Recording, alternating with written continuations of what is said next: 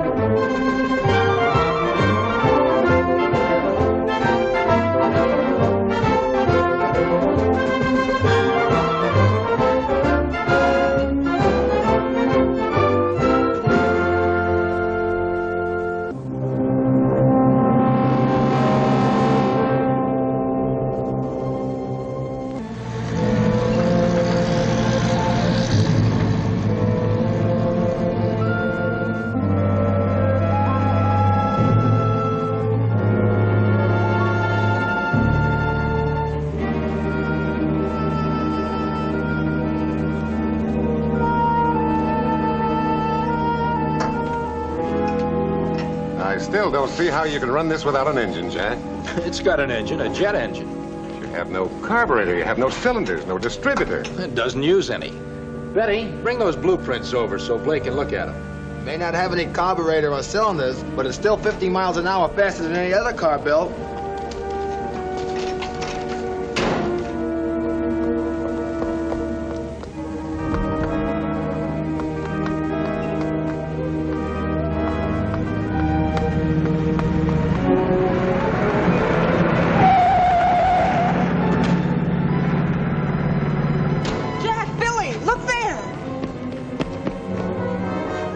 Driver's going to get away. We can catch him. Get in, Billy. Blake, open the gate.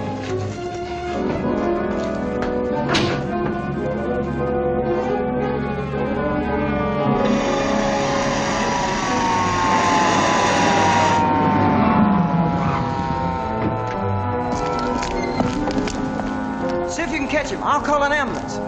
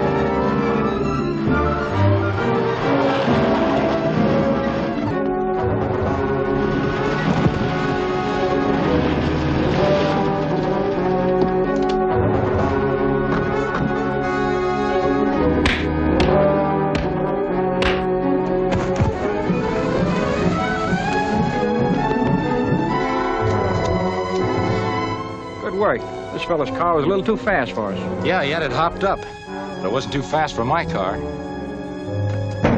That's quite a car you got there. What are you going to do with it? Well, I'm going to get it tuned up and take it up to the flat Sunday and try for a new speed record. What we saw, you're a cinch. Let's go. Good going, Jack. Hello, Mr. Fairfield. Hello, Blake. This shipment will be picked up for Mr. Gregory Pierce. Keep a close watch on it until they call for it. Why, are you expecting trouble? No, but this equipment is very valuable, and I wouldn't want anything to happen to it. Very well, sir.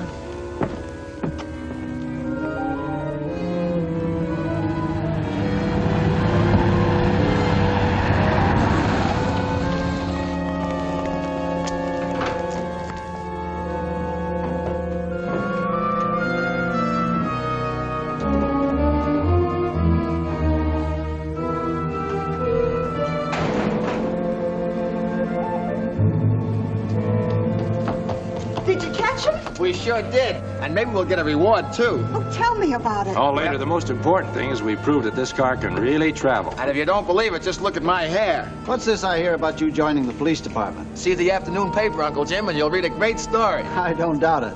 Now, if you're ready to go back to work, come into the lab. We have something new on atomic power for planes that might interest you, especially Jack.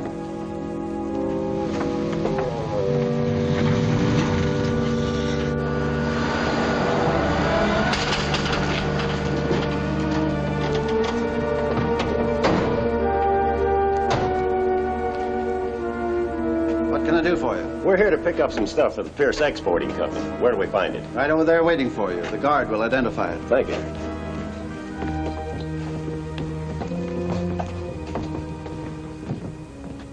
That Mr. Pierce has certainly been buying a lot of equipment lately. Yes, technical, scientific equipment. Most of it's resold through his exporting company. What's this about using atomic energy for air power, Uncle Jim? You don't mean you actually have a plane like that? Well, not exactly, but the experts all agree it's a definite possibility. Vic Hardy has spent weeks in the lab doing basic research. We're not ready to make it public yet, but he's prepared a complete report of his findings to date. Come in. Hello, Jim. Are you busy? No, Pierce, come on in. I didn't expect to see you so soon. The truck just arrived for your shipment. Yes, I saw it as I came in. Oh, I think you've met my niece and nephew, Betty and Billy Fairfield. Yes, how are you? And a very special friend of the family, Jack Armstrong. How do you do? Glad to know you. What brings you around? Another order? Yes, Jim, here are the specifications. I'll pick up the equipment whenever it's ready. Pardon the interruption, Jim, but those strange radiations are coming in again. I think you better have a look. Very well, Vic.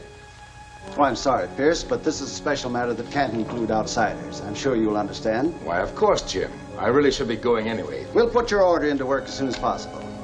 Well, that's good. Bye-bye. Goodbye.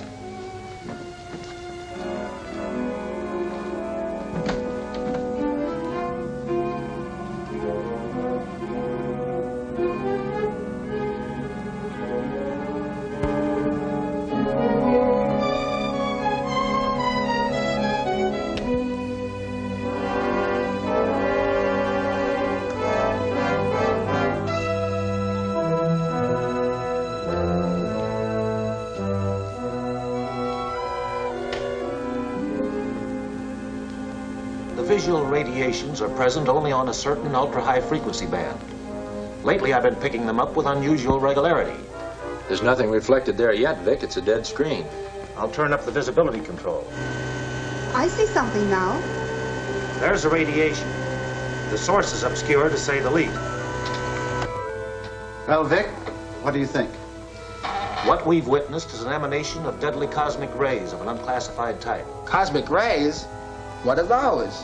It's hard to say, but it's my belief that a human agency is responsible for them. But such experiments would be illegal. Well, the point of origin of those rays probably isn't in this country. They may have traveled halfway around the world. That's exactly what I think. If we can track them down, I'm sure we'll find the source in some remote part of the world. Maybe you ought to report what you know to the government. Not yet, Jack. There's no point in raising false scares. We'll wait till we learn something definite. Jim is right.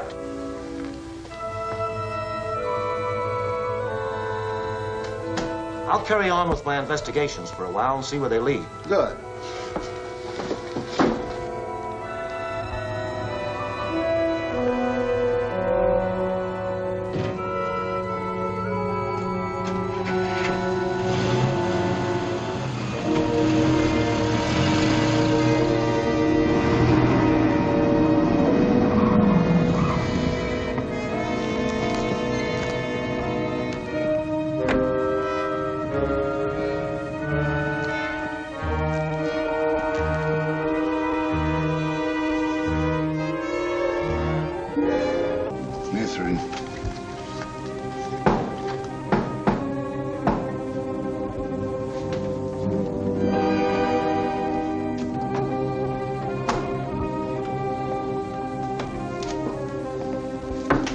Well, we got the fuel, Pierce. We'll put it aboard ship tonight. Never mind that. I've just come from the Fairfield plant. That scientist Hart has picked up some of the radiations. He's got to be stopped before he learns too much. But how? We'd never get past the guards. Blair and Slade could. They'll be accepted by the guards as legitimate drivers for my export business. Marlin, contact the boys. Tell them I want Hardy taken alive. His scientific knowledge might prove valuable at Point X. It's kind of risky pulling a deal like that in daylight. I've already thought of that. And I have a little plan.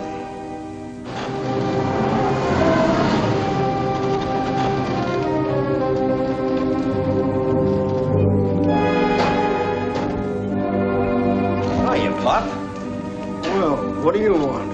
Why, we're from the Pierce Exporting Company. You remember us, don't you? Yeah. What are you doing around here at night after the plant's all closed up? Now, look, Pop, all I know is that we've come to get a special pickup. Yeah, I've got the order right here.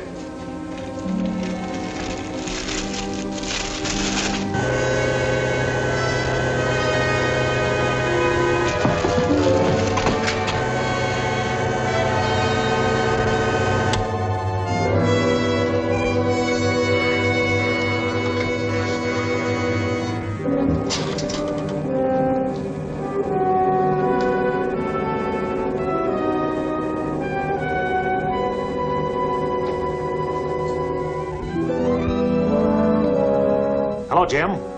Vic. Sorry to disturb you at this hour, but I have some interesting news. Yes. I believe I have a clue to the location of those cosmic rays.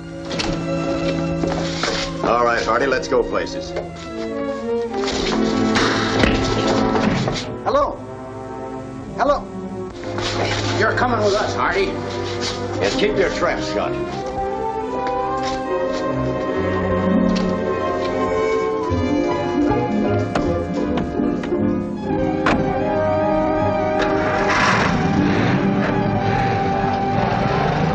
What happened, Uncle Jim? I don't know, except Vic must be in some sort of trouble. He called me, and while we were talking, the connection was broken. I tried to call him back, but he didn't answer. Did you call the guard at the gate? I tried, and he didn't answer either. And there must be something wrong. Well, I hope nothing's happened to Vic.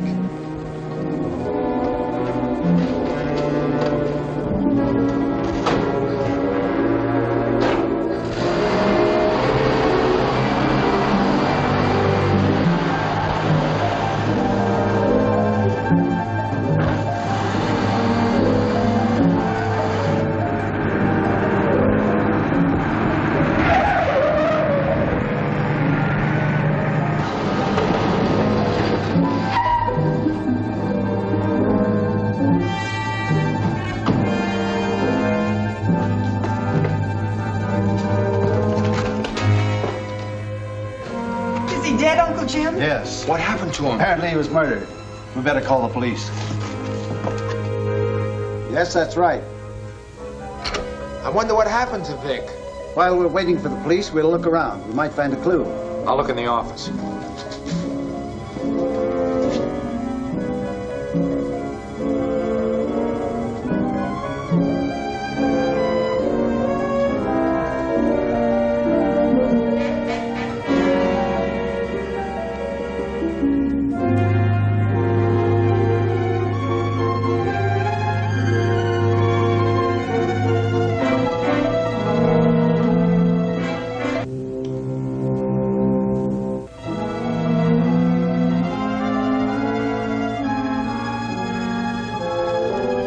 Jack? Well, I'm not sure unless this means something. A match folder. No, I don't think that'll help much. Any one of our customers might have dropped that. Well, I doubt if any of your customers would patronize a waterfront dive like the Remo restaurant, but Vic's kidnappers might. Well, then there may be a chance to rescue him. Let's get going. It says here it doesn't open until 6 in the morning. Then we'll start the first thing in the morning, before breakfast. Before breakfast?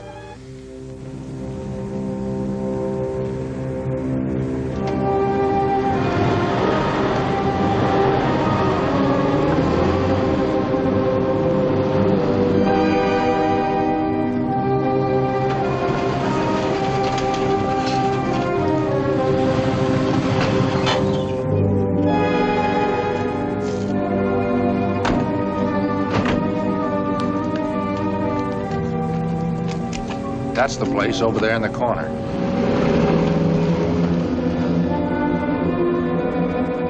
Something very familiar in front of it, too.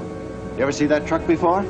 Hey, that looks like the truck that picked up the equipment from Mr. Pierce. It certainly does. But you don't suppose Mr. Pierce knows anything about Vic, do you? No, but someone in that restaurant must know plenty. Look!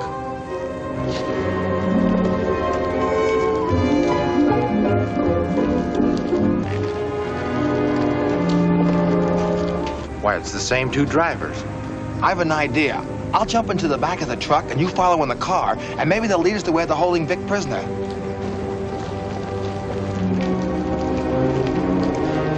Hop to it, Billy.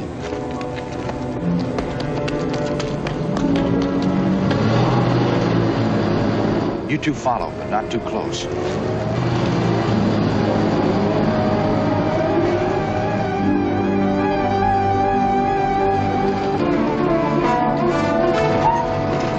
What's the idea? Hey, what's the matter? What's all the rush? I got a right to use this street. It's a free country. Come on, let's go.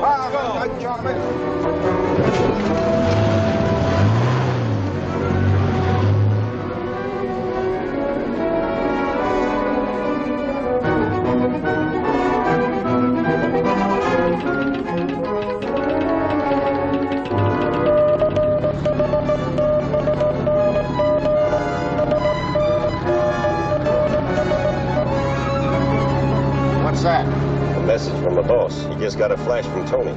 We got a stowaway in the back of the truck. And there's somebody following us in a car. It's that Fairfield crowd. They're wise to us. We gotta lose that car, Slade. Turn off that side road ahead and keep going. I'll tell you where to stop.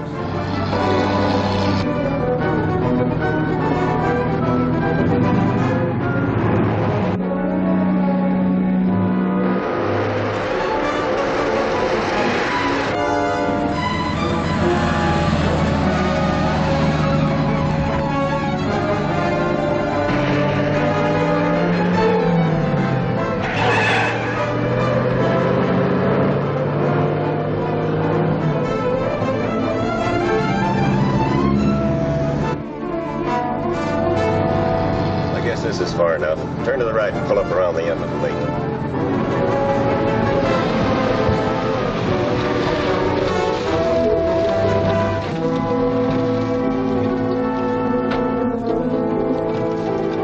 All right, into the line. Come on out of there. Come out or I'll blast you out.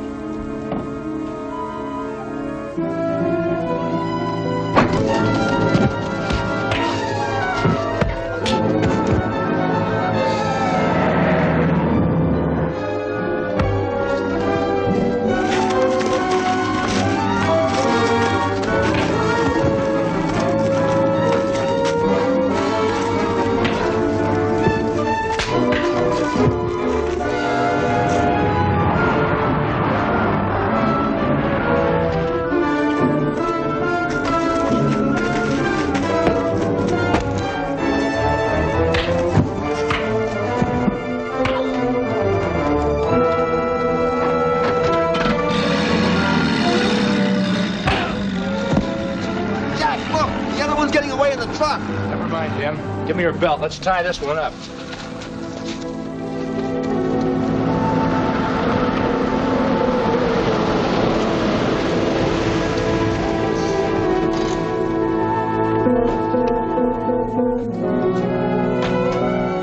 Nice work, boys. One of them got away, but at least we've got this one for a consolation prize. Where's Vic Hardy?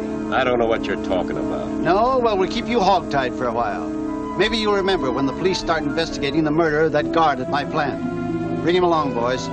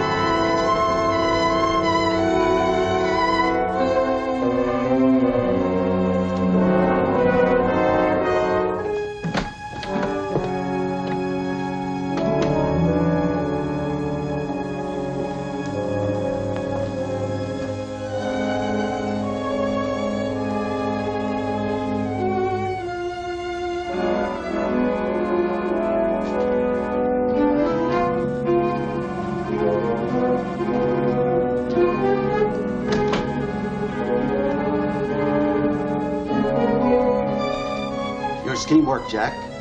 Let's get to the car and follow him. He may lead us to Vic.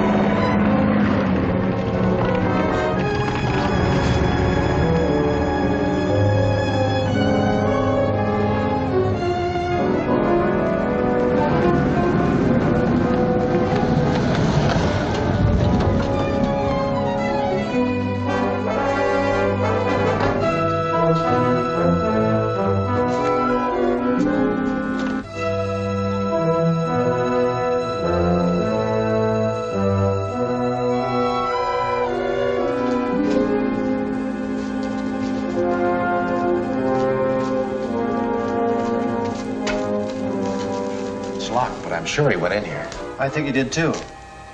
You wait here. Billy and I'll circle the building and see if there's another way in.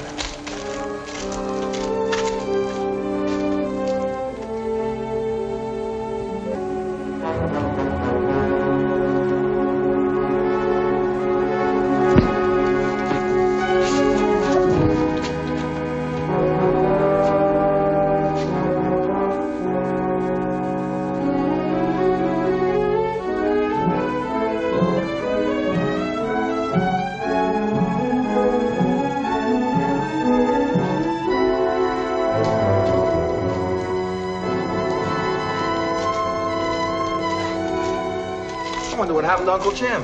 I don't know. Hey, the door's open. Maybe he went inside. Let's find out.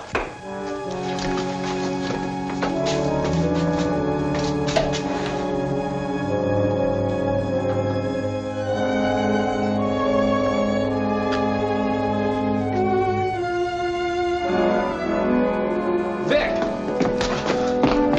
Hold it! Get your hands up. Come on, back up. Come on.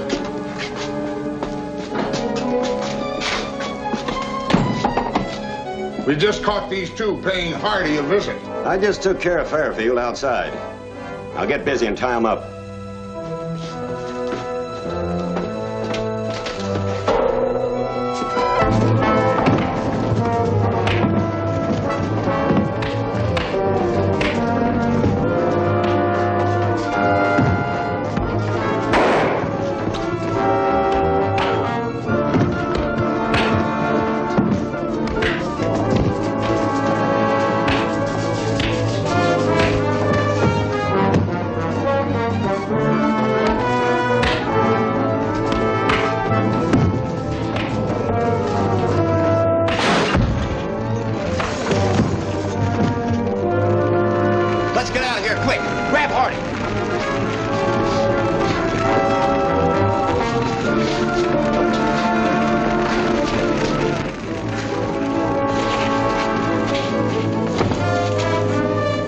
Get him to the car quick. We're heading for the waterfront.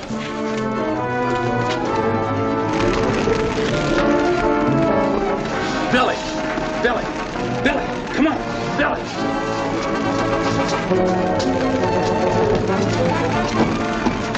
It's locked. There must be some other way out of here.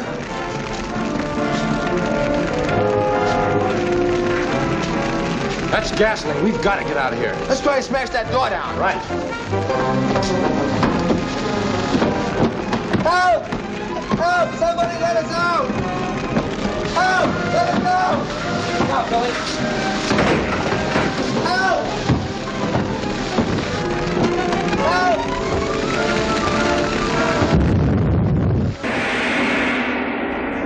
What is this strange place to which Vic Hardy has been taken? What's the secret of these mysterious cosmic rays?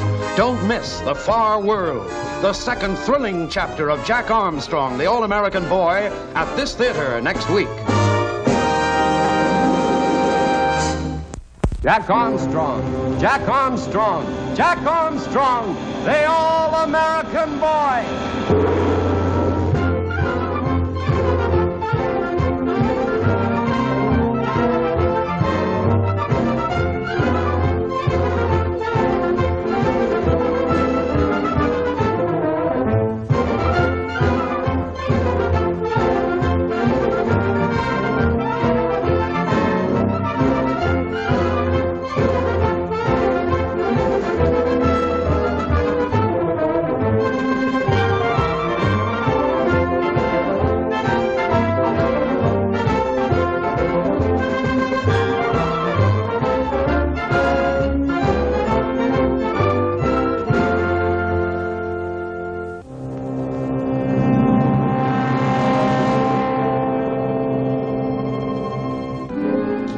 Jack, Billy, and Uncle Jim track the abductors of Vic Hardy to a waterfront warehouse. The boys manage to enter, but are surprised and overpowered in a fight.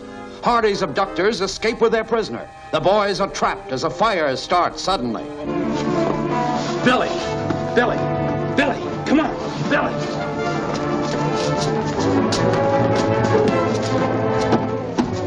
It's locked. There must be some other way out of here.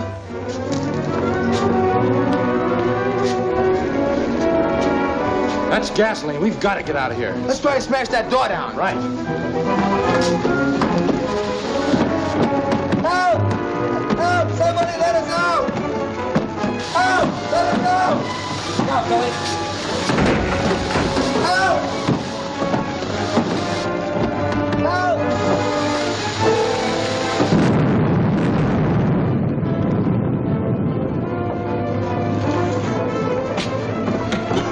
Boy, that's the first blowout I ever attended that they didn't serve food. Never mind your appetite. Those men are taking Vic Hardy to the waterfront. Let's go.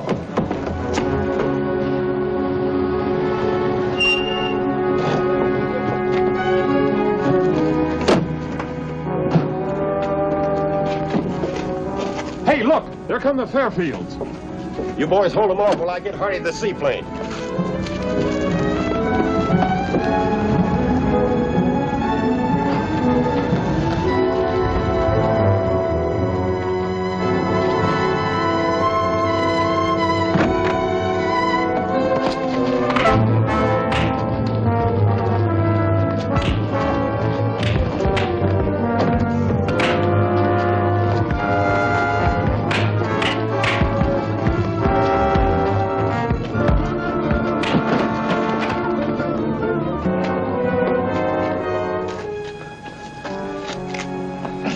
You all right, Uncle Jim? Yes, I'm all right. They got away. Well, let them go. Our job is to rescue Vic.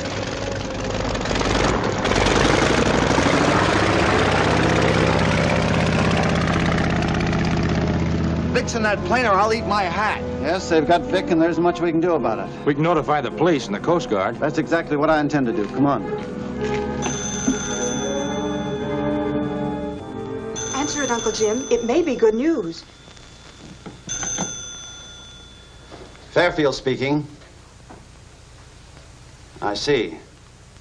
Well, keep working on it and let me know if anything turns up. What did they say? Nothing definite. The authorities haven't been able to trace the plane. It simply disappeared, vanished. But they must find it. Those men may kill poor Vic. I hardly think so. They could have done that at the start. No, I think Vic was captured for another purpose. I don't get it. What would anybody want with a harmless scientific inventor? Scientific inventor. Billy, you've hit it. Vic knew something that somebody wanted. Remember how he picked up those strange impulses on our radiation indicator? He may have stumbled on some dangerous information. He may have stumbled on more than that. By tracing those impulses to their source, we might be able to locate the place to which Vic has been taken. Oh, that sounds wonderful, Uncle Jim. Don't you think so, Billy? Well, you may be right, sis, but I can't think on an empty stomach. Come in. Hello, Pierce. What can I do for you? You can explain to me why a shipment was not made on my order. The shipment was made. I waited for it. The truck never arrived. That's odd. The truck left here all right. Was it one of yours? No, my equipment was tied up. I had to rent that one. Then we've all been fooled. Those were fake truck drivers who came here just to get a line on Vic. I'm afraid I don't understand. Is something wrong? Well, to tell you the truth, Pierce, Vic has been kidnapped. You're joking. Now, who could have done a thing like that? We hope to have the answer to that soon. Jack, you and I will stay here to triangulate on the impulses. Meanwhile, Billy, you and Betty go down to the airport. Make arrangements to have a plane stand by until needed. And be sure there's space on the plane to set up our equipment. Righto, Uncle Jim. You know, if there's anything I can do, please let me know. I have as much interest in Vic as the rest of you.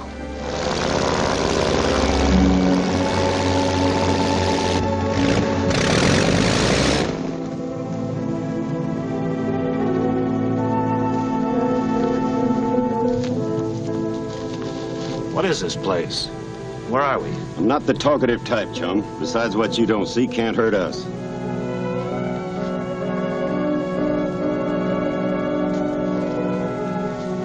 Start walking.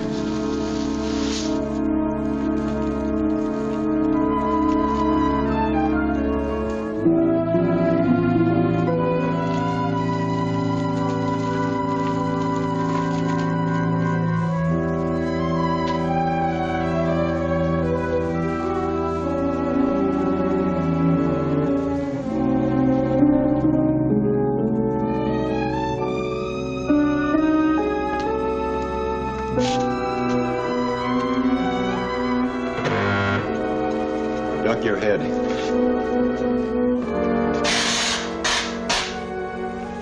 Apparently there's visitors in the tunnel. Doubtless our expected guest.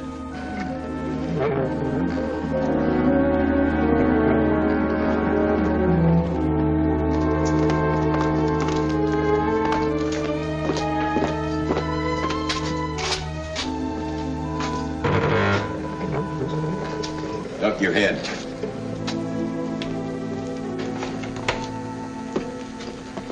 Here's your man, Professor. Excellent, Blair. The ruler will be quite pleased. Would somebody mind telling me what this is all about?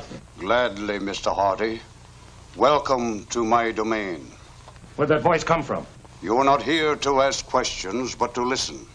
You, Victor Hardy, have been selected as a worthy associate of one of the world's foremost scientists, Professor Hogarth Zorn. As an inventor, you will be interested in learning that the professor is on the brink of mastering an achievement several steps beyond atomic energy. It is a cosmic beam annihilator. We believe that you possess certain knowledge valuable to us in completing the master model. You will enjoy the privilege of working under Professor Zorn's direction. Do you accept? Speak. Even if I believe these claims, I'm not interested in methods of destruction. Sorry, I refuse. I'm afraid you're acting rather hastily, Mr. Hardy.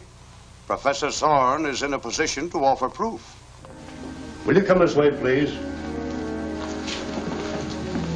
During the demonstration, you will wear these rubber gloves and this helmet. They will protect the skin against certain deadly emanations. I'll see you later, Professor.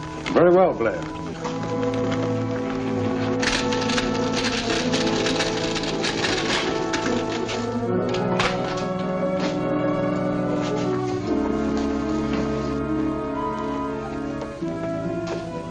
This is a block of chrome steel, one of the strongest metals known to man.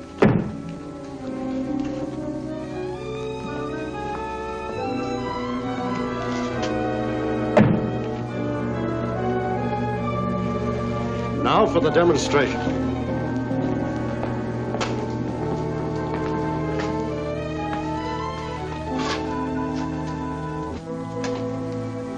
You are familiar with the power of heat.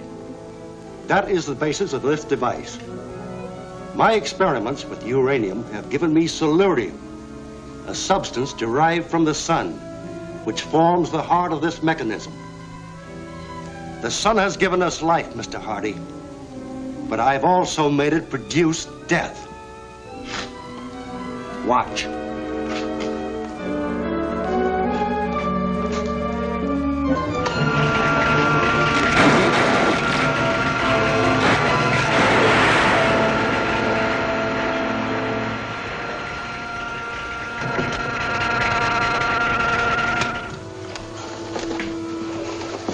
There you have it, Mr. Hardy.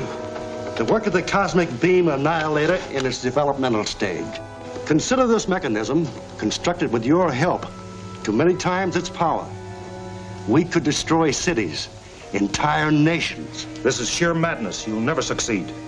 Perhaps not without your help. The choice is yours, Mr. Hardy. Shall you stand with the conquerors or lie with the dead? Very well, Professor Zorn. I will work with you. Excellent, excellent. This laboratory will be your home and your workshop. You are free to enjoy all its privileges, but can go nowhere else. Any attempt on your part to escape would be useless. Come, I will show you why.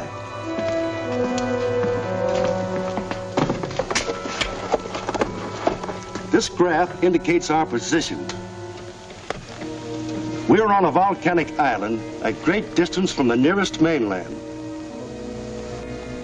Our triangulations seem to check. The impulses appear to emanate from a point of land thousands of miles from here, south by west. And for all we know, Vic's being held prisoner there. Jack's right, Uncle Jim. There's a plane waiting for us at the airport.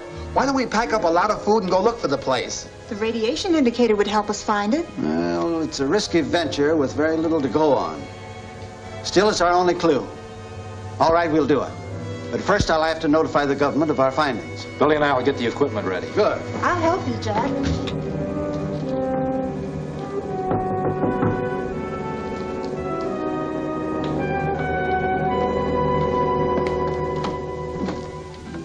Pierce. Come on in. What can I do for you? I thought I'd drop by and see if you had any word from Vic Hardy. No, we think he's been taken to an island somewhere in the Pacific. How did you learn that? By calculating the distance and direction of certain radionic emanations that Vic was investigating when he disappeared. Well, that all might mean nothing. Besides, how can you be sure that you can find this island, much less determine that Vic is there? We've arranged for that. Within an hour, Jack, Billy, Betty, and I will leave the airport. By means of a radiation indicator, we hope to trace these impulses to their source. I see. Now, if you'll excuse me, I have my affairs to put in order. Why, certainly, Jim. I have things to do, too. I wish you luck. Thank you.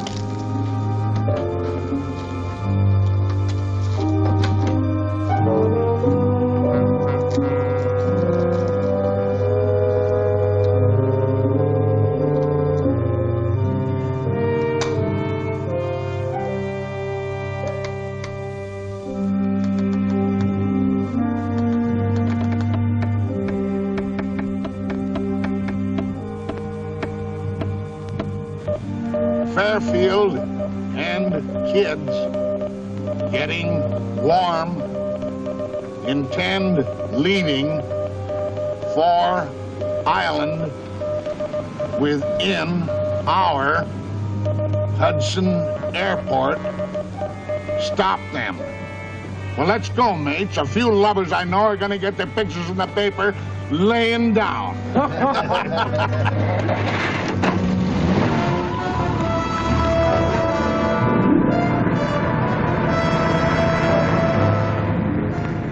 What's that ahead, Jack? Looks like the road's blocked. They must be doing some repair work. Strange. There wasn't anything there yesterday when Billy and I drove to the airport. That's right. It may be a trick to get us to stop. Step on it, Jack.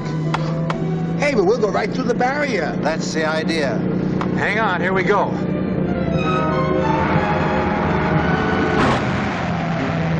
How did they get wise? Our only chance is to overtake them before they reach that airport.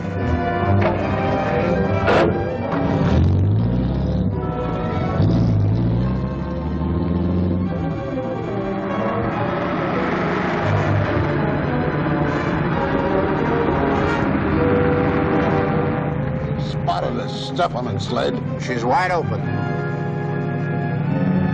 There's a car following us, Uncle Jim. Step on it, Jack. Try to nail them, Hobart. See if you can puncture their tires. Faster. They're shooting at us.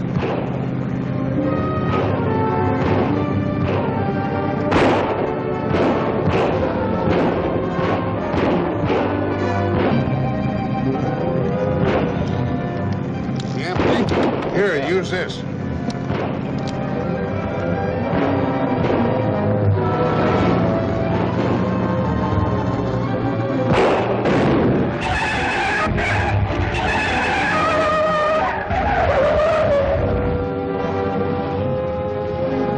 That stopped them. That was almost bad enough to ruin my appetite. Nothing could be that bad.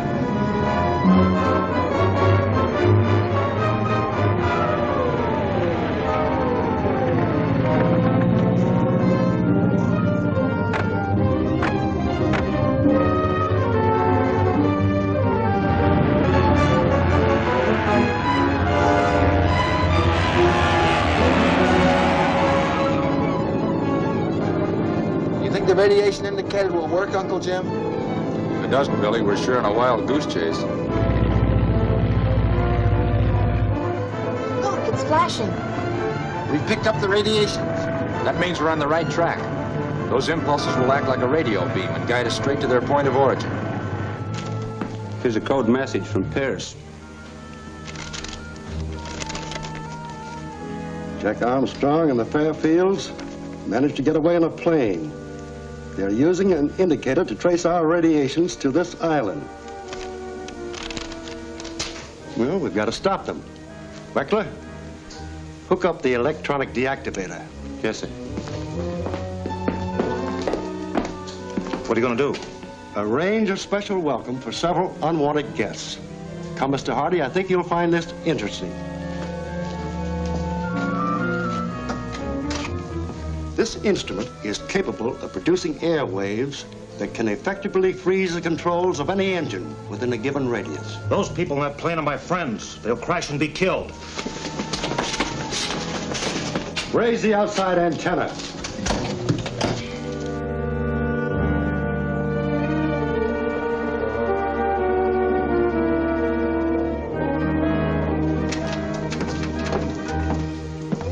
The outside antenna is raised.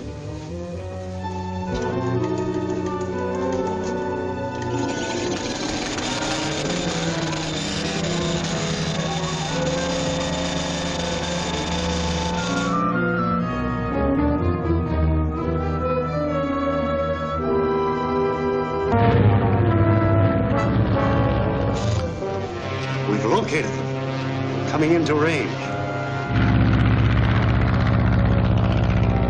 Radiations are getting stronger. That means we're nearing our goal. I sure hope so. Well, there's no sign of land yet, but evidently we're approaching something.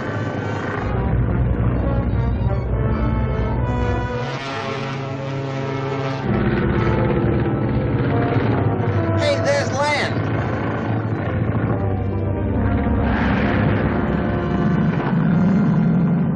What's the matter, Jack? The engines have clogged up. What's happened? I don't know. Everything's gone dead.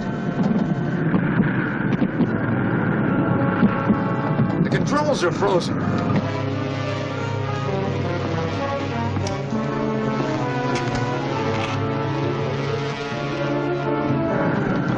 We're going into a dive.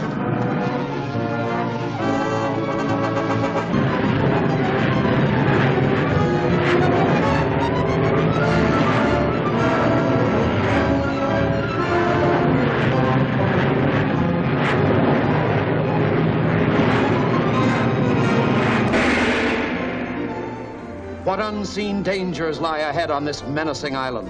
What fiendish plot against humanity is being hatched in this sinister cavern? Don't fail to see Island of Deception, the third thrill-packed chapter of Jack Armstrong, the All-American Boy, at this theater next week. Jack Armstrong, Jack Armstrong, Jack Armstrong, the All-American Boy.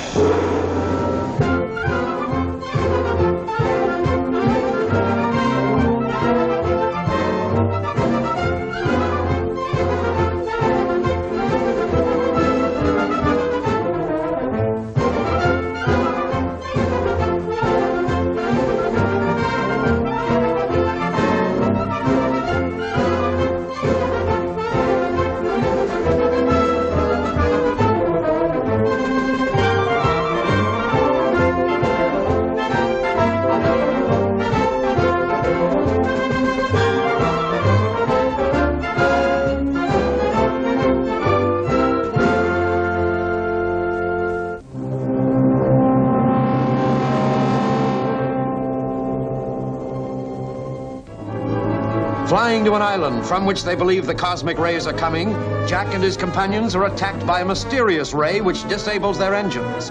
Forced to descend, they drop rapidly toward the menacing rocks below where... The controls are frozen.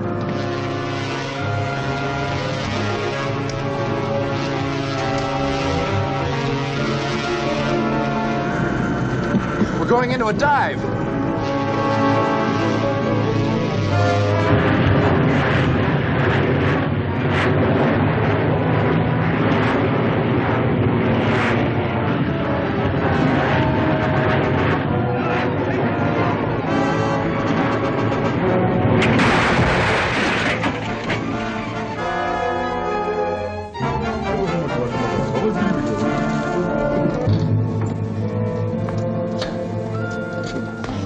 Well, we made it. We certainly had a close call.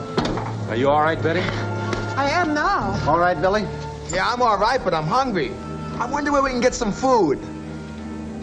Which way do you think we ought to go? Let's try this way. The plane and all in it are destroyed. Now we will continue preparing the area globe for flight.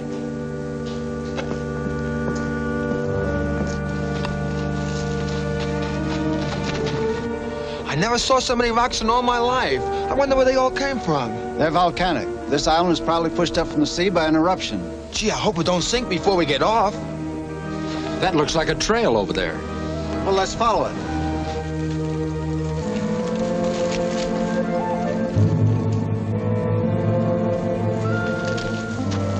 It's a trail, all right. I wonder where it leads. Well, that's what we're going to find out.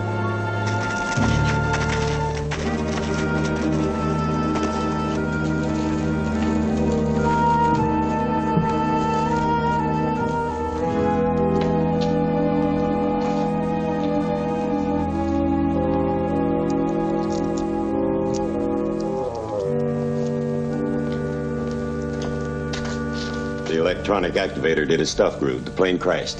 Were there any survivors? I don't think so, unless they parachuted. Make a search. Remember Pierce radioed that Jack Armstrong and the Fairfields were headed this way? That's right. Well, if you find any of them... I know what to do. No.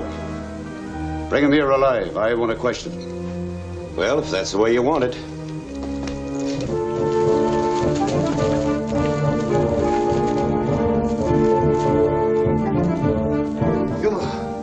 Strange white men fly down from Skyburn. They come this way. All white men, evil. Tabori, signal warriors. Go.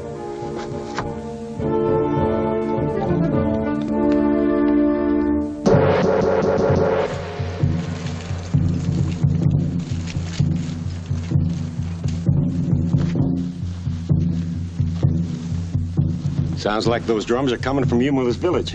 Maybe he's found what we're looking for. Maybe he has. Fasto, fasto, comacito!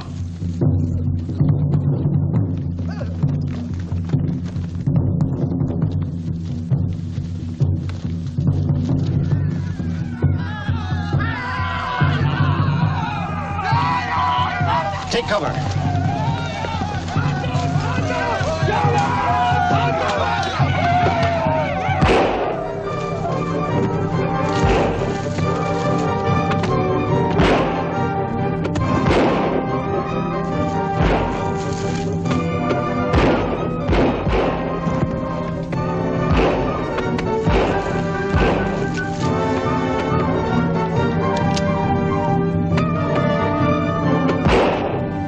And his gang will save us the trouble of getting rid of them.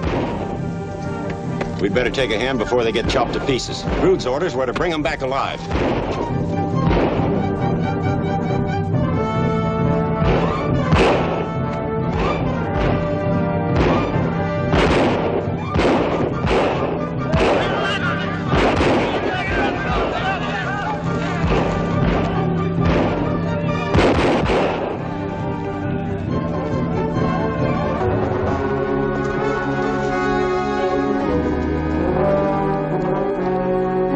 What's the idea?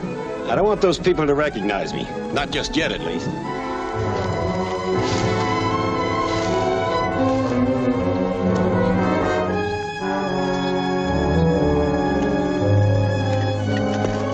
Are you folks all right? Yes. Thanks for helping us. You didn't get here a minute too soon. Well, we've been searching for your plane ever since it cracked up. Grood wants you brought to his place. I hope he's got something to eat. Who's Grood? He runs a trading post.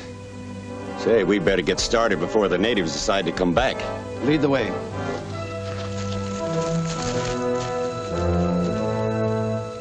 That man looks familiar to me. He does to me, too. I'm sure I've heard that voice before. But we've never been here before. Well, come on. No, I'm the only white man on the island. That is, with the exception of a few beachcombers that don't count. Our only link to civilization is a tramp steamer that puts in here every 3 months. So if you're hoping for a quick rescue, Oh, there'll be plenty of people looking for us. Has another plane landed here recently, Mr. Grood? No, not that I know of. Are you sure of that? Well, the natives would have told me if it had. That is, the friendly natives of Princess Allura, and not those renegades who attacked you. The guest hut is ready. I'm afraid we're making a lot of trouble for you, Mr. Grood. Not at all. You don't know what your coming to this island means to me. Now, if you will go with him, he'll show you your quarters. Thank you. Yes, thank you very much. Not at all.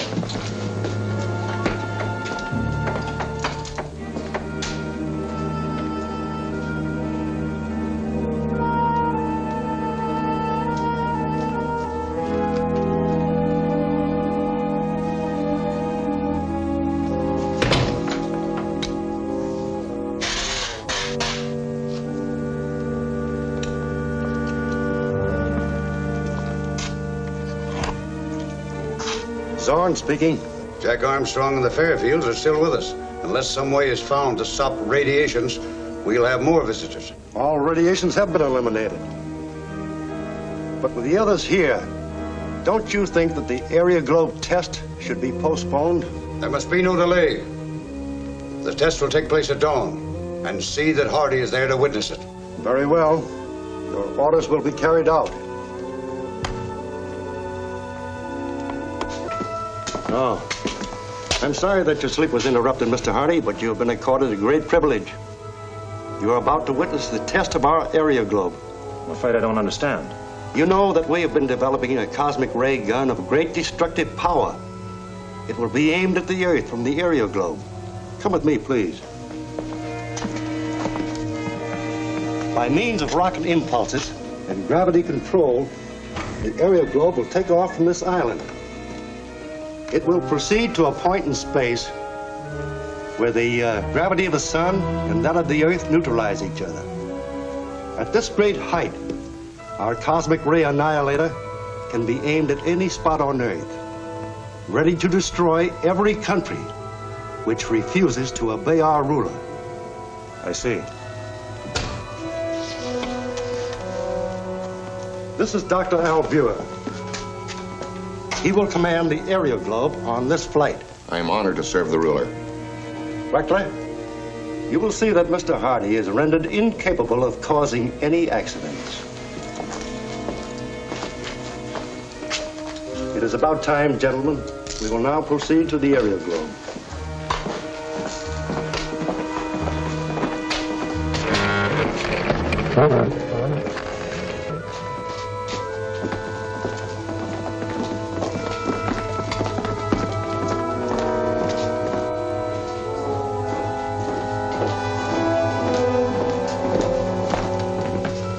We really need another man, Professor, to help handle the controls.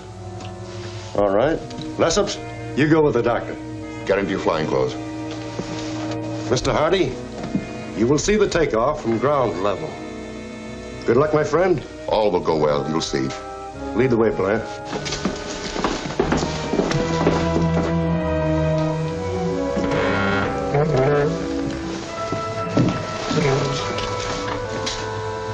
Secure the door for flight, Blackburn. Yes, sir.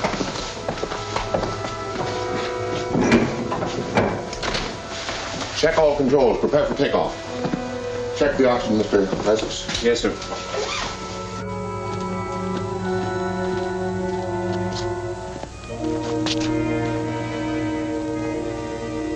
The area globe should rise in 1/4 of a minute. Start gravity control. Fire rockets.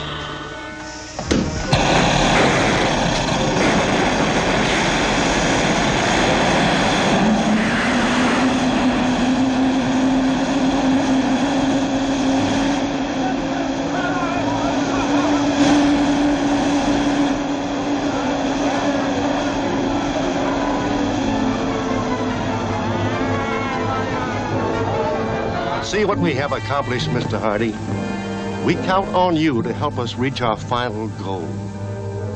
World domination. Weckler, conduct Mr. Hardy back to his quarters.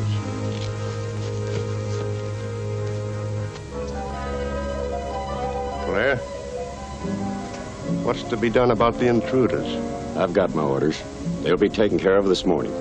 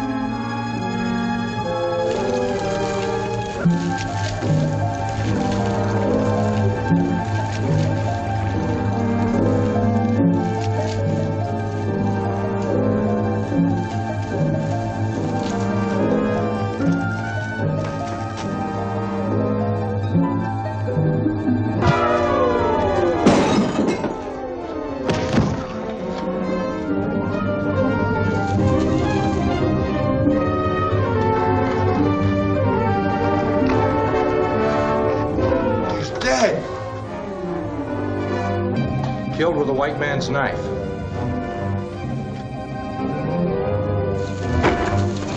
Unless I miss my guess, that native is going to accuse us of the crime. We'd better get to the trading post and ask Grood's advice. Of course, there's no doubt in my mind about your innocence. But how Princess Allura and Naga will react is another question, especially Naga. Who's Naga? The princess's chief advisor, sort of a prime minister. Don't you think we ought to go to the native village now and get this thing straightened out?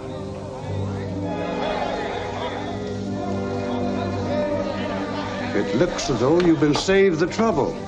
It seems the village have come to you.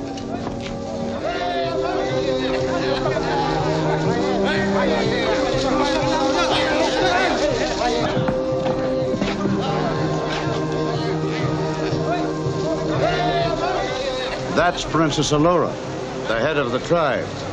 The man at her side is Naga. You see that little fella next to her? Well, he's the one that put the finger on us.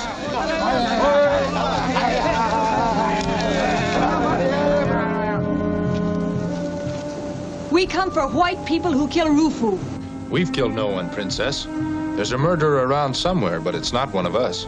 Song we see white man with knife in hand. Your Highness, you can't condemn people without a fair trial.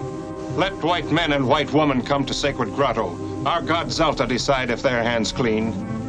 I don't like this. Well, there's not much you can do about it. If you take my advice, you'll play along with them. Come.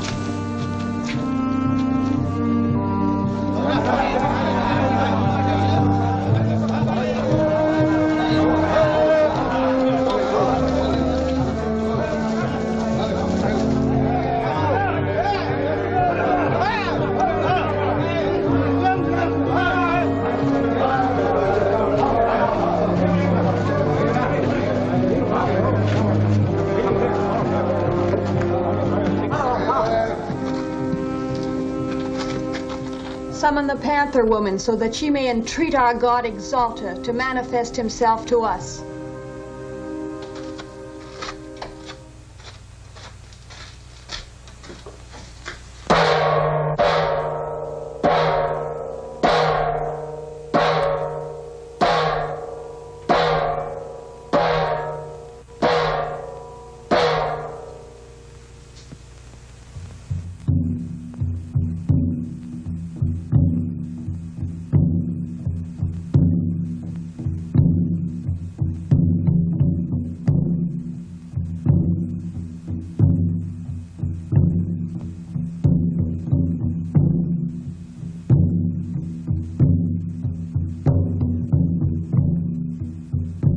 Why Grood doesn't do something to stop this ritual.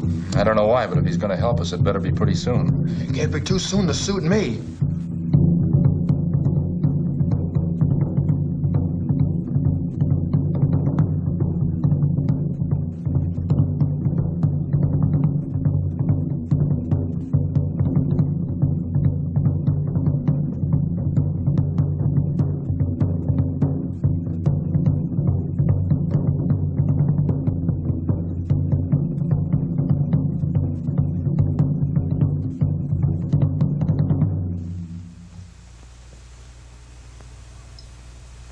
Exalta, thy people pray to hear thy voice.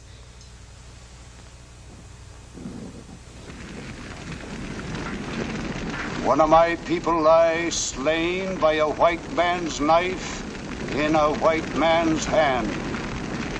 Blood must be washed out with blood. I, Exalta, order that the white people be taken to the pit of everlasting fire and hurled into its depth.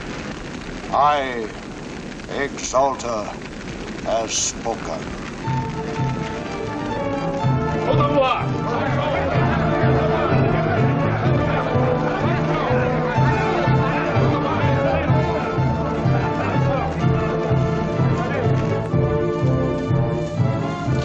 Run for it.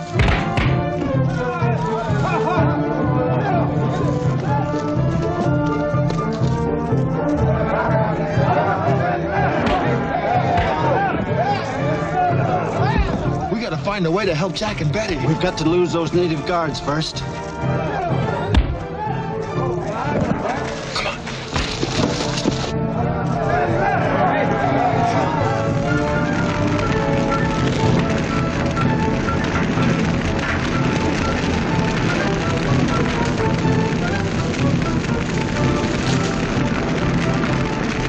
You will make way for your friends. They won't escape long.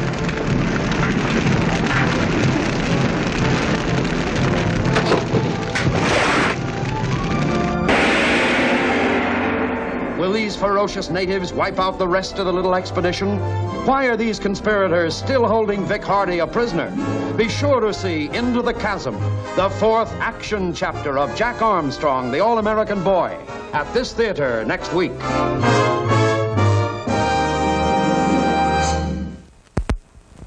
Jack Armstrong, Jack Armstrong, Jack Armstrong, the All-American Boy.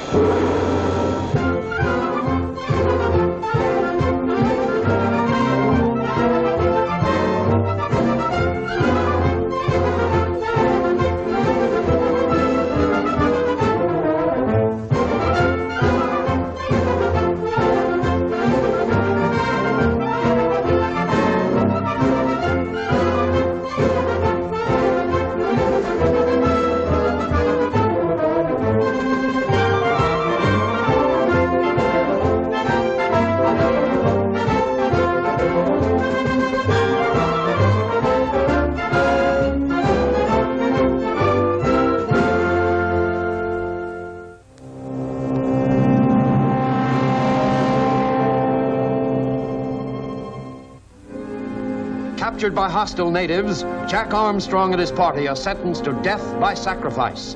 Daringly attempting escape, Jack enables Uncle Jim and Billy to get free.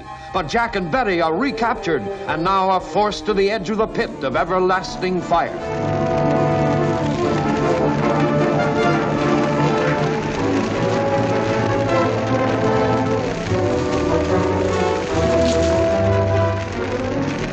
You will make way for your friends. They won't escape long.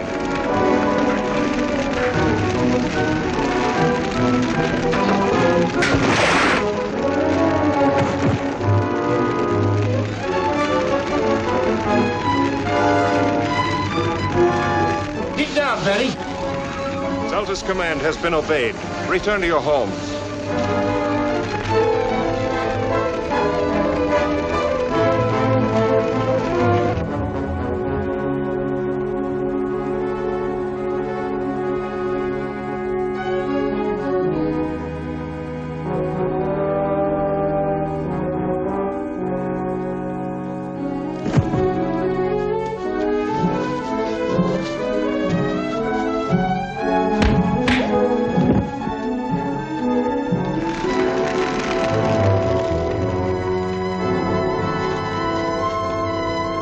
What put the fire out? I don't know, but it's a lucky thing for us it is out. Betty, look at this. The fire comes through a jet. And they're all around the pit. Look, Jack. Come quick. Who are you? Me, Umala. No time for talk. Come. I'd better go first, Betty, in case it's a trap. Me, friend. Go in.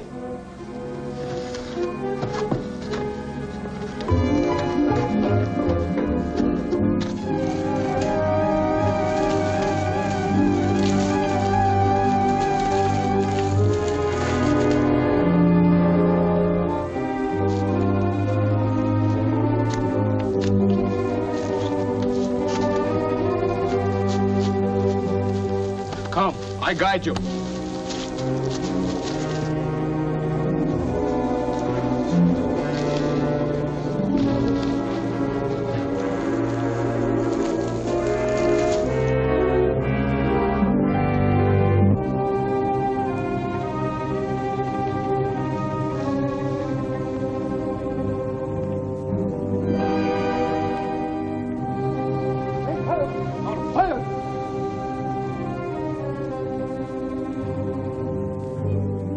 Better circle back and see what happened to Jack and Betty. All right.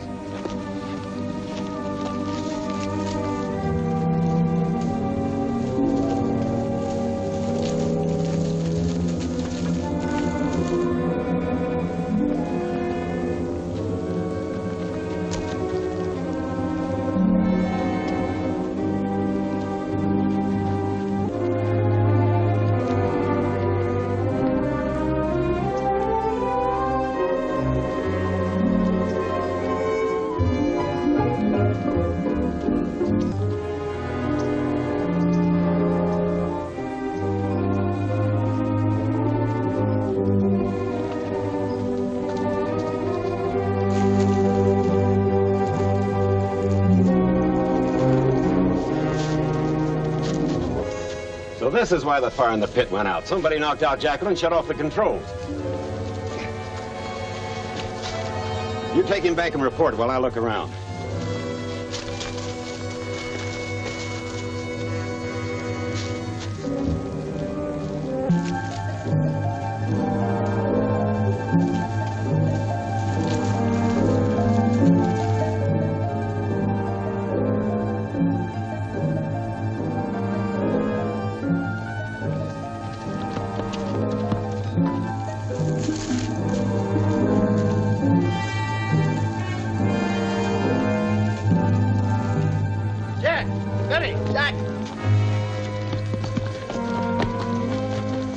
How did you two get out of that fire pit?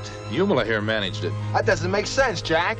Yes, it does, Billy, because Umala was just telling me that he and his followers were banished from their tribe for opposing the white men on this island. And that if the white men are our enemies, then we must be Umala's friends. Well, that's different. Umala, have you seen any airplanes around here? You know, big flybirds? Umala no plane. 2 come from faraway place. 2 planes? That would be ours and one other. How many men were in the other plane? In other plane, 2 men. 1 man have cloth over eyes and hands tied. Then we can be sure Vic is on this island. Umala go now. Live near jungle. There's swamps. Oh, thanks for getting us out of that fire pit.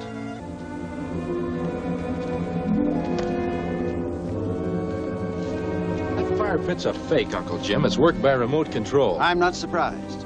Right now, we've got to locate Vic. Yeah, and find out why they brought him here. Well, they must have some big reason for wanting us out of the way. The natives don't seem to know what's going on.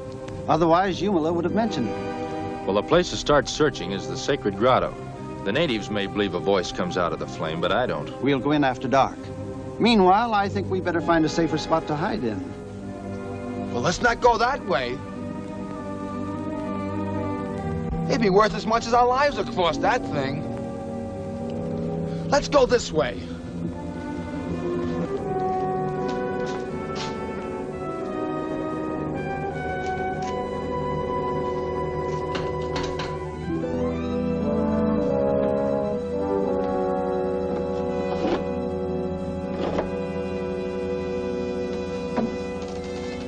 Well, Blair, what's the news? Our plan failed. I just saw all 4 of them in the jungle.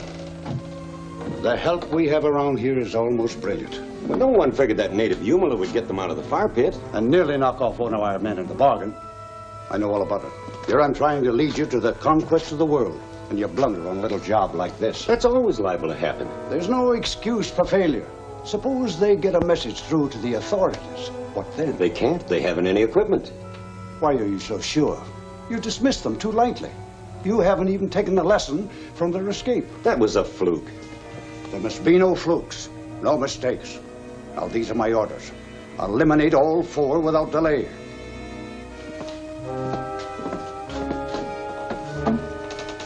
Now go and see that everyone is alerted.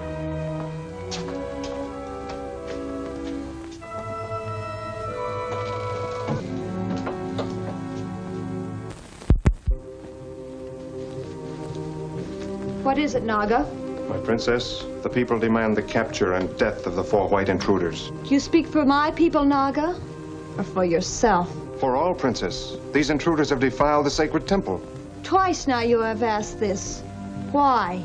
Because they have killed one of our people. Yet our god Exalta saved them from the fire death. What do you answer to that? There is no law above Exalta. Go then, and do not ask again for the lives of these 4 strangers, or you shall give me cause to question.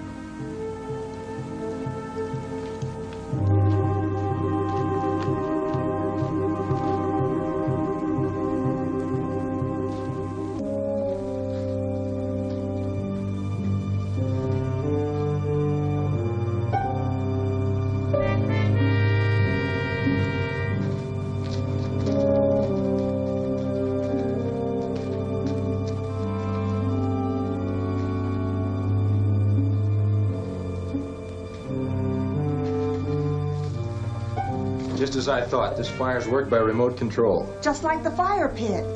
Give me a hand, Billy. Okay.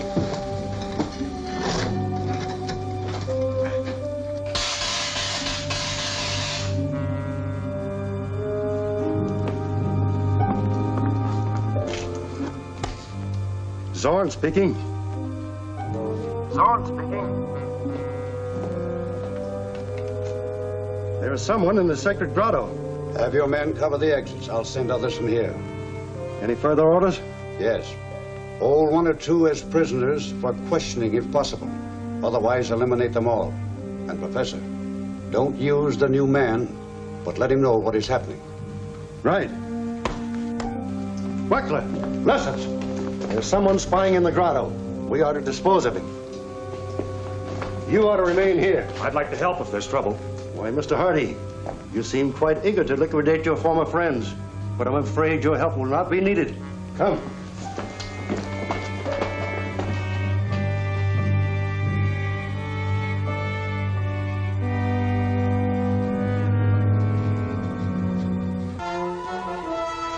Someone's coming. Someone's coming this way.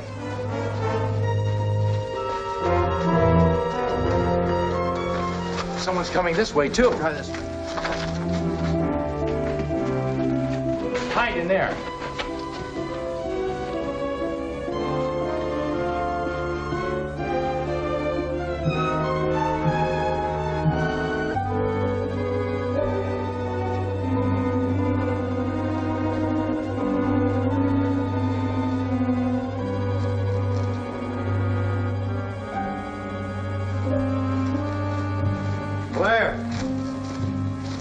Selfridge, did you see anyone escaping? I didn't see anybody. How about you boys? I didn't see anyone. Not a soul. Then they must be in the cave. Smoke them out.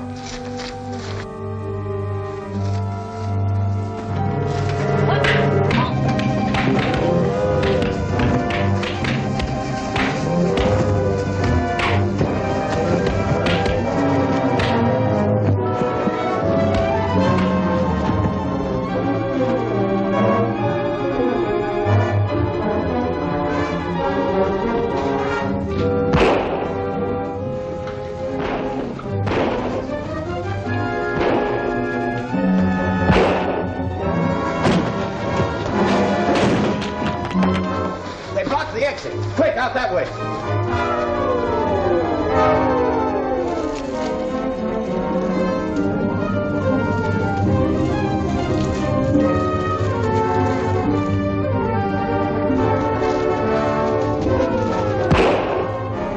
Hold it.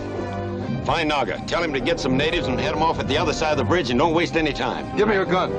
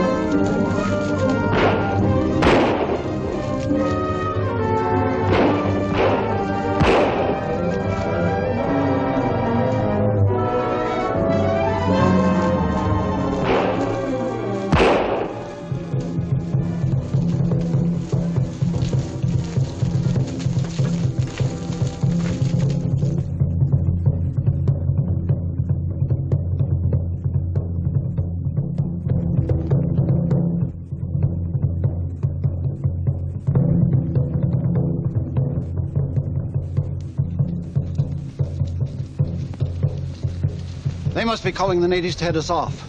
We'll have to cross that rope bridge. It's our only chance to reach Yumala's camp.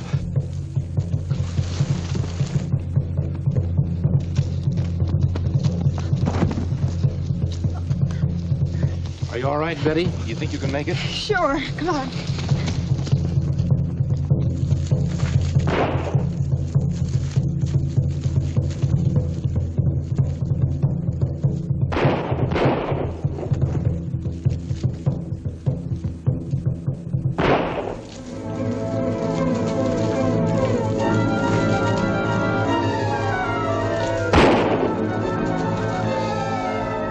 We're in luck. They're heading for the bridge.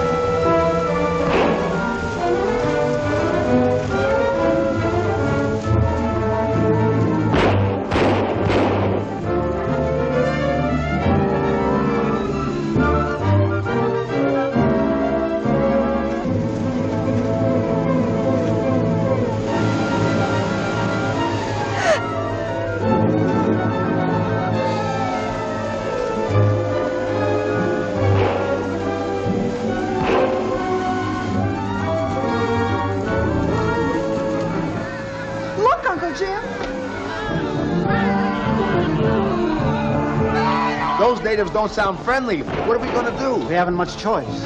Which way should we go?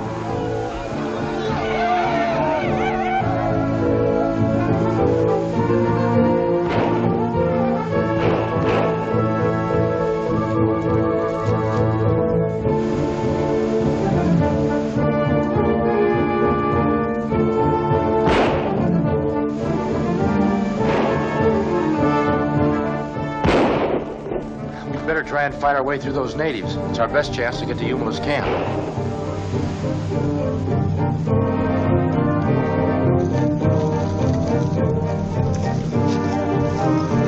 Let's try it.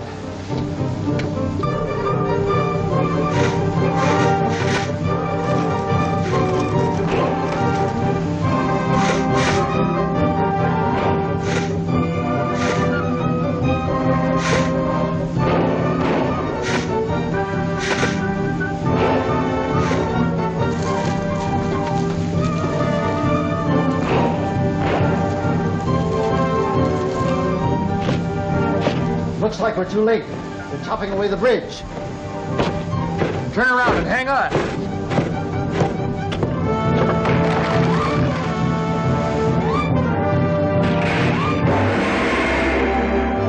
Just how far can Grood control these hostile natives? What menace to civilization is contained in this mysterious aeroglobe? Don't miss The Spaceship, the 5th smashing chapter of Jack Armstrong, the All-American Boy, at this theater next week.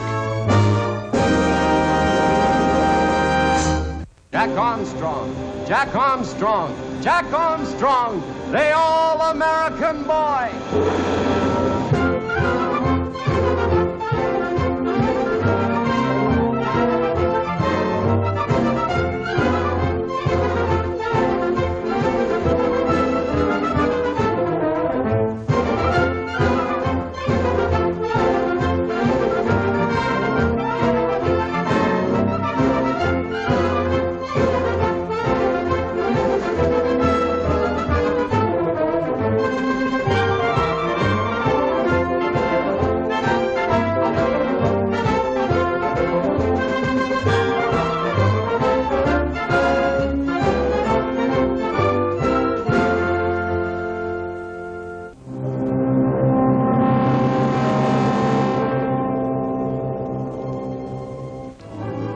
Trapped between hostile natives and vengeful renegades, Jack and his party are forced to flee across a chasm by means of a flimsy native bridge.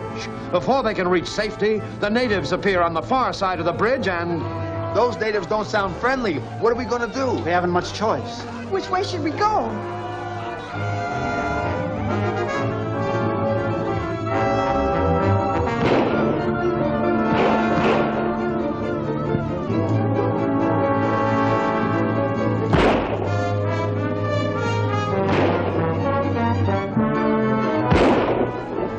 Better try and fight our way through those natives. It's our best chance to get to Humula's camp.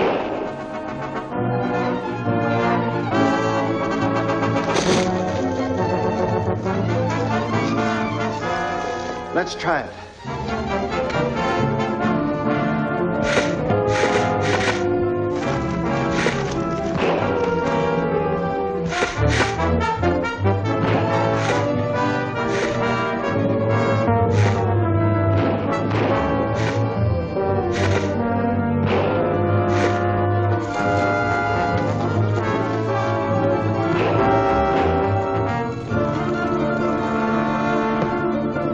Looks like we're too late. They're chopping away the bridge.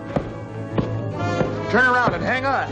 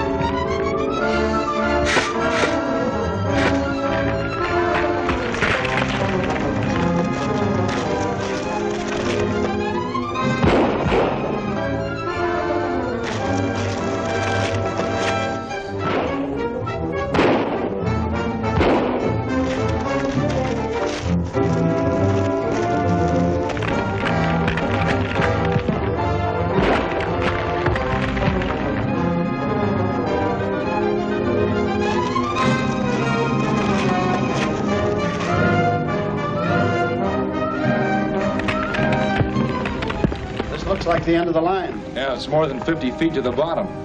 We can't stay here and be targets. If we only had some of that rope from the bridge. That's an idea. Billy, you and Betty stay here. Jack and I will go back.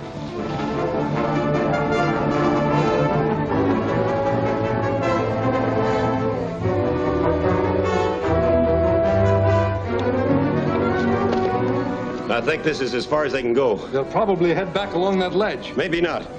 Maybe we can do something with these boulders. Give me a hand.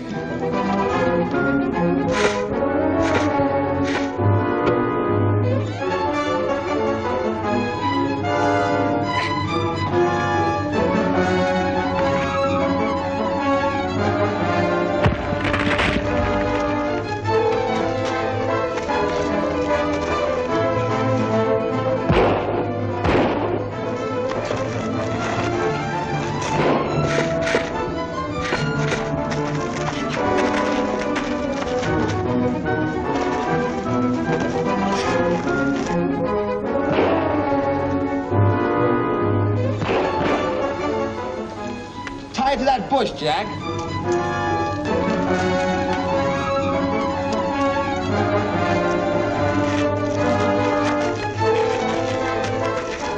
I'll go down first. When the rope is slack, send Betty down. Watch the jacket points.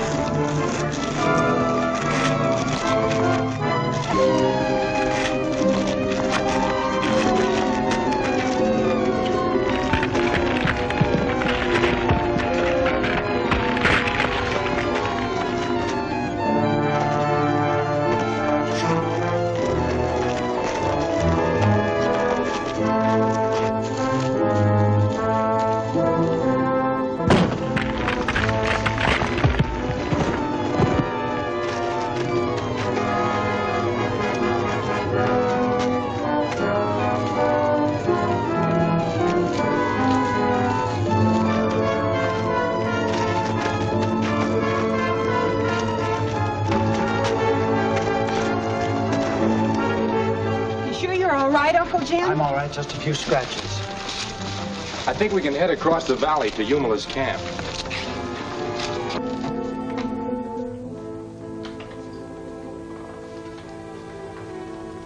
Zorn speaking. Professor, bring down the aerial globe. Tomorrow morning, the natives need another demonstration. I understand. You will take it up. I want the new man Hardy to go with you. Explain everything to him. It is understood. Mr. Hardy. Mr. Hardy. I am about to signal our area globe. This light indicates its position high in the ionosphere.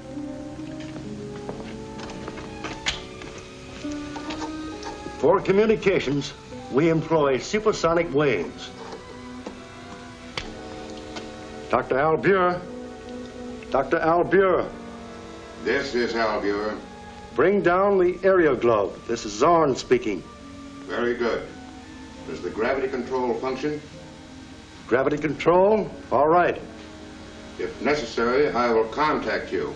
Right.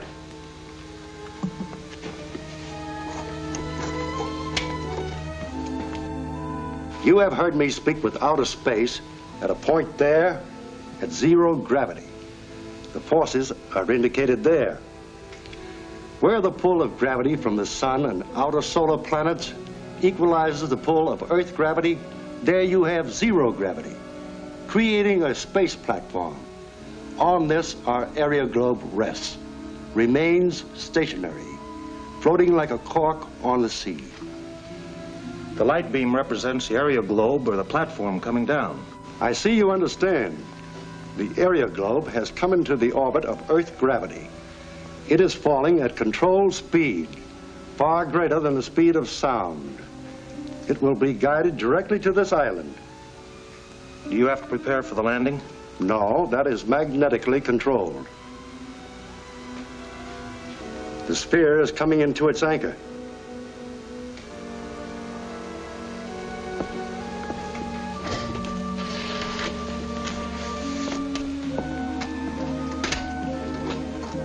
The area globe is made of solid metal. It weighs over 170 tons. I understand I'm to go up with you, Professor. Yes, tomorrow morning. Tomorrow, you will make your first journey into the infinite. For what purpose? So that you may know our position in outer space. With the cosmic beam we are developing, we can control the destiny of the Earth. The plan, then, is Earth conquest? Yes. You perhaps wonder why I confide in you. I'm sure you trust me completely. We do better than that. We watch you. I explain the purpose of our area globe because you are here to work with us. You must know the goal to which we strive.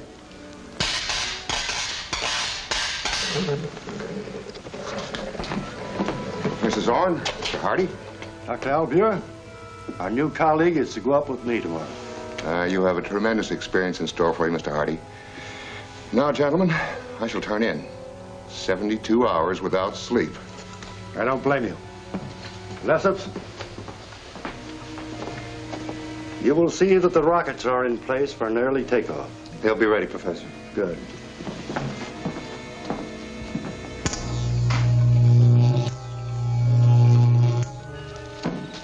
I don't see anyone in the camp. I guess they've all gone to bed. Don't you think we ought to let Yumla know we've arrived? No, morning will be all right. We could all stand a little sleep. Brother, am I hungry? Is that news? Boy, won't breakfast taste good. You mean coconuts?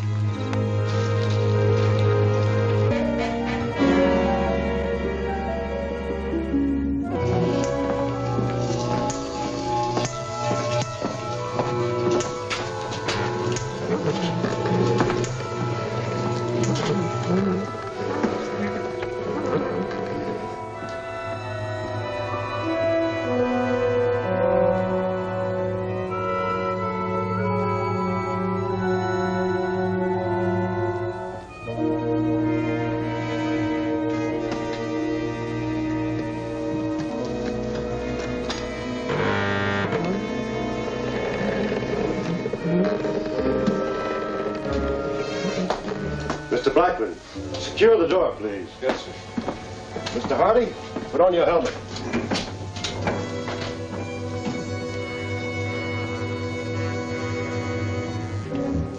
Ready for rockets.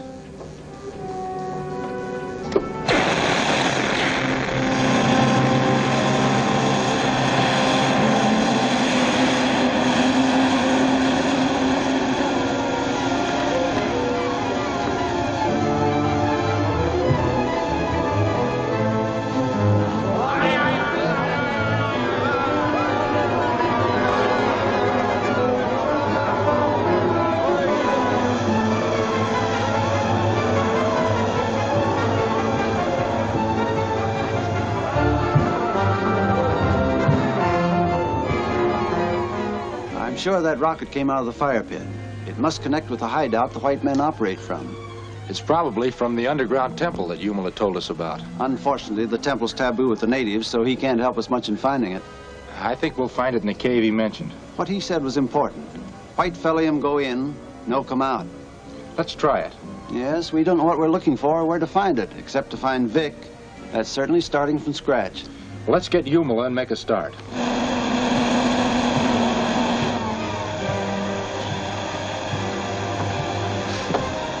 Mr. Hardy,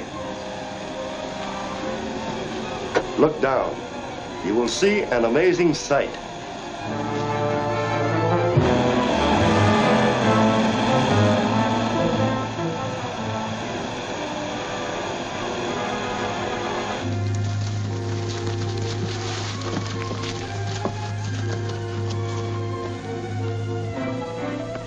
Taboo, taboo! I guess it's taboo for you, Malak. Someone's coming.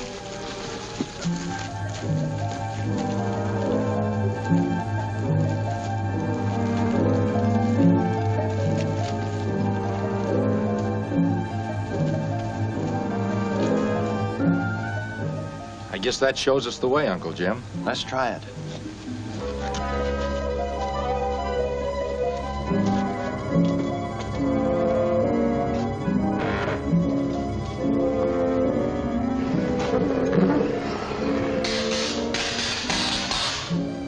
That must be Blair entering the tunnel.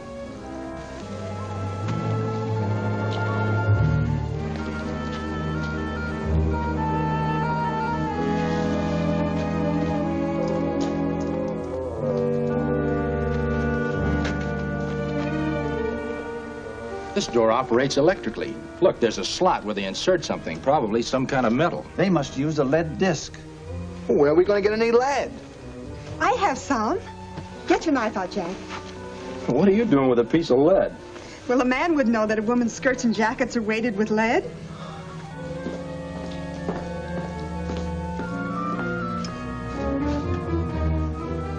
Good girl, Betty.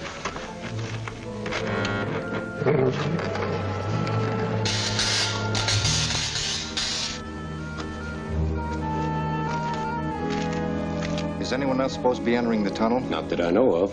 Then it must be those 4 inquisitive strangers. Well, in that case, we're very fortunate. What do you mean they'll get wise to our setup? If they don't get out, they won't.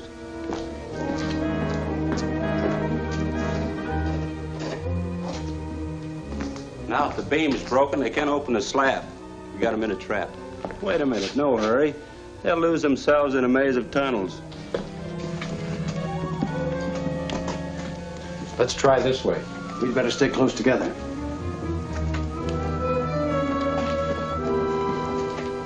Hey, Jacqueline, come here. In case any of them escape after we ambush them, I think we can maneuver them into the fire pit. And then bring down the aerial globe. That's right. You'd better communicate with the professor.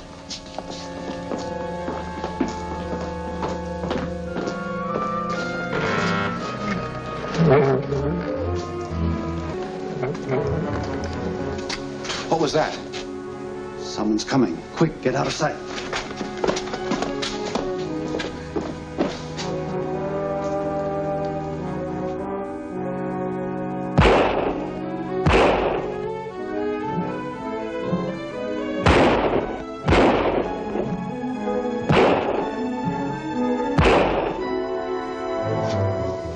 We're in a bad spot. We can get out of here through the fire pit. Yes, like Jack and I did before, Uncle Jim.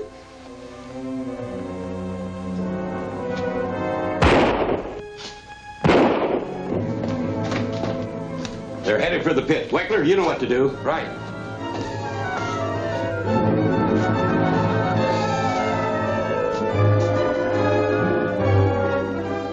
Professor Zorn. Professor Zorn. Zorn speaking. Professor, bring down the aerial globe immediately.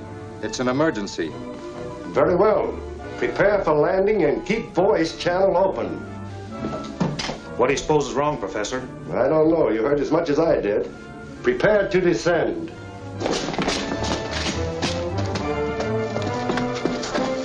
You go in first, Betty.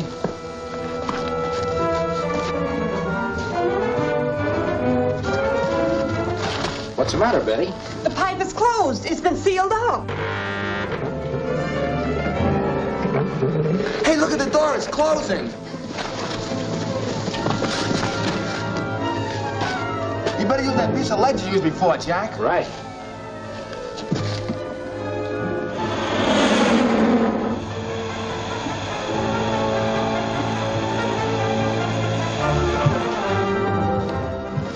Won't work. That means we're sealed in here. Hey, look! Mr. Hart. Look down.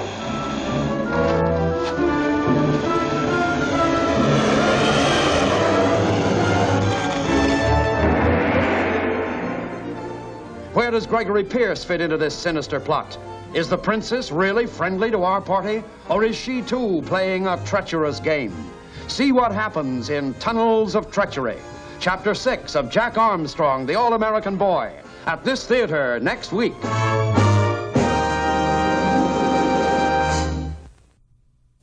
Jack Armstrong, Jack Armstrong, Jack Armstrong, the All-American Boy.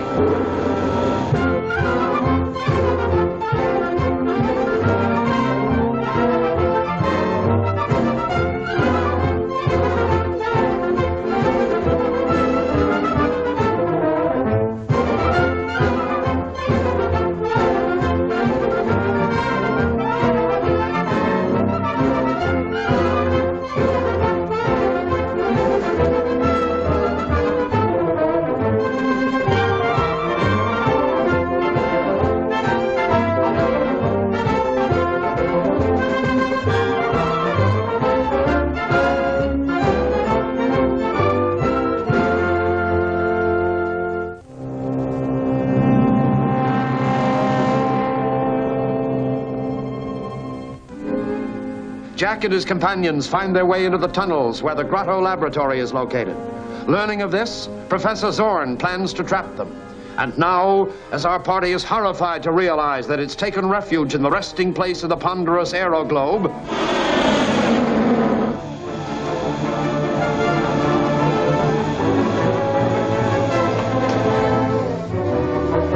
Hey, look! Mr. Hardy! Look down.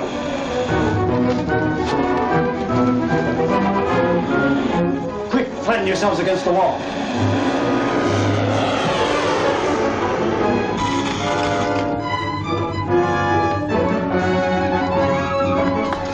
Well, Professor, I suppose Jack Armstrong and the Fairfields have been well taken care of. There's no doubt about it. I'll just look around to make sure.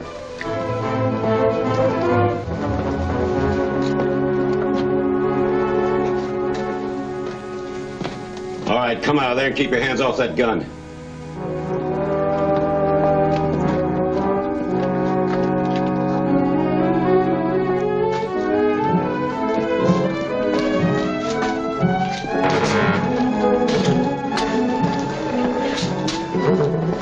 You can cover it, Jacqueline. I'll go find out what we're to do with them.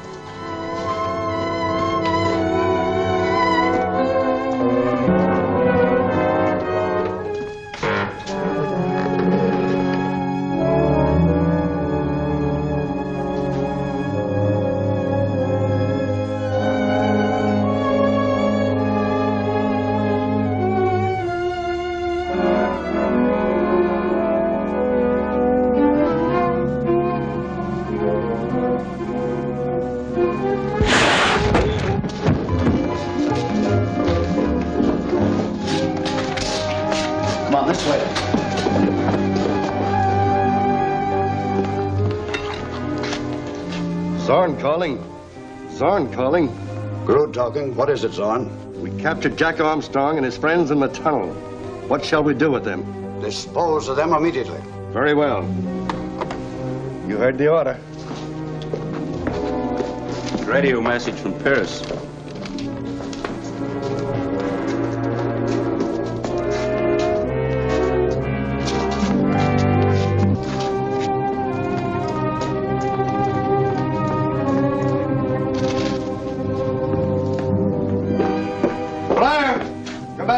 As soon as I finish this little job. No, come back at once.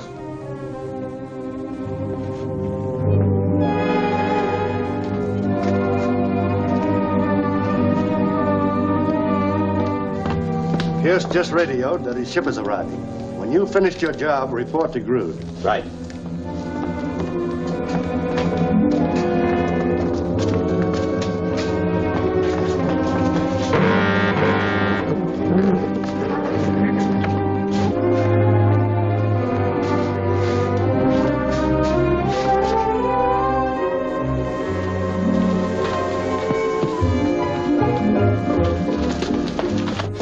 Where are they? They got away. How could they?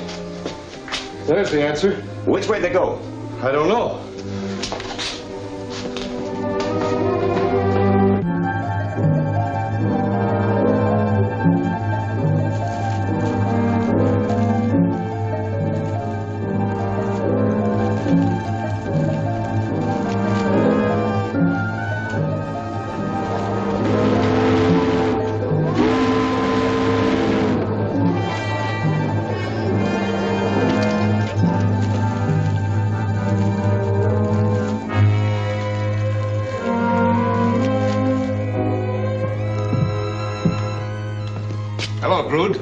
Gregory Pierce, welcome to the island. Is everything under control? Moving on schedule. How was your trip? Uneventful. Did you bring everything we ordered?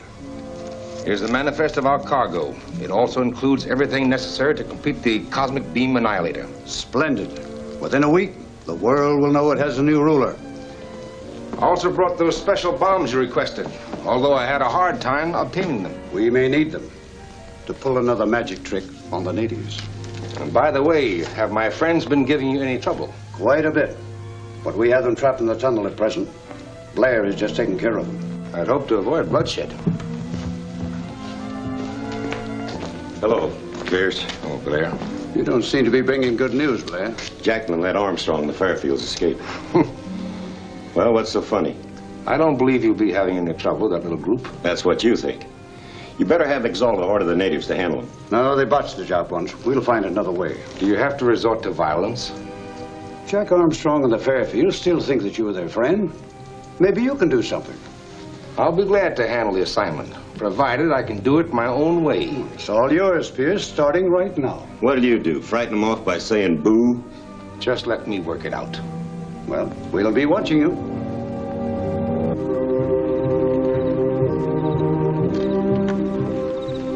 These coconuts sure taste good, don't they, Betty? They sure do. I'd rather have them shredded on top of a cake. How about a coconut custard pie? Well, maybe yes and maybe no. It all depends. Now, it was one of my mother's homemade.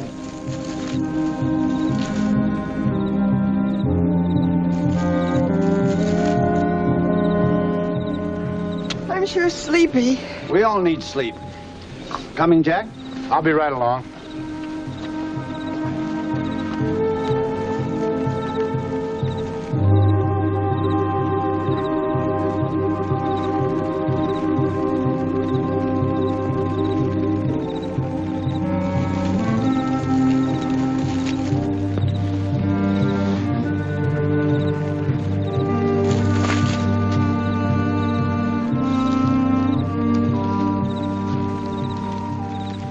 What do you want? Princess Allura wants to see you alone. Why do you bring your knife? Soon we afraid white fellow. What does the princess want? See you come. She tell much. Princess give ring, him fellow see. Yes, that's the ring she was wearing, all right. See you come? Yes, lead the way.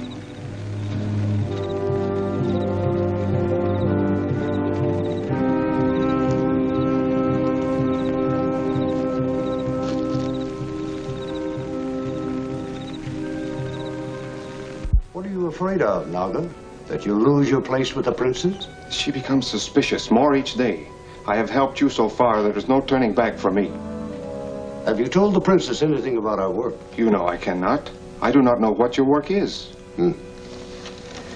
Except that you will be repaid. Well repaid. I'll make you the ruler of 1,000 islands. I look eagerly to that day. You studied among white men, and you know how cruel they can be when they have the power to rule. One day, I'm going to give you that power. But now, what will you do now about the princess' suspicions? What can I do? I leave that to your god Exalta. When he sees fit, he will speak. Calm your fears, Naga. Have faith in the clever mind of the white man.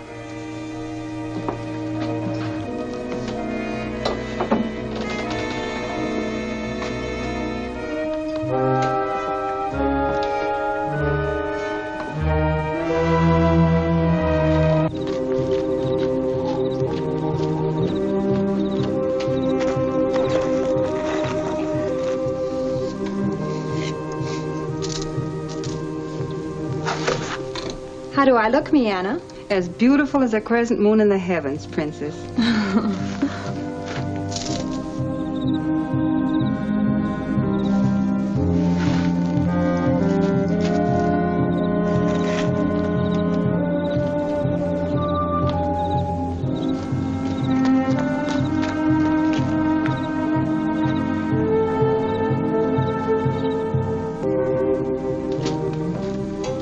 Where was the princess going, Mayana? She did not tell me, Naga. Where did she go? Where did she go? To meet young white man. Where? At river, below waterfall.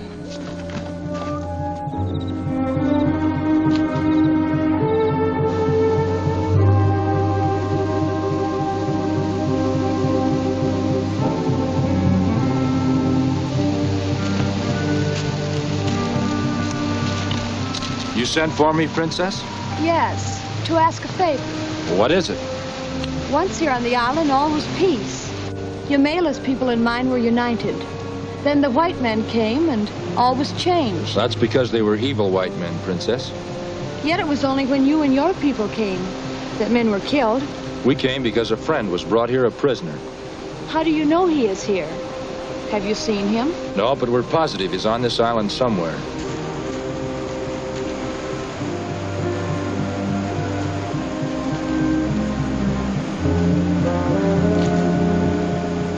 I want you and your companions to leave the island at once. We can't leave until we find our friend. Besides, we have to stay here until a ship arrives. Today a ship did arrive. What kind of a ship? A large one. They carried many things from it to that strange building up the river. What building? Where is it? Where the trail crosses the river. Strange sound and much smoke come from it.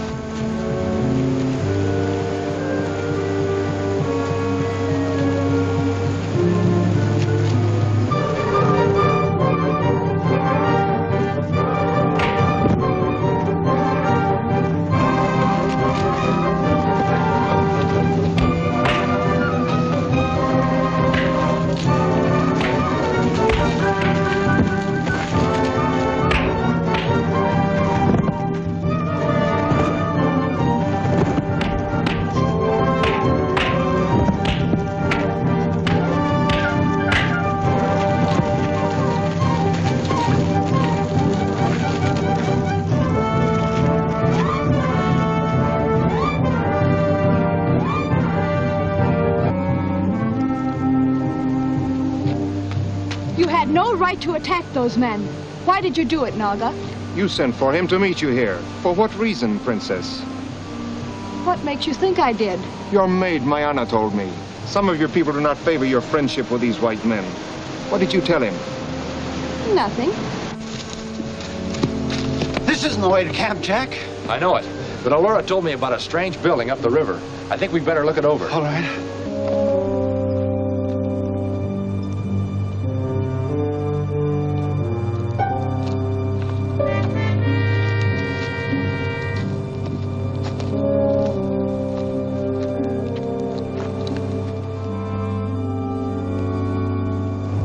Weird-looking place. What do you think it is? Possibly a stamp mill, or a place where they process minerals.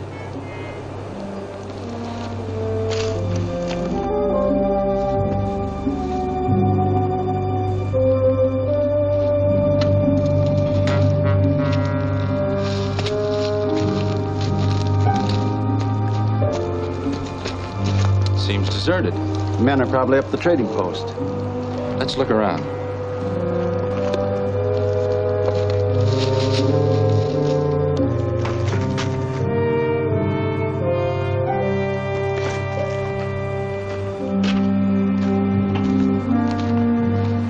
Jack Armstrong, Jim Fairfield. By thunder, I am glad to see you two. Gregory Pierce. Well, what in the world are you doing down here? I was worried when I didn't get a message saying you had landed safely. So I chartered a boat and came in search of you. We appreciate that, Pierce, but how'd you hit on this particular island? Well, I knew your general course, so I just followed it from island to island. This is the fourth one I've been on. But this is a long way inland. How did you get up here? Well, they were loading some things off the boat to be sent up here. So I came along for the ride. By the way, how is everything? Where are Betty and Billy? Well, that's a long story.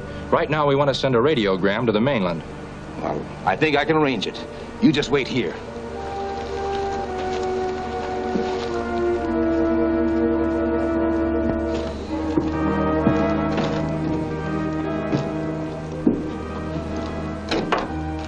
That's Jack Armstrong and Jim Fairfield. When I call you, I want you to take them in the storeroom and lock them in. Then what? That's all. There's going to be no rough stuff.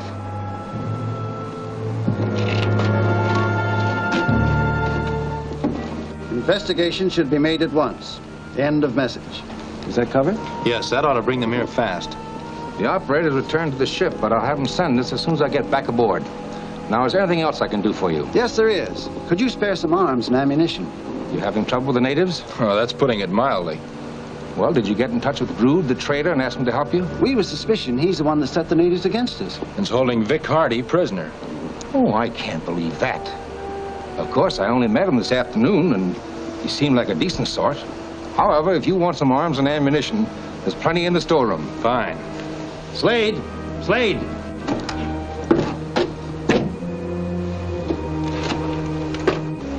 I'll have him take you up there. Yes, sir. Take Mr. Armstrong and Mr. Fairfield up to the storeroom and give them anything they want. All right. Right this way, gentlemen. Thank you. You're welcome.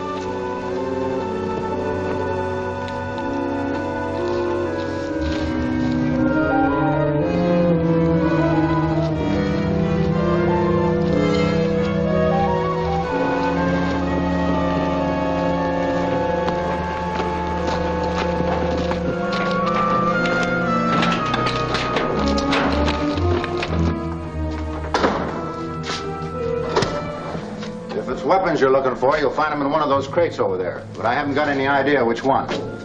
You two fellas give them a going over, and I'll take a gander at these. Right.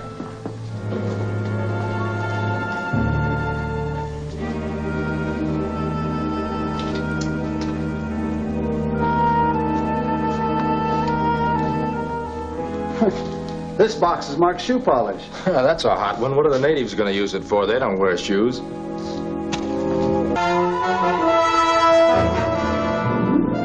Hey, Slade, where you going? I wonder why he ran out on us. I don't know, but we'd better find out.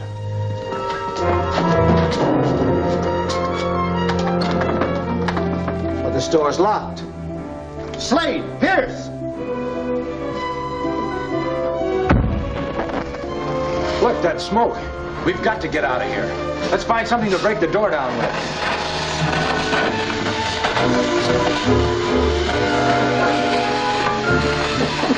Here, give me a hand with it. What is the meaning of this vicious attack on Gregory Pierce? Does this indicate another hostile move on the part of the natives? For the answers, see Cavern of Chance, Chapter 7 of Jack Armstrong, the All-American Boy, at this theater next week.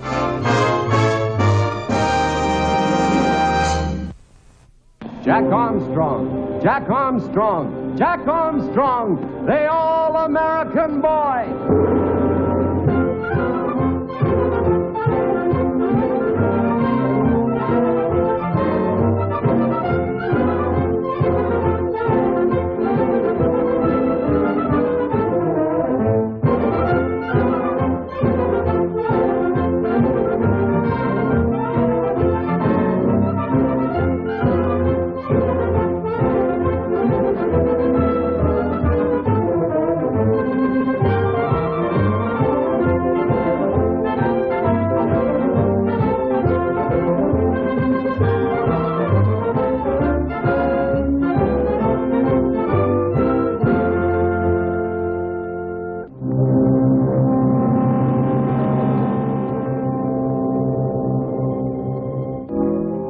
Not knowing that Pierce is working with their enemies, Jack and Uncle Jim appeal to him for supplies from the ship on which he's just arrived.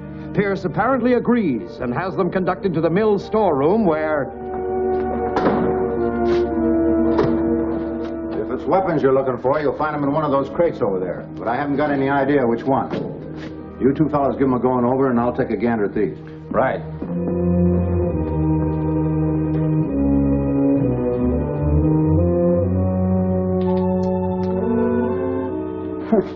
This box is marked shoe polish. That's a hot one. What are the natives going to use it for? They don't wear shoes.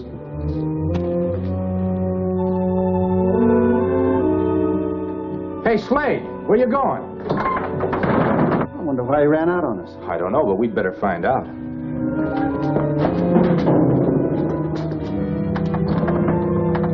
But the store's locked. Slade, Pierce!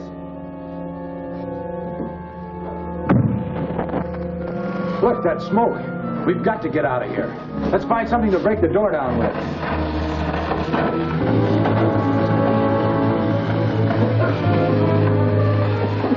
Here, give me a hand with it.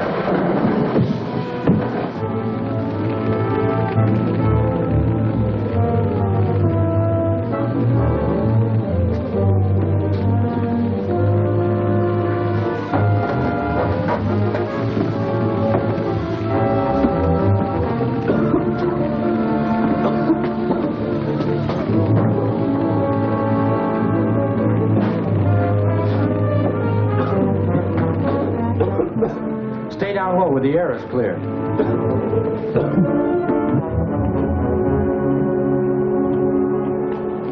Hey, Marlin.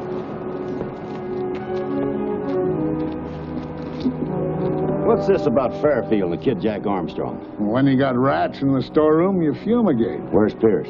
In the office. I'll get him. Not yet. We haven't figured out what to do about him. What do you mean? I mean that Pierce is slipping. He didn't like the idea of anything happening to that Fairfield bunch. So what? He's just chicken-hearted. Maybe. But Pierce is smart enough to figure angles. He might be playing his own game, selling us out and taking over himself. And it's time to get rid of him. Not that way. We've got to make it look like an accident. Slade locking that door and planting that smoke bomb proves this was a deliberate plan to kill us. But who's behind it, I wonder? I don't know, but some of that gang are still around here. If they are, they'll be back eventually to see how their scheme worked. And when they come, we'll be waiting for them. We better put out the light.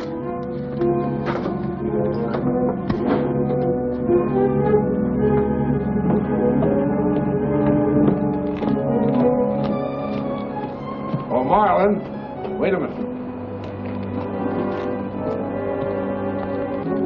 Where are you going? I want to get rid of some dead rats. You mind if I go along? Now, that gas may be pretty strong. You better wait outside.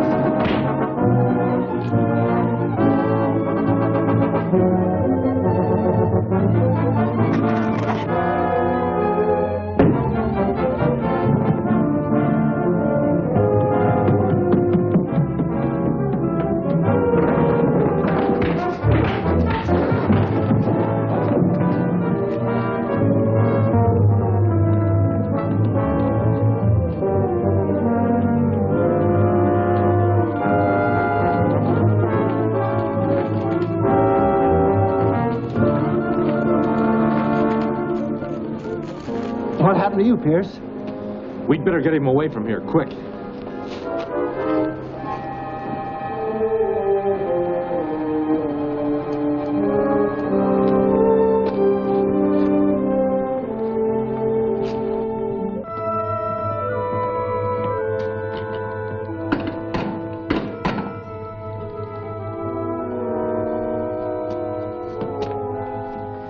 What is it, Mullen?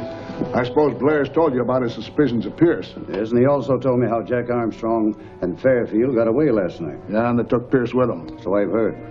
Maybe they still trust Pierce, but I don't. Blair trailed them to Humorless camp, and I've ordered him to keep close watch on their movements. Well, let's close in and wipe them all out. No, it's too risky. Humorless has a lot of followers. We'll play a waiting game, and sooner or later we'll get our chance.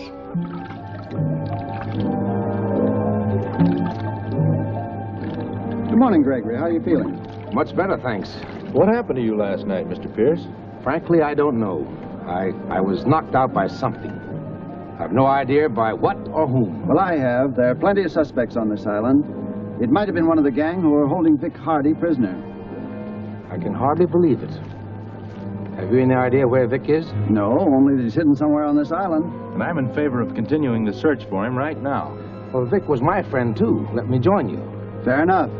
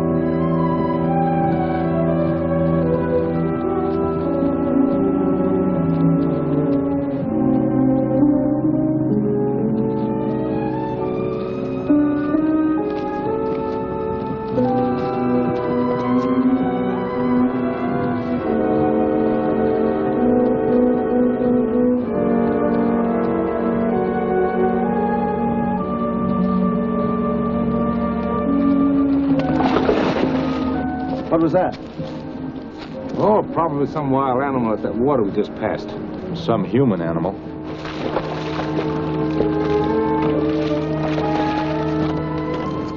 You two keep going. I'll take a look.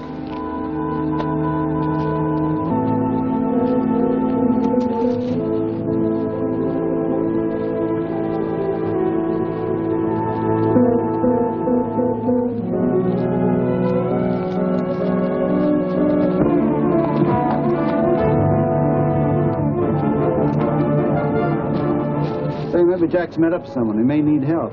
From what I've seen of him, he can take care of himself.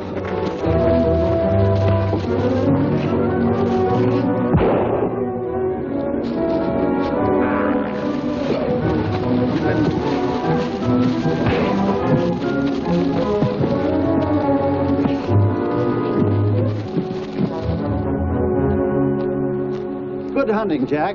This bird was trailing us. You know who he is? I never saw him before in my life. Well, I have.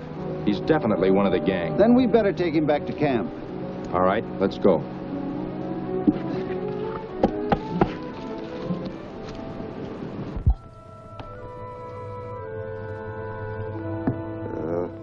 Again, the reaction is negative.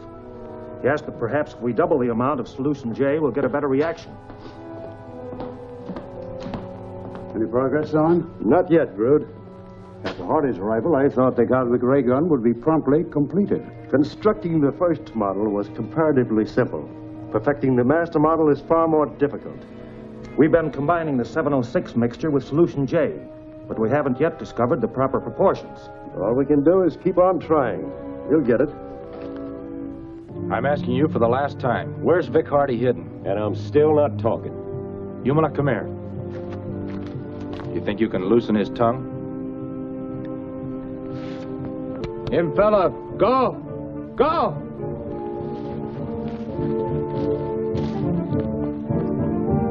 Man, stop. Last man who no talk. His head, here. Oh, this is all a bluff. Jack Armstrong and the Fairfields wouldn't let you pull a stunt like this. Prepare sacrifice table. Go! Sacrifice soon begin. You talk now? Sacrifice no good. Time soon up. Talk! Go to sacrifice table. Go!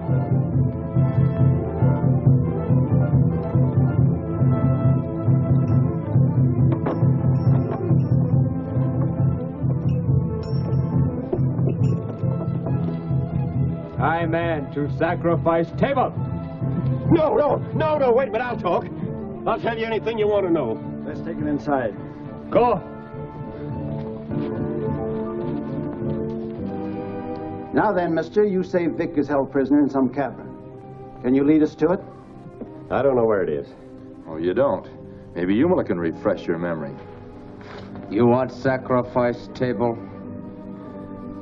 I know where it is, all right, but I'd be killed if I took you there. I can draw a map showing its location. Loosen these bonds, Jack. Has anyone a large piece of paper? I have, Uncle Jim. You go north halfway to the sacred grotto. This will bring you to a high rock painted with crazy designs. Then you go east a quarter of a mile to a mass of rocks. Bear left until you get to a narrow winding trail. Follow this trail until you come to a passage between high rocks. It's sort of like an entrance to a tunnel.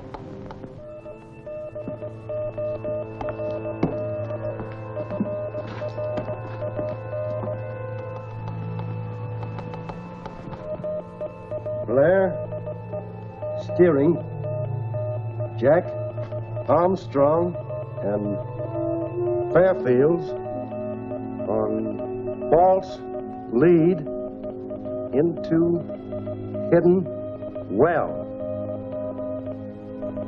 Prepare reception. Piers. Those instructions seem clear enough. If we start now, we should reach the place within an hour. I'd better follow Pierce's instructions and see that our friends are properly received. I thought you said you didn't trust Pierce. He may be up to something. If he is, he signed his own death warrant. I'll see that the trap includes him. Betty, we don't know what we're running into. You better stay here with Humala. Oh, but Uncle Jim. Watch this fella, Betty. And don't hesitate to use this gun if necessary. As one of poor Vic's friends, I insist on going along with you. It's the least I can do. Why not? This had better not be a wild goose chase. If I find you've tricked us, I'll save Humala the trouble of taking care of you when we get back.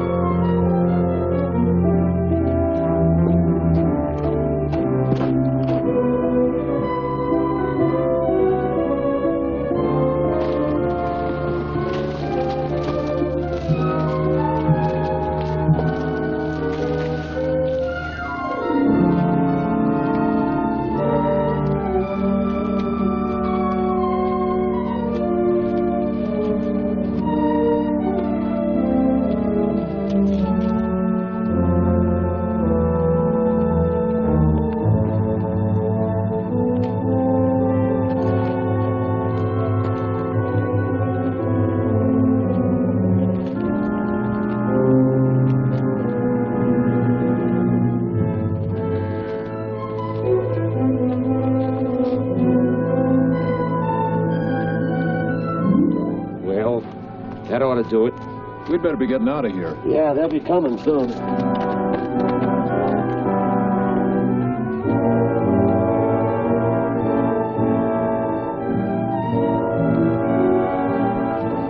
There's the painted rock. This is where we turn east.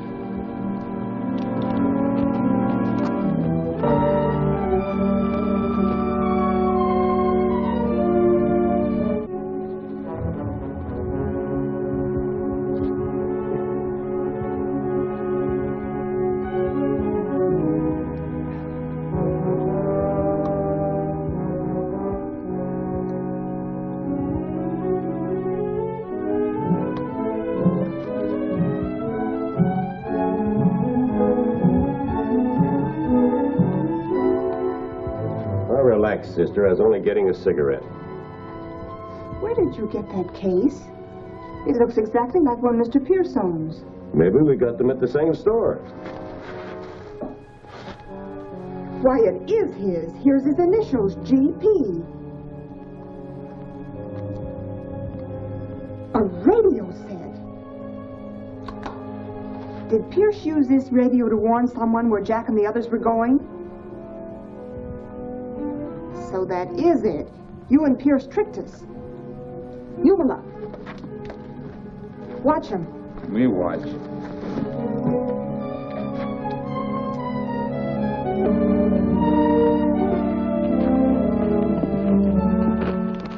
According to the map, this is the entrance. It must be.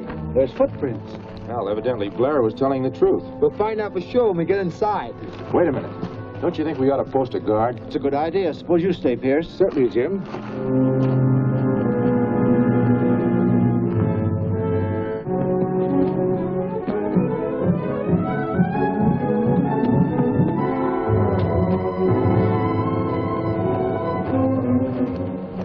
Gee, it sure is spooky in here. Somehow this doesn't look right. You can say that again.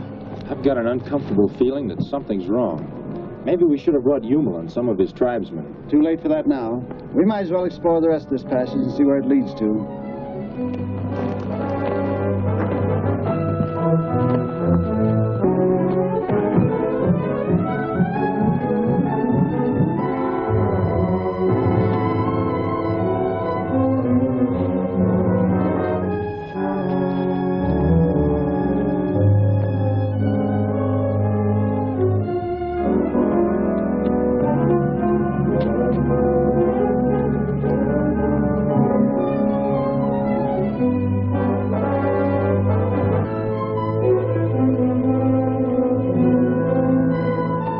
think we'd better turn back. You seem to forget we came here to find Vic Hardy. We've come this far, might as well go on.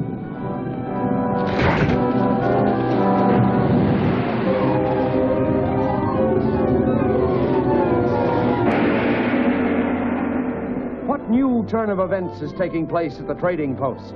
Will Grood release the full power at his command to wipe out all opposition?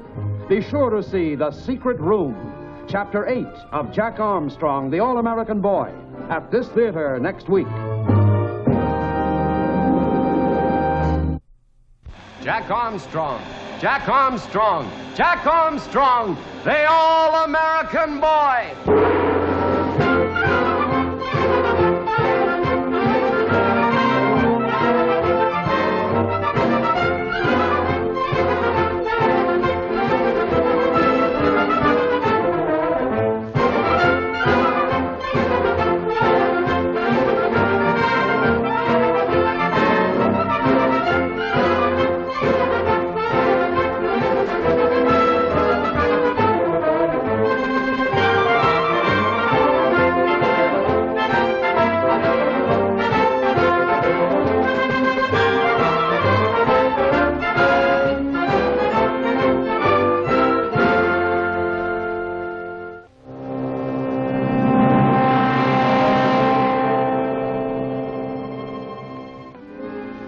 Obtaining information from Blair, their prisoner, as to where Vic Hardy is held captive, Jack, Billy, and Uncle Jim speed to that location.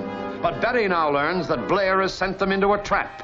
She attempts to warn them, but before she can reach them...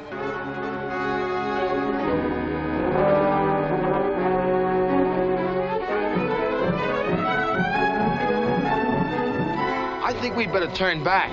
You seem to forget we came here to find Vic Hardy. We've come this far, might as well go on.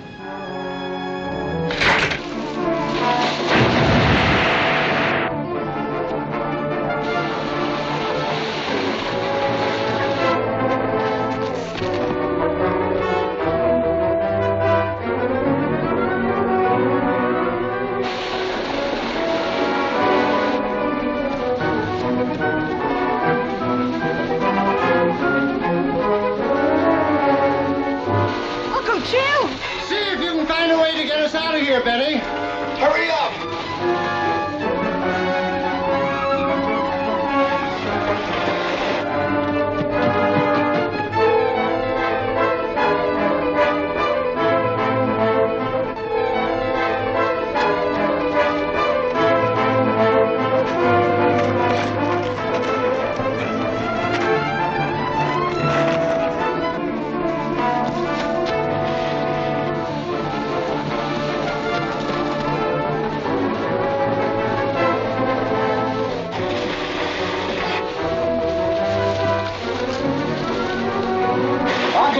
So I can help you get out. Okay.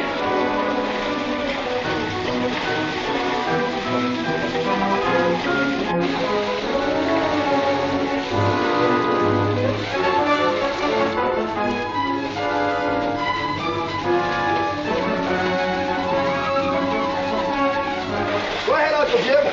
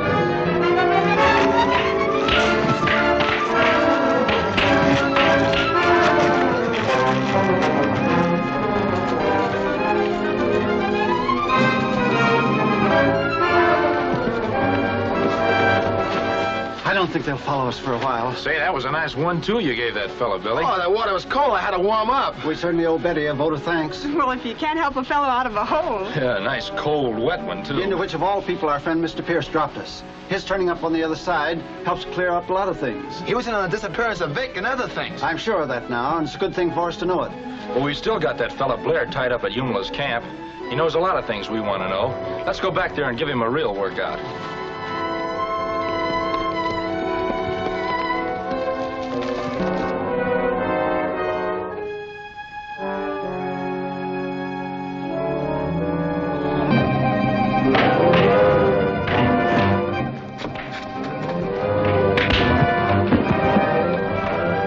Oh, boy, am I glad to see you. Get that knife over there.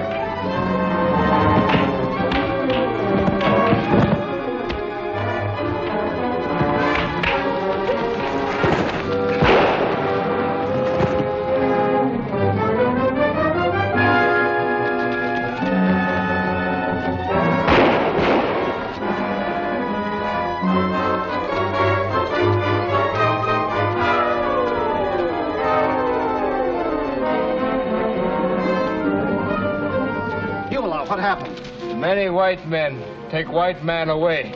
Jack, Billy, see what you can do for those that are hurt. What we learned about Pierce today suggests that we might take stock of where we stand. We know where Pierce stands, that's for sure. We know Vic Hardy's on this island. Exactly, but we don't know why. Though we can presume that it's in connection with some scientific experiment. We make party for white friends. Oh, thank you, Umla. You know, I'll bet everything that Pierce ordered from your factory's right here on this island. No doubt. But we don't know where this work is going on or who's the guiding mind behind it. Pierce knows. Too bad we didn't hold on to Pierce. Well, we must have been pretty close to finding out, Uncle Jim, or else they wouldn't be so anxious to get rid of us. That's right. I think their place is near that grotto or in those underground caverns. That would be my guess, too. But we tried that once and almost got flattened out. They know something. Maybe even atomic power. I thought of that, too, Jack. And it doesn't sound too fantastic. Yes, it may be some atomic power even beyond the known elements. Well, that's what they need Victor for. That's right, exactly. No one we've run up against looks like he knows anything about atomic disintegration. How about our good friend, the traitor? Yeah, Grood always has seemed pretty smooth. Much too smooth. We may be wrong, but we can't overlook any possibility. I think we could do a bit of investigating at the trading post. Right. I still can't figure who knocked me out at the mill. It couldn't have been Jack Armstrong or one of the Fairfields. Forget it, Pierce. If you've had as much trouble with them as we've had, you'd believe anything. Then why isn't something being done? You know, I've asked that question several times. I think it's in your hands at the moment. Then just leave it that way. I don't want anybody to get the wrong idea about that. That is about me. Did you come here to squawk or report about the shipment you brought? Has it been unloaded? I checked it. Most of it's off. Now the two special cases. I got the two cases inside. As soon as the truck is unloaded, I'll send it to the laboratory. Then I'll get over and tell Zorn exactly what's coming. And also tell him that we want to see some results from that new man, Hardy. Or we'll have to put on a little pressure. That's my department. And before long, I hope that your department has all they can handle. Of course, that'll depend upon what he brought. Well, we have everything that Zorn ordered. Good. Blair, take him to the laboratory. Hold everybody there. I'll be along in a little while. I have some special instructions for the whole outfit.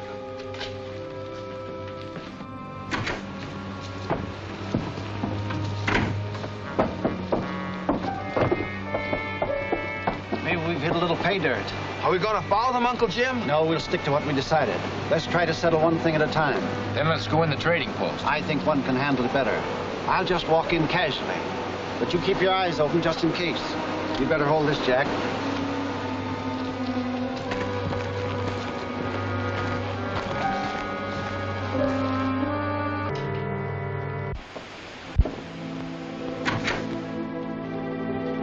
Good evening, Mr. Fairfield. How are you, Mr. Grood? I'm surprised to see you so far away from your camp. Our camp? I didn't think anyone knew where we were. Well, I don't actually, but I imagine you made a camp somewhere. I came down because I was very anxious to see Mr. Pierce. Well, I think you'll find him at the mill. No, thank you. I've been there once. That's enough. Yeah, some people can be awful rough at times. Oh, so you knew about that, too? Yes, they tried out one of their special bombs on us. Tried to suffocate you? I didn't say it was a smoke bomb, Grood. No, you didn't. I guess Pierce told me. I'd also like to learn something about the caverns under the native sacred grotto. Did you say caverns? Yes, that's right. I don't believe I know about them. Did that scientific equipment from the ship clear through the trading post, Grood? You're full of information, Mr. Fairfield. I don't know that the ship brought any such equipment. Now, don't be disturbed, Grood. I only hope to pick up enough parts to set up a radio transmitter, that's all. That is something these island posts don't stop. Why, we'd never be able to sell that sort of merchandise to the natives. Just thought I'd ask. If you run into Pierce, tell him I'd like to see him. Well, I'll be happy to. And please check up on those caverns for him, Mr. Grood. I'm very anxious to see them. I'd hate to leave the island and have to go back and tell my friends that I'd missed such a sight. Thank you very much, Mr. Grood. Not at all, Mr. Fairfield.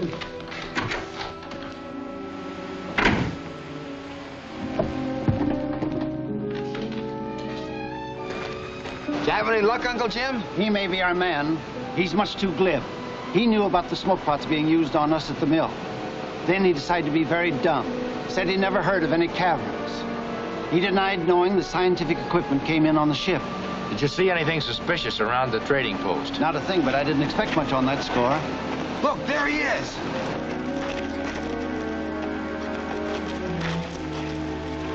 He came out of the rear of the building. I don't remember any other entrance. Maybe we better have a little private investigation of our own. Right.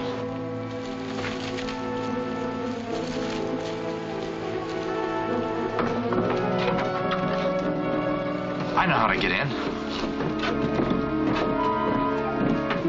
You wait here.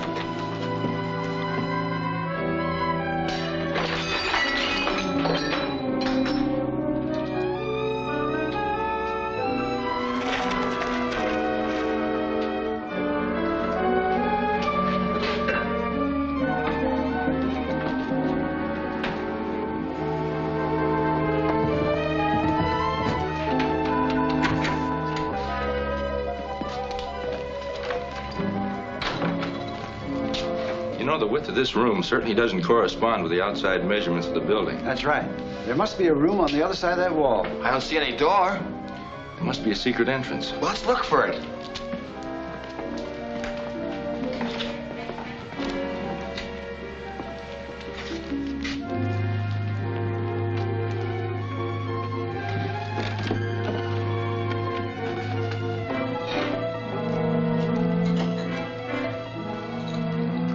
I think you're wrong, Jack. I don't see anything. There it is.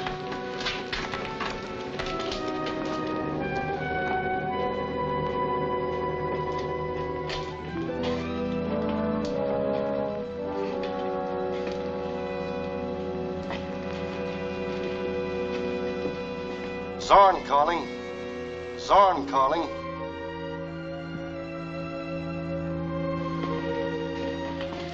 What is it, Zorn? Is there some delay? No, there's no trouble.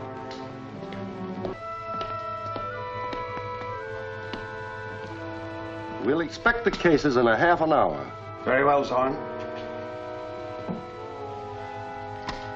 That gives us a little time. This man's Zorn. I wonder who he is. Well, he must be one of Grood's gang at their hideout. I know how we can find that hideout. How? I'll hide in this case and he'll take me right to it. That's an idea. But I'd better go in the case, Billy. Oh, I thought of it first, Jack. We'll let Uncle Jim decide. No, Billy, I don't like to have you take that chance. Oh, but I want to. We can follow whoever comes to pick up the cases. Then we'll be there to help Billy. All right, Billy. You can probably join up with Vic. Between us, we might settle the entire affair. There's some tools. Let's get busy.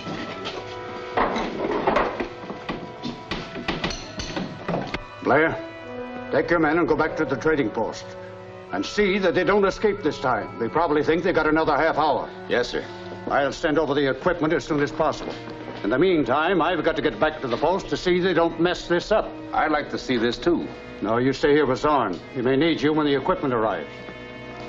I wonder what this thing is. I think it might be their cyclotron casing. Better get out of the way. We can hide it up in those rafters. Go ahead.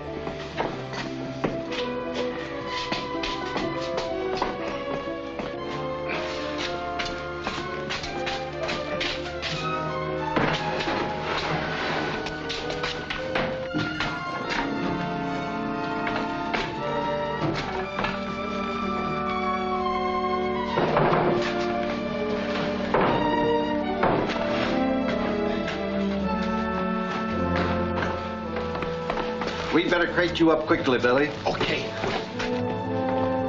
Good luck, Billy. Thanks, Uncle Jim.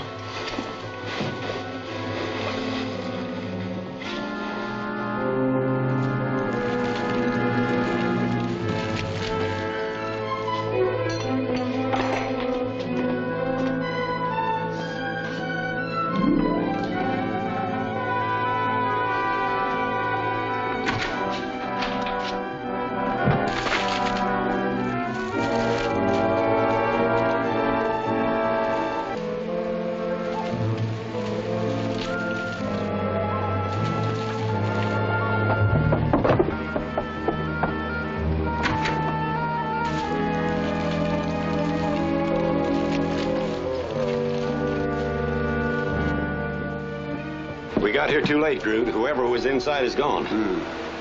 Here comes the truck. You boys get inside and bring those cases out.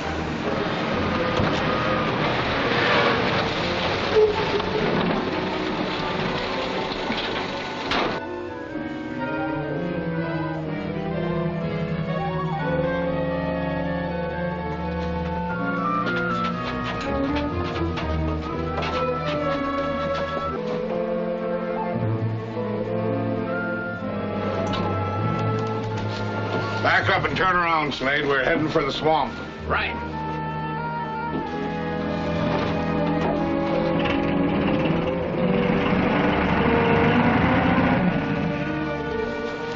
That truck won't be able to go very fast. We shouldn't have much trouble following it.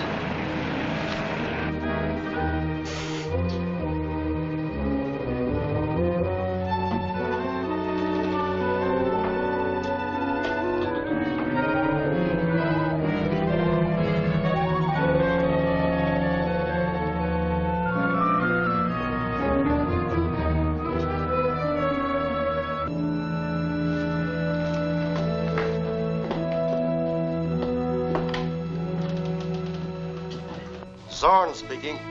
There'll be a delay. One of the Jack Armstrong crowd is in a packing case on the truck. I'm sending the truck through the swamp. I understand. We'll stand by for further orders. Grood calling Marlin on the truck.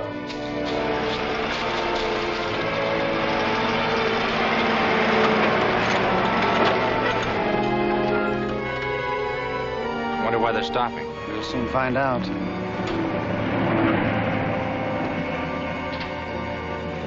They're backing up to the swamp. They're up to something. I don't like this. Open that big case, Haynes.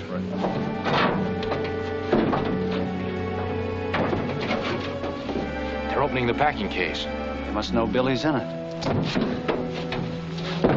All right, you, get out of there.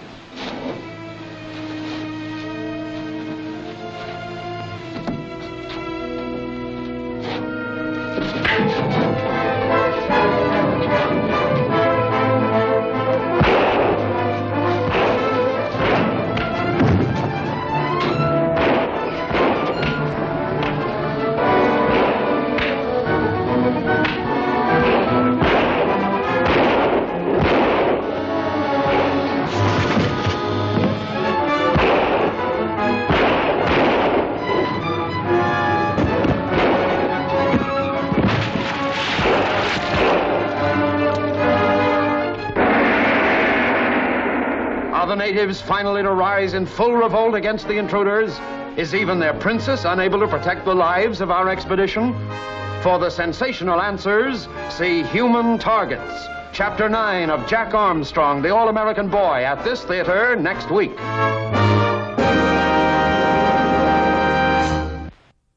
Jack Armstrong, Jack Armstrong, Jack Armstrong, the All-American Boy.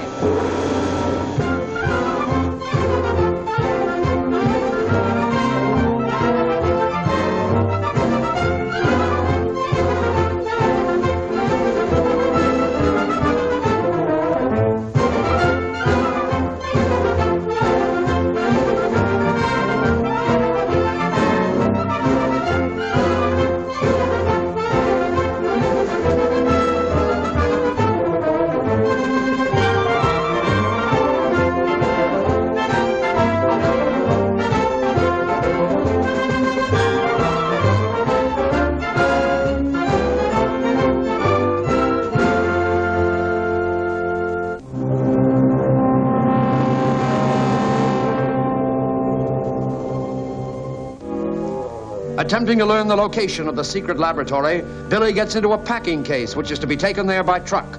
Zorn learns of this and now plans a trap for the unsuspecting Billy. As the truck reaches the edge of a swamp... Open that big case, Haynes.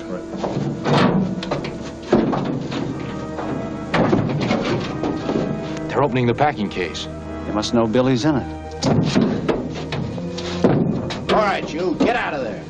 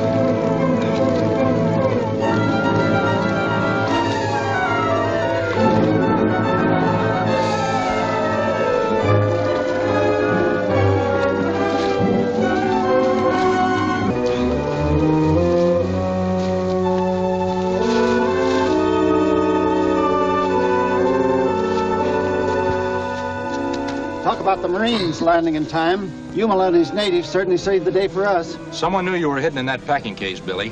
We're dealing with clever enemies. This island's full of enemies, Jack. Well, we've accounted for one. All we can do now is chase after the others. I'm afraid they've got too much of a start, but it's worth a try. We were doing our best to pick them off when something happened. We had all we could do to get into the truck and escape with our lives. Go on, Blair. What happened? Then we were attacked by Yumala and about 100 of his natives. 100 natives? Are you sure? Yeah, all of that. They came swarming at us like hornets. Then the situation is more serious than I thought. Too many natives joining Yumala. We're going to lose our hold on the natives unless we act fast. Well, you say the word and we'll wipe out Yumala and all of his tribesmen. Yeah? In the same manner that you eliminated Jack Armstrong and the Fairfields, I suppose. Never mind, Marlin. What else can we do? Keep ourselves in the clear by enlisting Naga's aid. I wouldn't trust that tribal leader any farther than I could throw a ship's anchor. Perhaps not. But Naga's valuable. He's been blinded by my promises of great personal power. Naga's got a lot of followers, and they'll do as he orders. Suppose they refuse? We have one great friend on this island, superstition. These savages will be very quick to obey when they hear the voice of their ancient god, Exalta.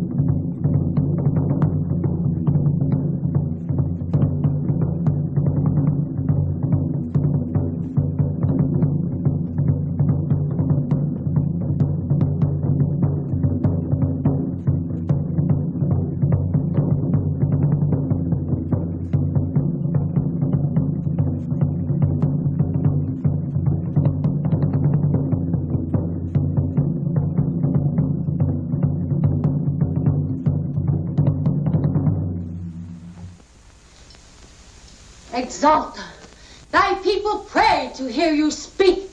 Speak, Exalter. I, your God, Exalter, have watched with displeasure the presence of 4 unfriendly whites on your sacred island.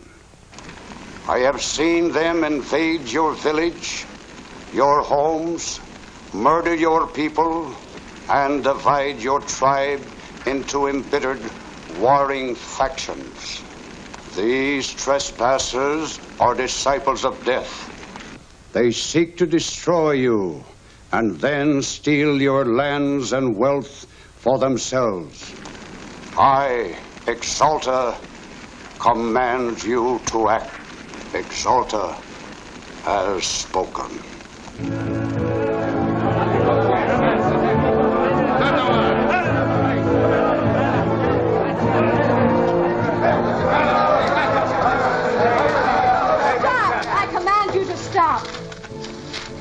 By what authority does this ceremony take place?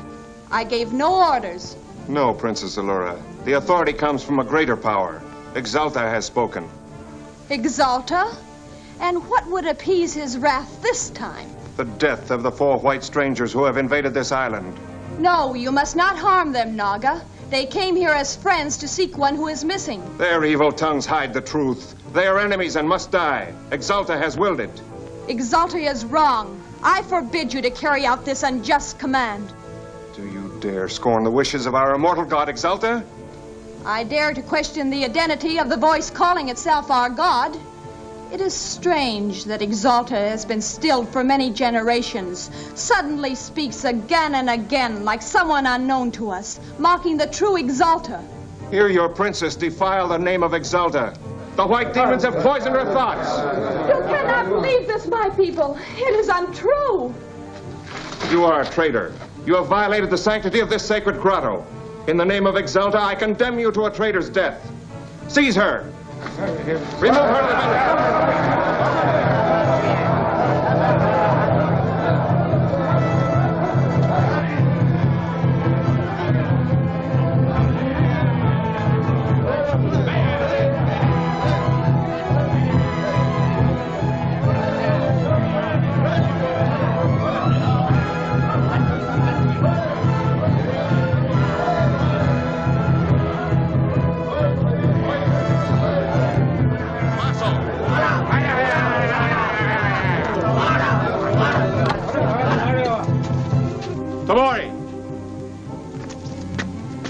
Before the execution, we must have one other to die with the princess. Who, Naga? Yumala. He has also defied Exalter by aiding the white demons. Yumala must die with Allura. But his tribesmen are loyal. They'll never give him up to you. Then we must use cunning. Songwe can be trusted. You will go secretly to Yumala's camp and bring back the traitor. It will be done. Do not fail. Then you will have your reward.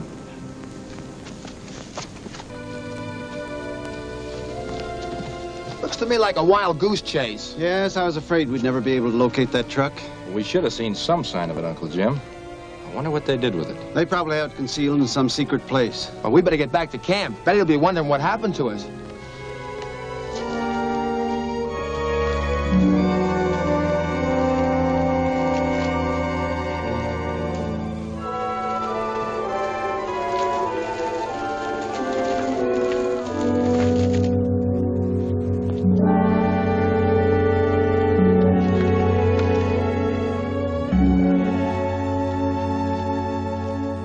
Amata!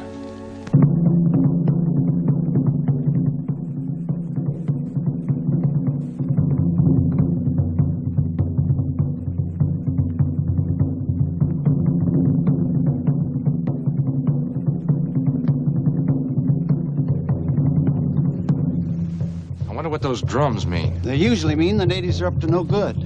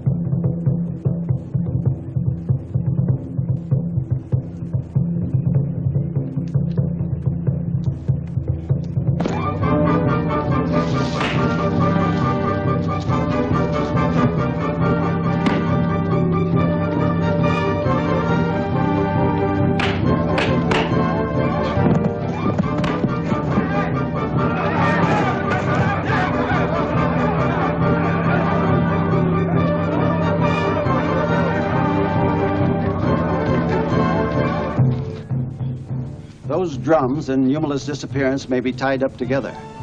By following the sound of those relayed messages, we may be able to locate where Yumala's being taken. Well, we can't all go. We'd be spotted too easily. I'll take over the job. Wait, Jack. We'll draw lots from numbered slips of paper. The high man gets the job. There's paper in the hut, Uncle Jim.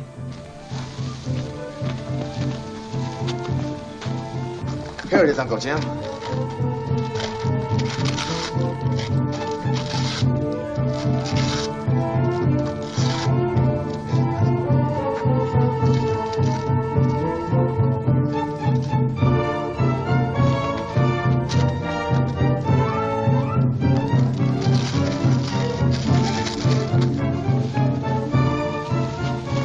Why, he's gone. But where? He wouldn't start off by himself, would he? I'm afraid he would, Betty. We'll have to try to follow him.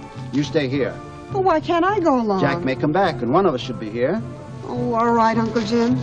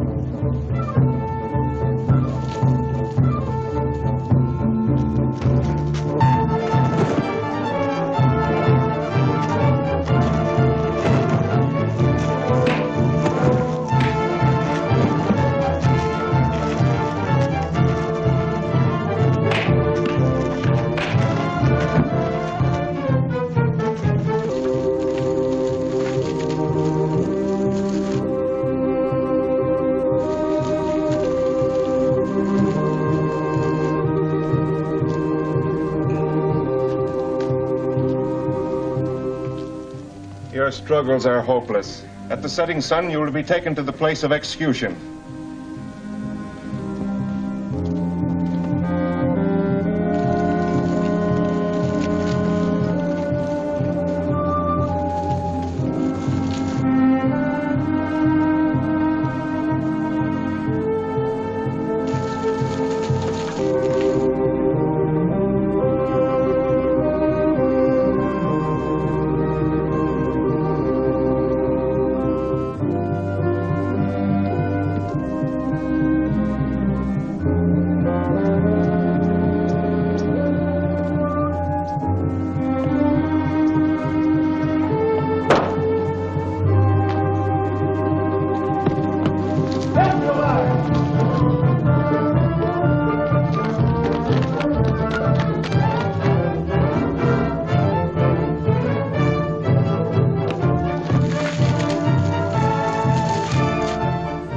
The time for sacrifice is near. The sun will soon be down.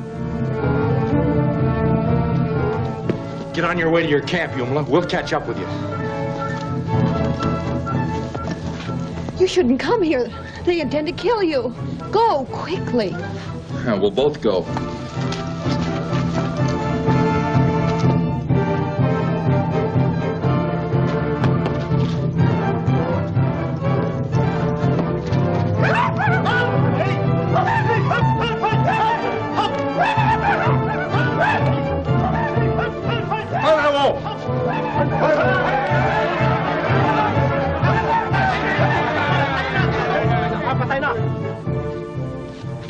You, white demon, whom great God Exalta has delivered to us, you will die too with Allura.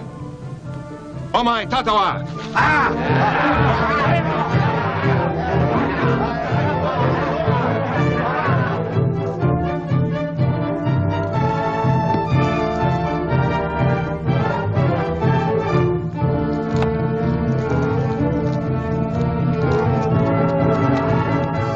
It's Yumala.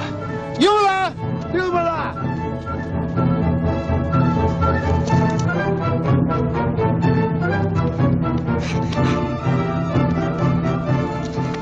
Jack went to the village to find you. Have you seen him? Yeah, he saved me. I go for help. Where is he? At the village. Free princess. Well, let's go.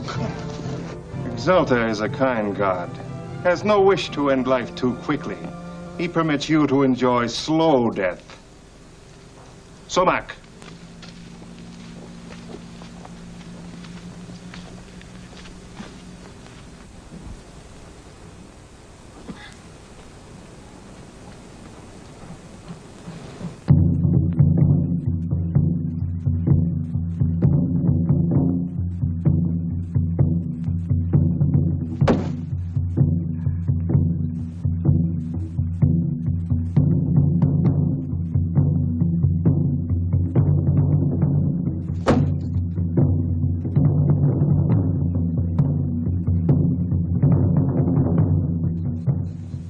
Exalta will be avenged.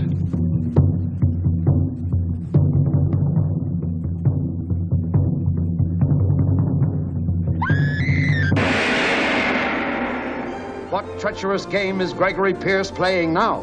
What is this fearful new weapon that's being brought into action by the conspirators? Next week, in this theater, see the plot unfold further in Battle of the Warriors, Chapter 10 of Jack Armstrong, the All-American Boy. Armstrong, Jack Armstrong, Jack Armstrong, the All-American Boy.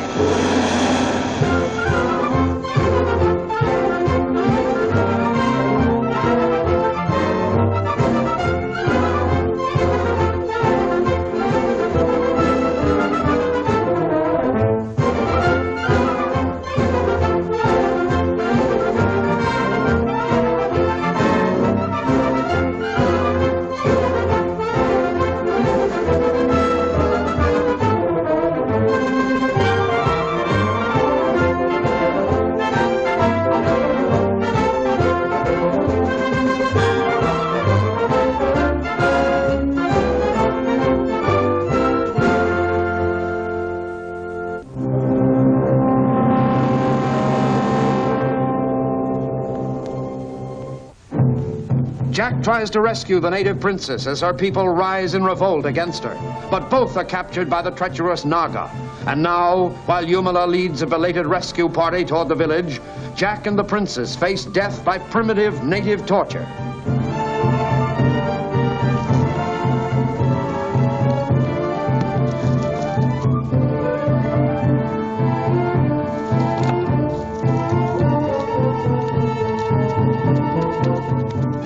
It's Yumala! Yumala! Yumala!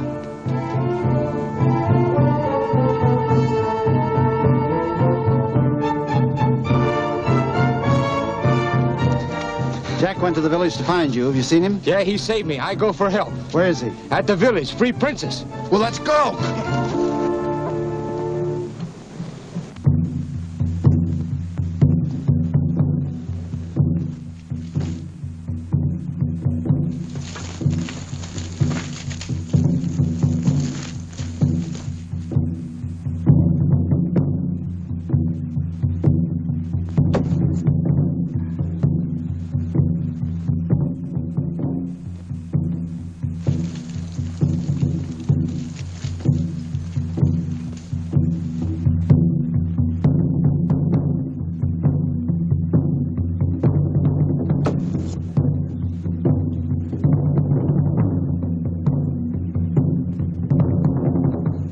Now Exalta will be avenged.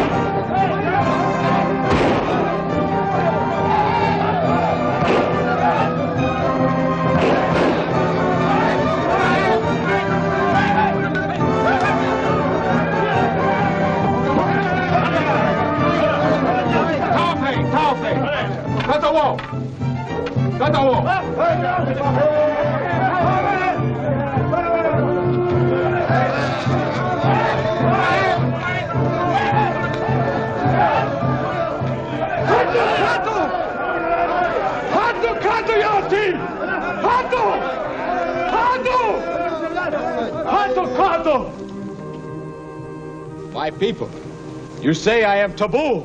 For this, I have stayed away from this village. But now I come back to say, I am not taboo, but one among you is evil. I say it is Naga who deceives you. We will let our great god Exalta say which one is evil. I alone will meet Naga in battle. If I die, white man, princess, will be sacrificed. But if Naga die, white man, princess, go free. Exalta, oh great god, tell my people, which one speaks truth? Naga accepts. My people, I do not fear. We can't let Yumla do this. We've got to stop them. You must not interfere. It is a custom of my people. But Naga's the strongest warrior of your tribe. Yumla won't have a chance. You heard Yumla say Exalta will decide. It is better so.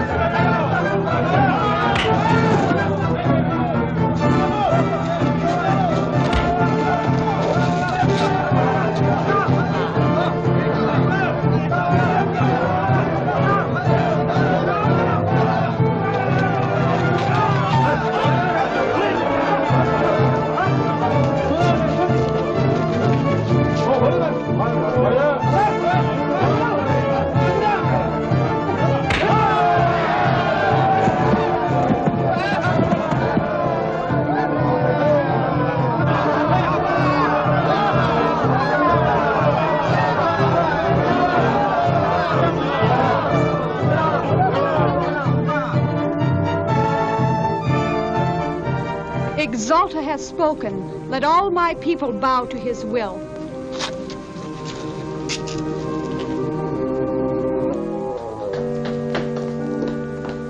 Hey, Jacqueline. Something wrong? I don't know, but Jacqueline and I are going to investigate.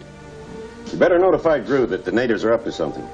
And I'll say that you'll report later? Yes, we'll all check in at the trading post. Right.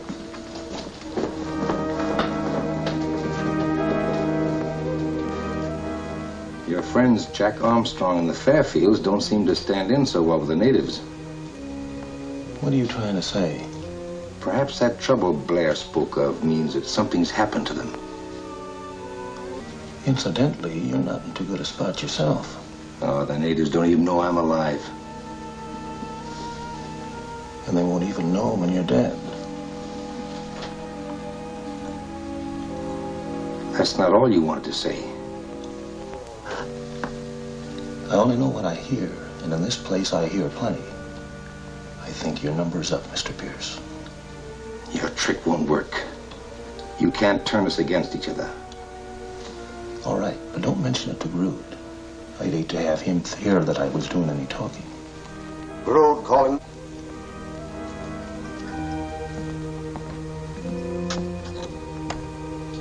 This is Zorn. Is Pierce in the laboratory? Yes, he's here. Let me talk to him. All right. Pierce!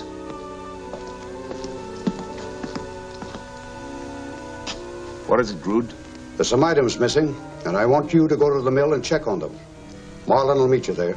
I'll go there immediately.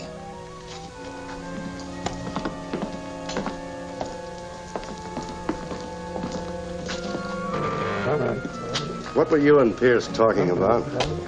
Oh, just a little personal chat. We knew each other back on the mainland. It isn't healthy to talk too much, Mr. Hardy. Be sure you remember that.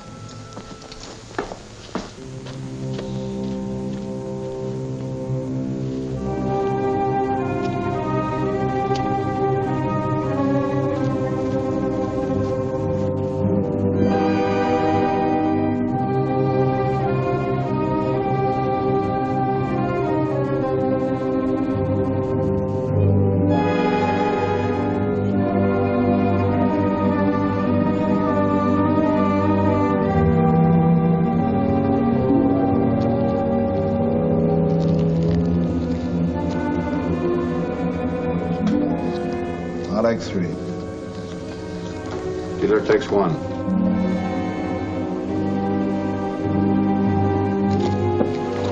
Hold it! Put your guns on the table one at a time. You first, Marlin. Lobart. Slade. Now get away from that table. Over there.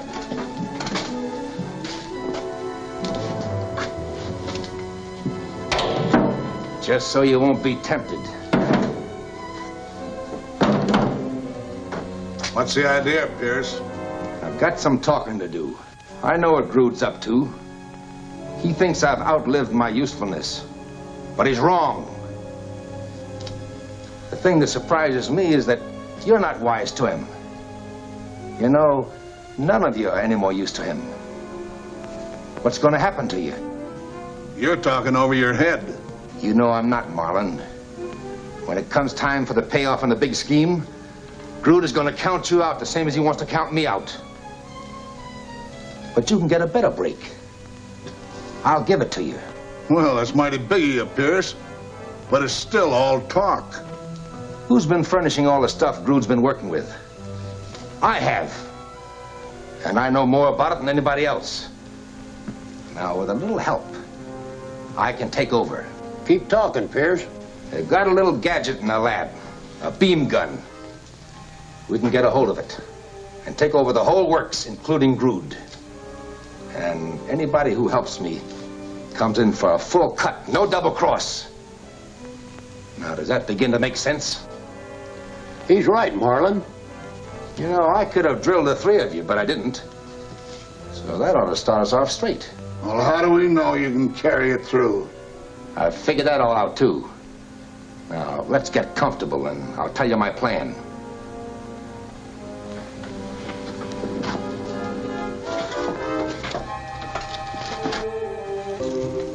It is good we are all once more together. Proclaim to all my people that Yumala and these people are our friends. Princess Alora, we've made plans to drive the other white people from your island. We think we'll find them somewhere in the caverns. There is a secret grotto under the temple grounds. With your help, we'll storm their hiding place. My first words, O Princess, is that our warriors join in fight for our island home. Order the best fighters of our tribe to be ready when the moon comes up out of sea. We'll attack tonight at the cavern entrance, at the grotto, and at the fire pit.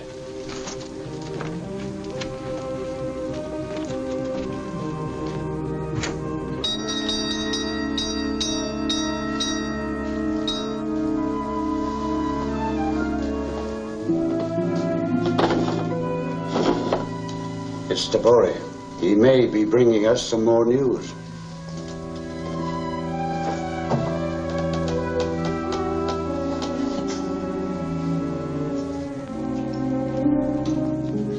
You bring news? Altogether, Kanaka, come along 3 fellow white men. You mean the natives are going to join up with Jack Armstrong and the Fairfields? Tonight, big fight. Kill them all together, you fellow. You're going to attack tonight? When the moon come up. Thanks, Tabori. We'll be ready for them. You give him something big, this fellow? We'll make you king of the island. King?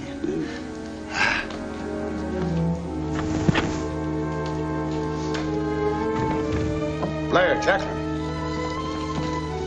We've got a lot of trouble on our hands tonight. We're going to the laboratory. We've got plenty of work to do.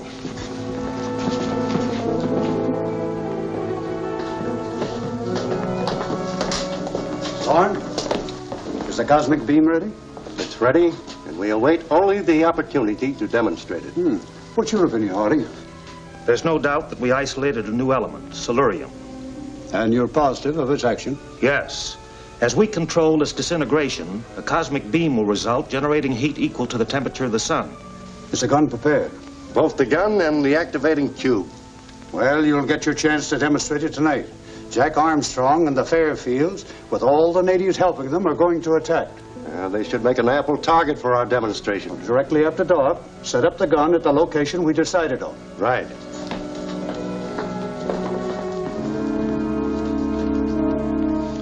It's all ready to operate, Professor. Good. Weckler, You and Lassup stand by for action. There's a guard stationed at every entrance to the sacred grotto. Well, aren't you going to stay and watch the results? No, I'll watch it from the laboratory.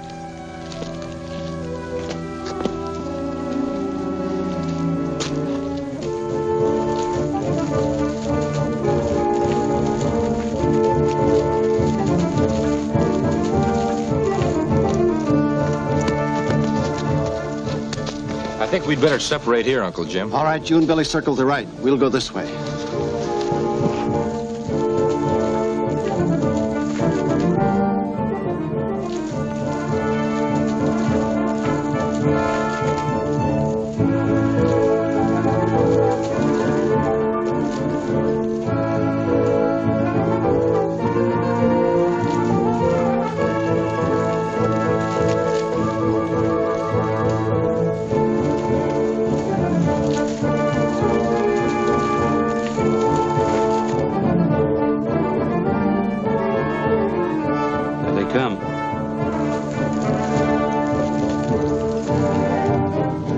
Wait a minute. Let him get a little closer.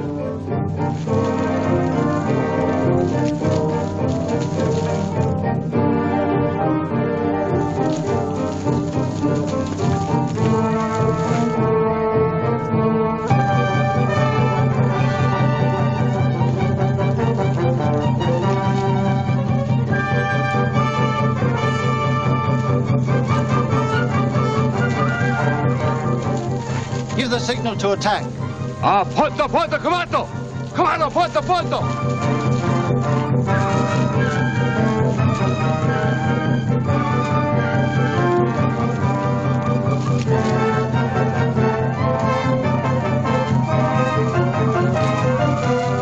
Let him have it.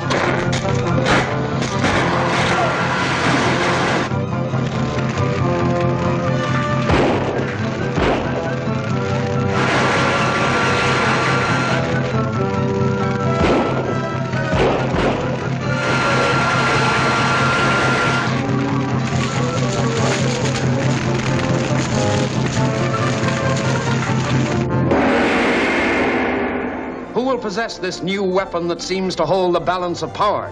How long can Jack hope to combat the powerful forces arrayed against him? See the thrilling answers in Cosmic Annihilator, Chapter 11 of Jack Armstrong, the All-American Boy, at this theater next week. Jack Armstrong, Jack Armstrong, Jack Armstrong, the All-American Boy.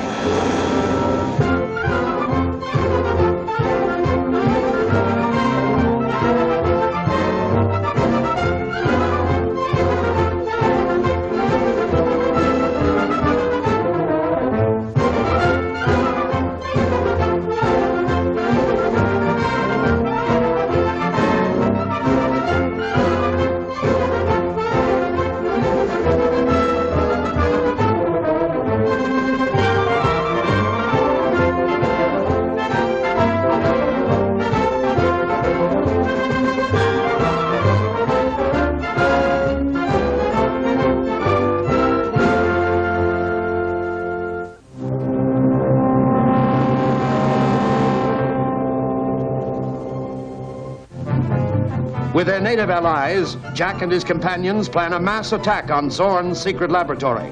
Unaware that their enemies are armed with a deadly annihilator gun, which blasts objects with a cosmic beam, they move into attack and...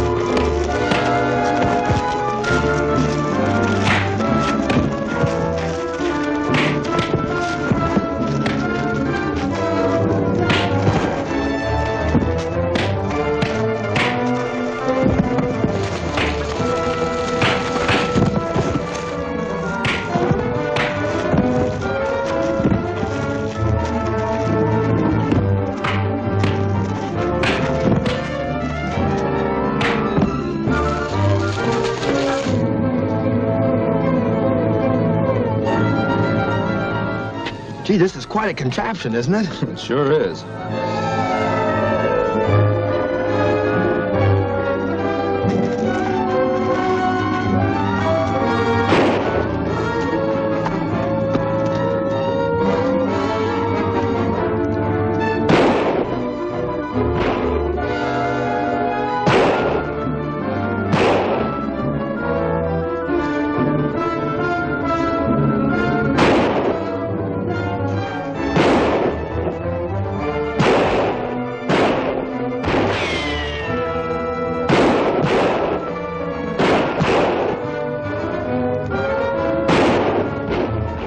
We better get out of here, Jack.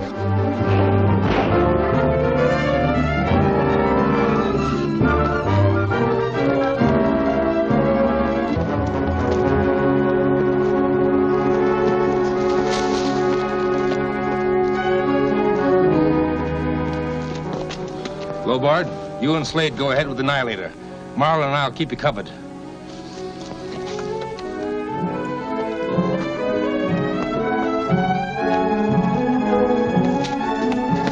Look, Jack, they're taking away that trick gun. We'd better follow them and see where they're taking it. Jack Armstrong and the Fairfields captured the beam gun, and they're leading the natives towards the entrance of the laboratory. It never happened if it had some men to guard us. Never mind excuses. We must get it back.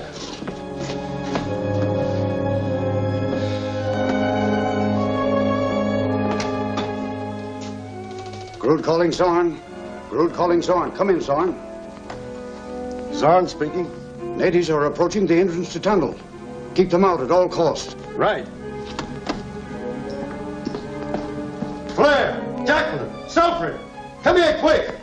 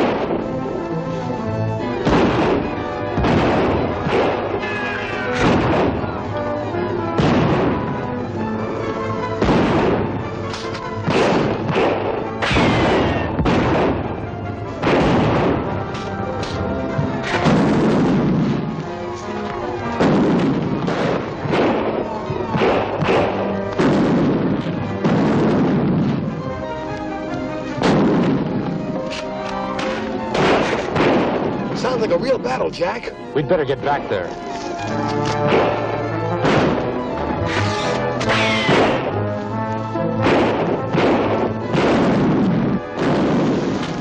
Yeah, follow back!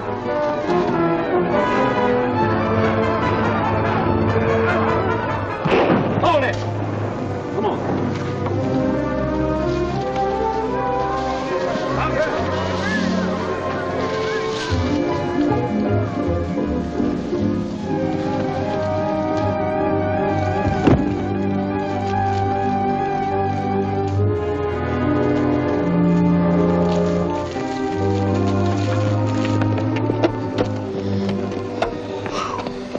This thing weighs a ton. How much farther have we got to lug it, Pierce?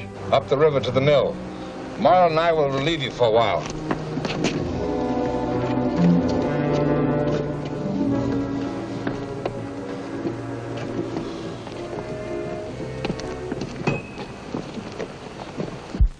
Any news? Yes. Professor Zorn reports the attack has been beaten off. I'm sure glad to hear that. I wonder why they didn't use the Annihilator when they attacked the tunnel. Well, they probably didn't understand the mechanism. Perhaps. But we can't leave it in their hands long enough for them to find out. You're right about that.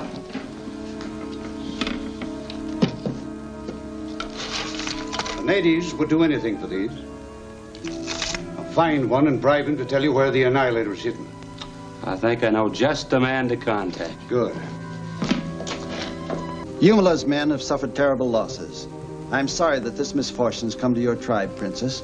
To die in battle is a great honor for my people. If you command, they will attack the cave again tonight. No, that would just be a useless sacrifice. It's been a bad night. We've lost the battle for the cave and captured that strange beam gun only to lose it again. Were those Grood's men who attacked you? I didn't recognize any of them. Did you, Billy? Grood is probably just as worried as we are. If we only had enough arms and ammunition, we might make another try at the caves. You're right. Gee, if we only had some buns and hamburgers, we could have some hamburgers and buns. And gosh, wouldn't that taste good? There's plenty in the storeroom at the mill. Hamburgers? No, greedy, arms and ammunition. How about trying it? We may have to fight our way in. Then again, the place may be deserted. Well, let's go.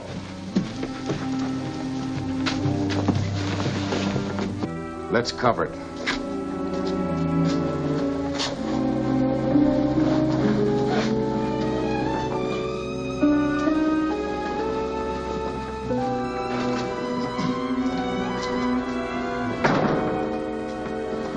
No sign of anyone yet. But it won't be long before Grood finds out we have the Annihilator. And when he does, he'll have his whole mob out to get it back. With this in our hands, we ain't got nothing to worry about. Maybe we have. The supply of solurium in it is about gone. So what happens? Without solurium, it's as dangerous as a cap pistol. Then we ain't got nothing after all. Not unless we get a fresh supply. Why, there's some down in the mill. Come on, let's go get it.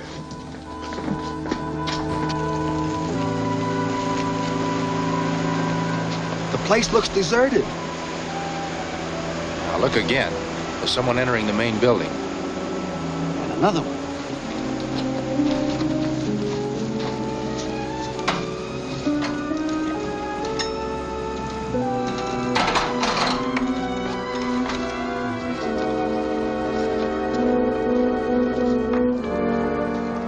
I don't see nobody. Your eyesight's bad. You need more vitamin A, Billy. Have you got any with you?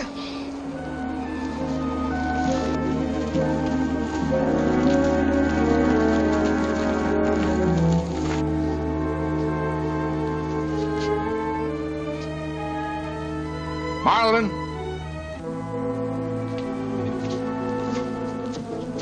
I saw somebody moving in the brush down by the river.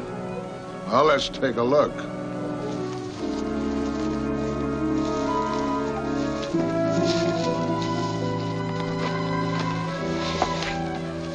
All clear so far. Now for the storeroom. Hold it, someone's coming.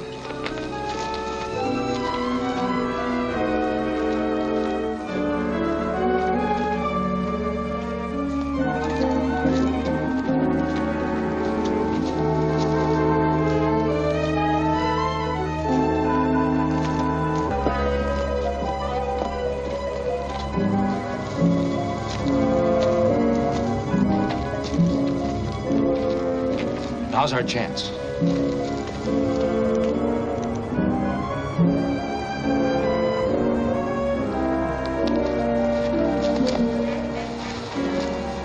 Better get Lowboard out to stand watch.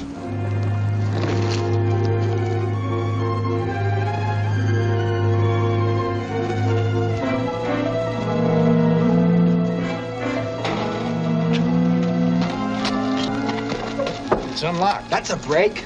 I'll see if I can find any ammunition. You two stay here and keep your eyes open.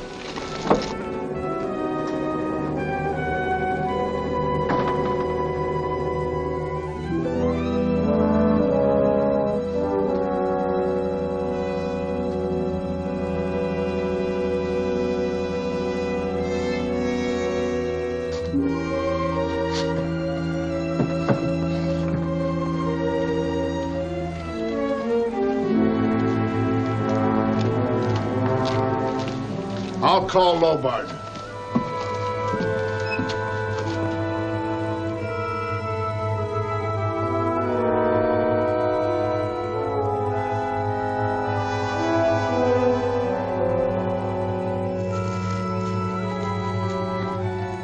Pierce is in plain view by the mill.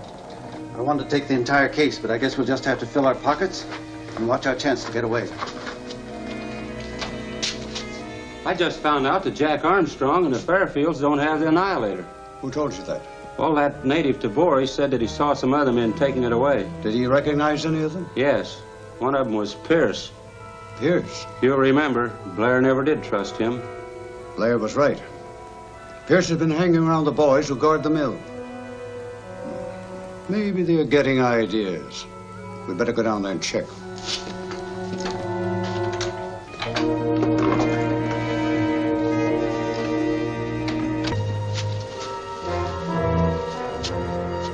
Hey, Marlin. What's up? I'm still not satisfied that we're alone around here. I think we ought to search more. Okay. If it'll make you feel better, we'll go through every building. Hey, Lobart!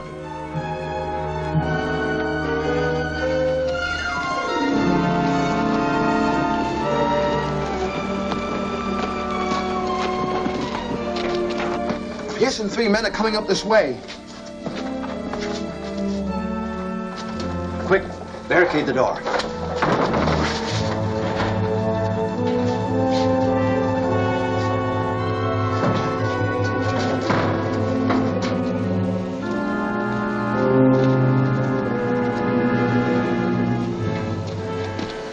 Might as well start here at the storeroom. By all means. I'd hate to have anybody discover we've got the Annihilator here. What's the matter? It's stuck. Why? It's more than stuck. It feels like something's blocking it.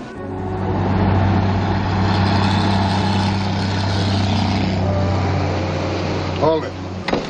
We got company.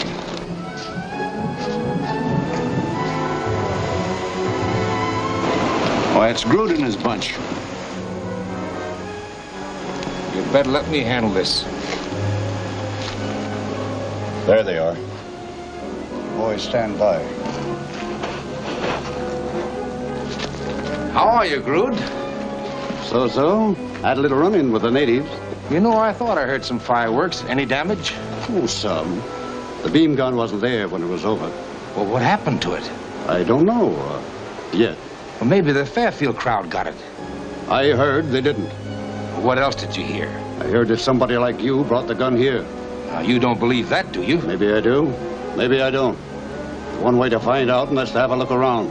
Nobody's gonna search this place. Yeah? That's what you think.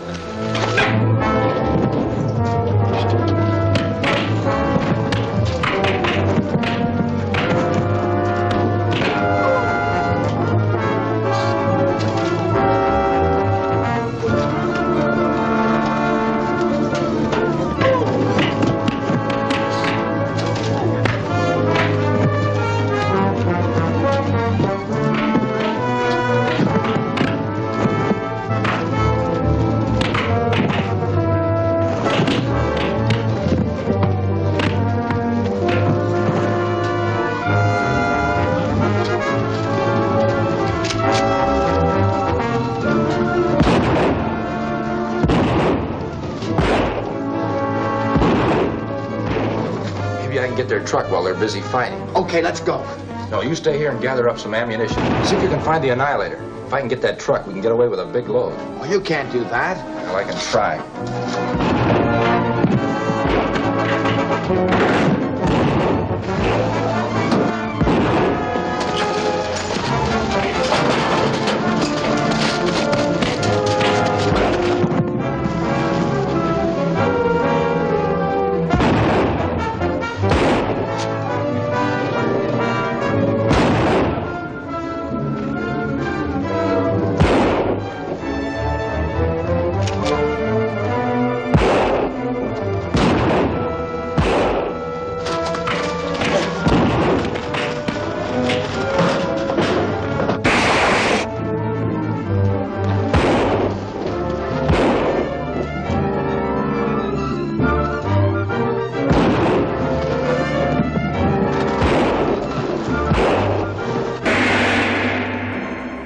What daring action can rescue our friends from their present plight?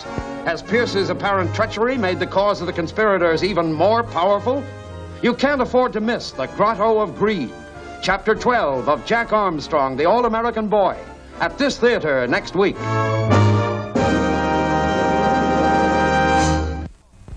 Jack Armstrong, Jack Armstrong, Jack Armstrong, the All-American Boy.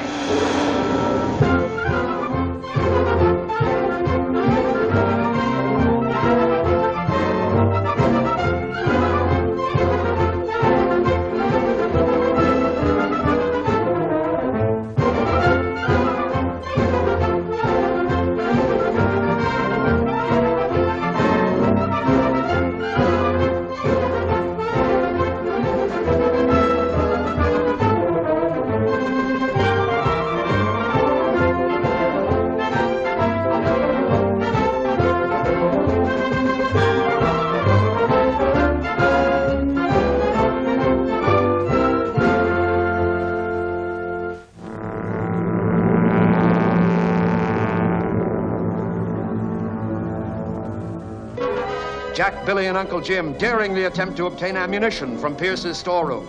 They're trapped there, but as Grood arrives with his men for a showdown with Pierce, Jack escapes and starts to work his way toward where Grood left his truck.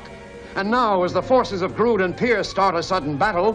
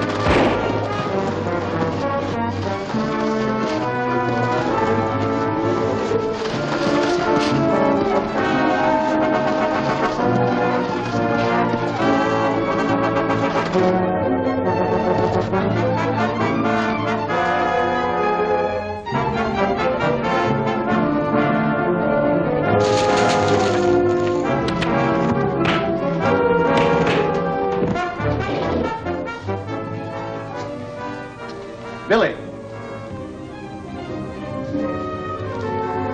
Give me a hand to uncover this.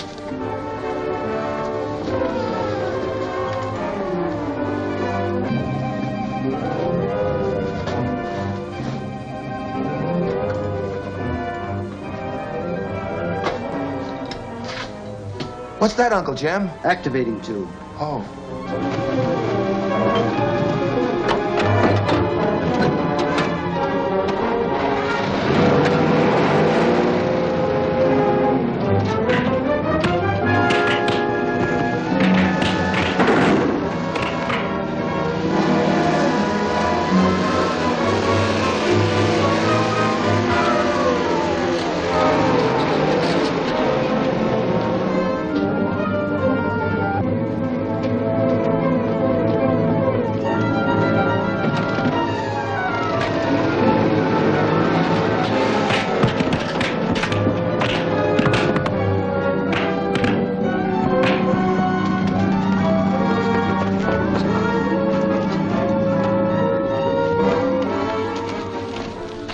Well, it looks like the company's left. Yeah, but Fairfield and the two kids got away in the truck with some ammunition from the storeroom. I was right about somebody being here. Well, we should worry as long as they didn't get that gun gadget. We better check on that right now. Slade, you stay here and keep your eyes open. I'm afraid I'll only be able to keep one open.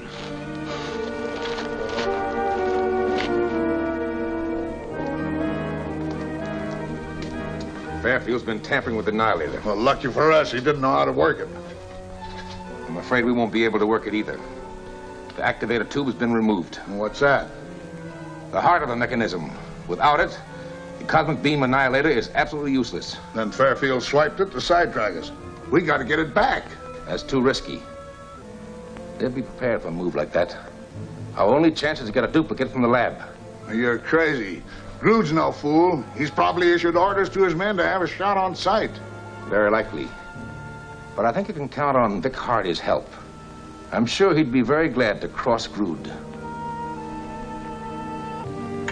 One thing we may be sure of.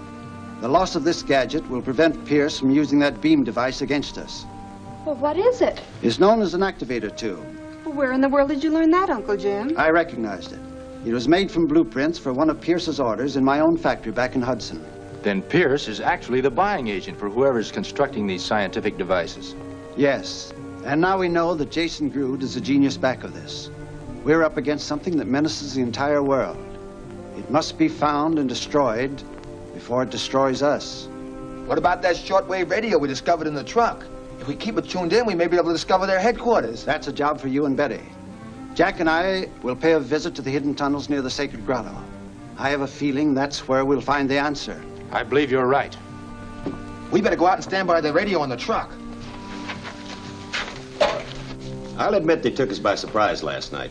But the next time, Pierce and his crowd won't fare so well. Thanks to your brilliance, there may not be a next time. Pierce still has the cosmic beam annihilator in his possession. Yes, but with only a small supply of solarium on hand, once that's used up, he's through. Pierce is shrewd enough to know that, but what is to prevent him from teaming up with Jack Armstrong in the Fairfield? Haven't you any idea how we can stop him before it's too late? Remind me to tell you after I've consulted with Professor Zorn.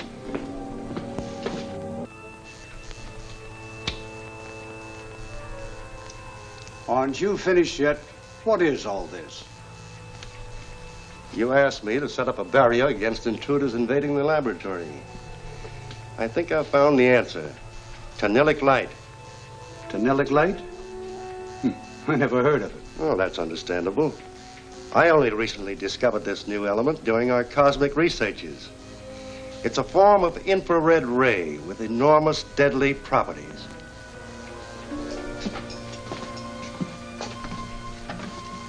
This switch controls our light beams of death. Anyone coming into contact with them will be instantly destroyed. Come with me, I want to show you something.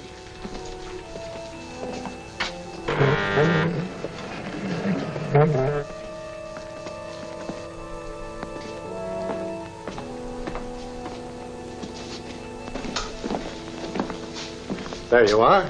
See what I mean? No living being could pass through that light barrier. Have you some small object on you, something containing metal?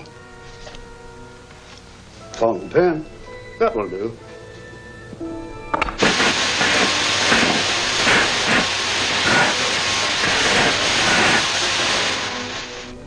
Satisfied? Perfectly. That's exactly what we needed.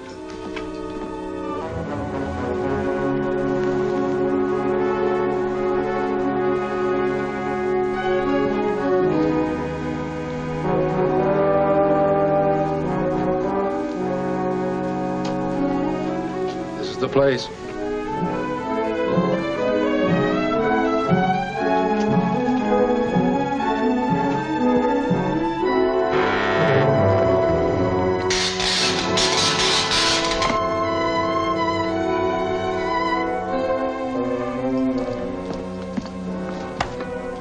Zorn calling.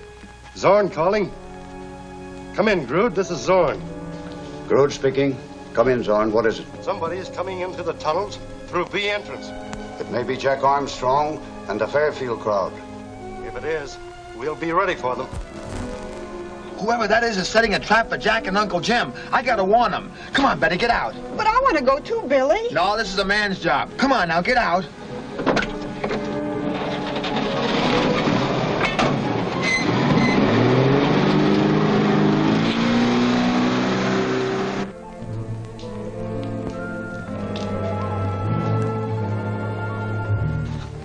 Wouldn't take much to get lost in these tunnels, Jack. You're right. We better stay close together.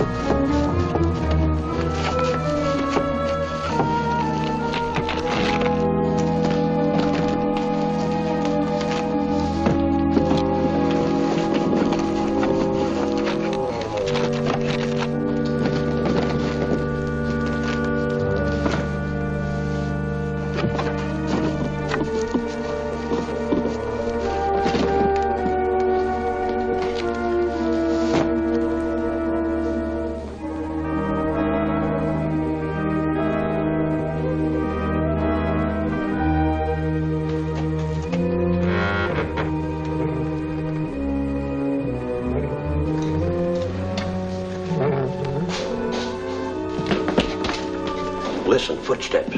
Somebody's coming this way. Get back out of sight.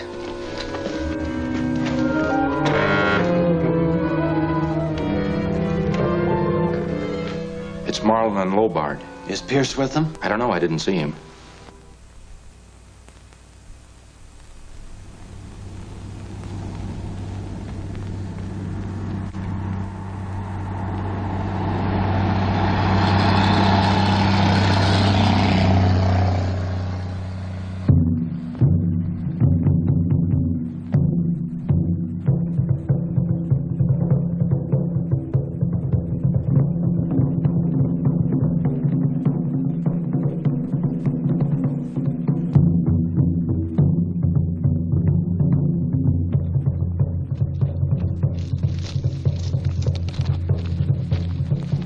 What do those drums say, DeBory? They say noise wagon come this way. From village. From the village, huh? That must be one of the Fairfield crowd going someplace in our truck. That's what drums say. Come on. We'll see if it's all clear.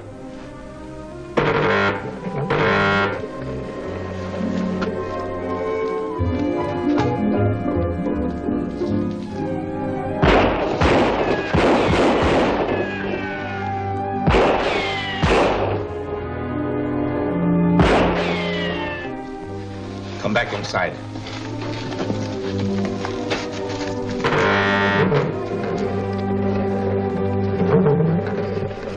Who is it? It's Jack Armstrong in Fairfield.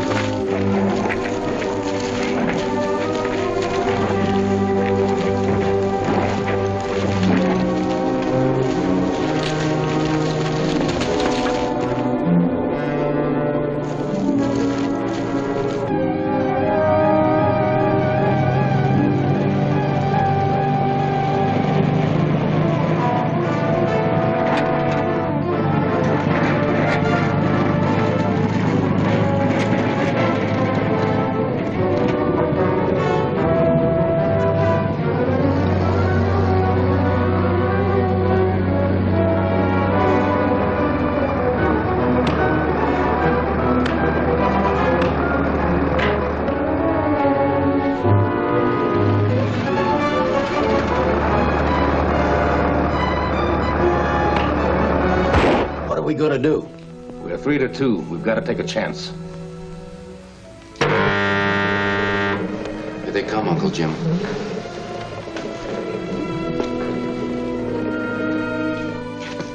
Looks like they've gone.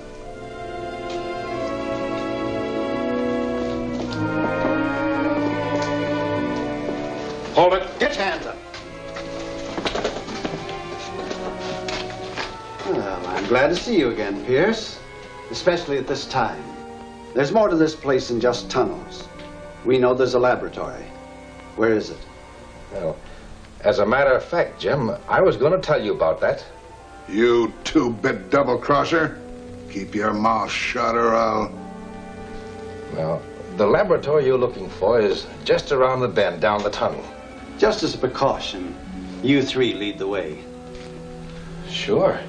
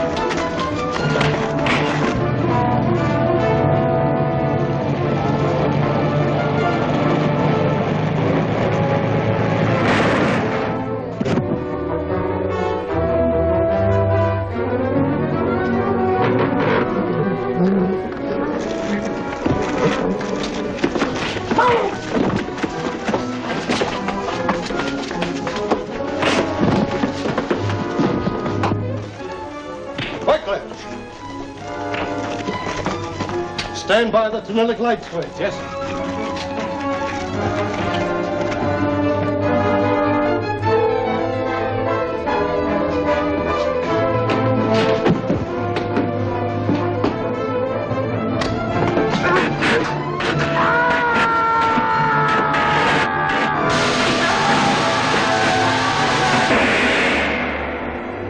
What thrilling new hazards now lie ahead for the irrepressible Billy? And meanwhile, what of Vic Hardy, still apparently a helpless prisoner in the underground laboratory? See the amazing answers in Wheels of Fate, Chapter 13 of Jack Armstrong, the All-American Boy, at this theater next week.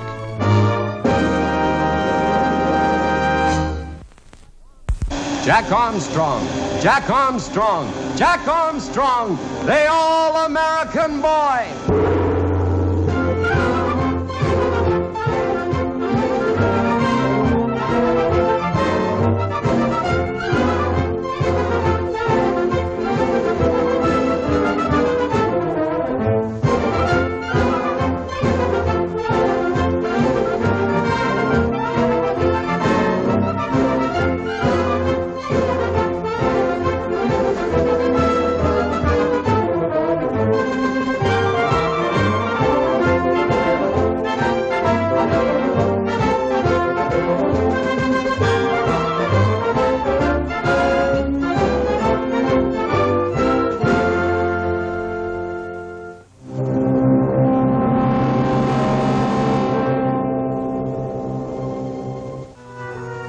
Capturing the treacherous Pierce, Jack and Uncle Jim make him tell where the secret laboratory is located. Pierce pretends to lead them toward it, but again attempts to escape. Trying to recapture him, Jack is unwittingly drawn into a death trap set by Zorn.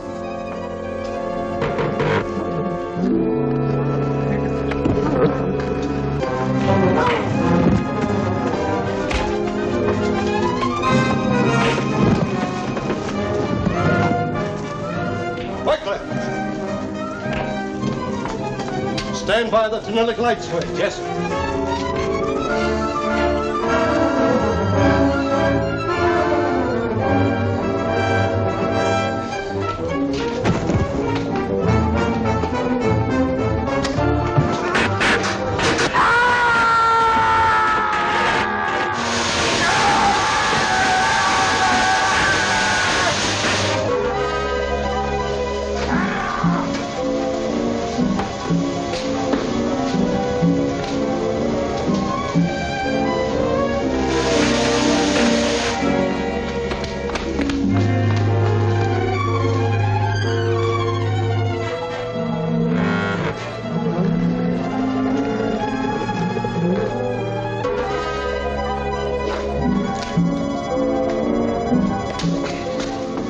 You all right, Uncle Jim? Yes, I'm all right, Jack. We'd better be getting out of here.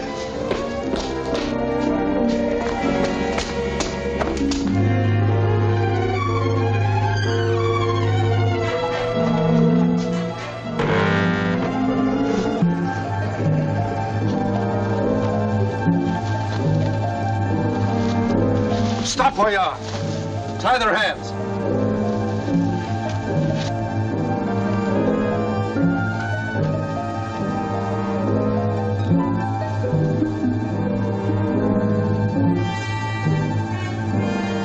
Inside.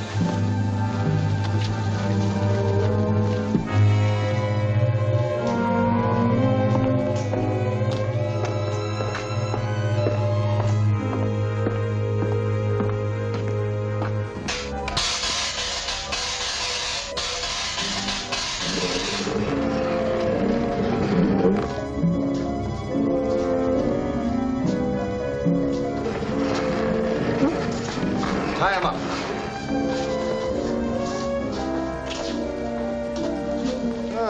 Pleasant surprise. Where did you catch them? Outside. Good.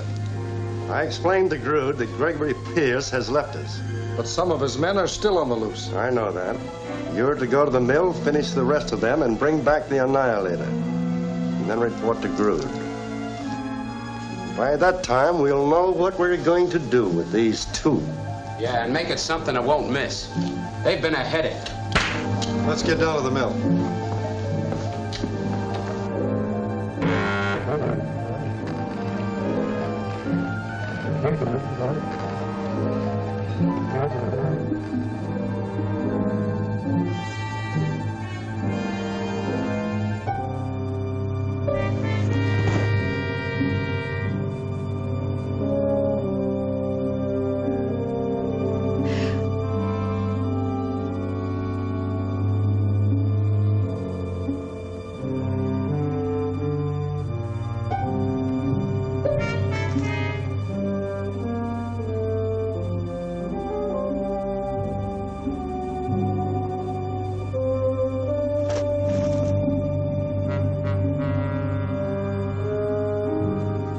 See if it'll start.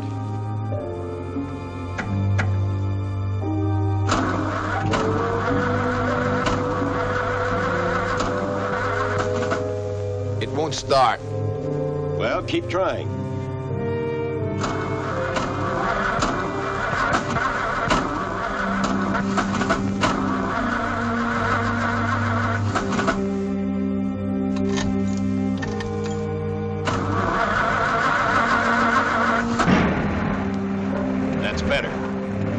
For the mill.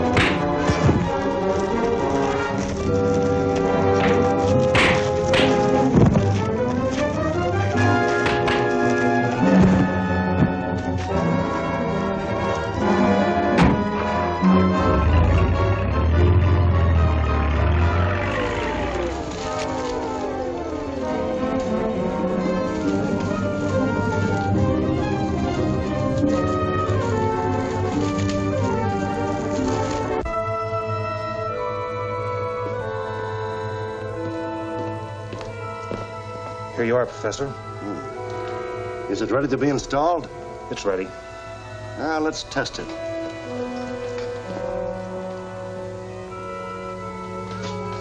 Stand aside, gentlemen, unless you'd like to feel 50,000 volts.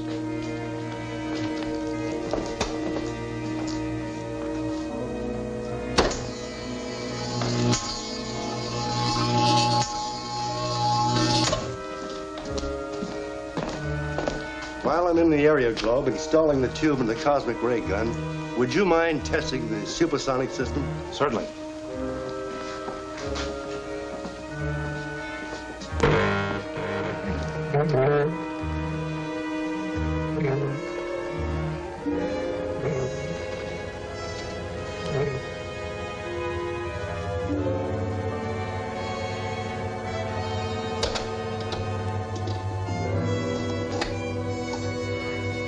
Weckler, has this machine been under repair?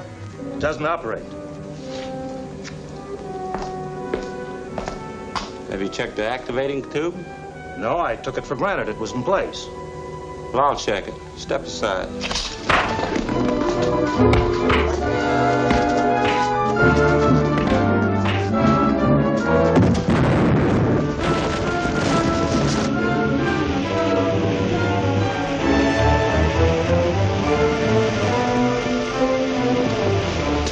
Gotta get out of here quick. Well, aren't you coming with us? No, my job here isn't finished. But they're bound to suspect you. I'll give a good imitation of being knocked out. Why must you stay here, Vic? The secret weapon they have must be destroyed. Then we'll come back in force and try to save you. You'll never come back if you don't hurry. We don't like to leave you like this, Vic. We're working for the same cause, Jack. Both of us have a job to do. Out this way.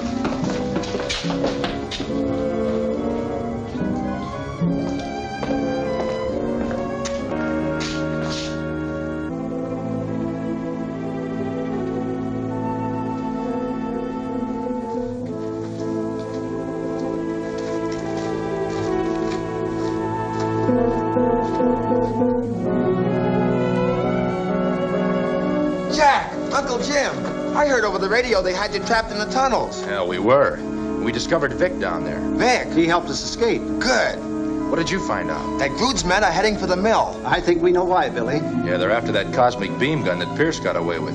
I think we could use it, too. We may try our luck, Jack. Come on.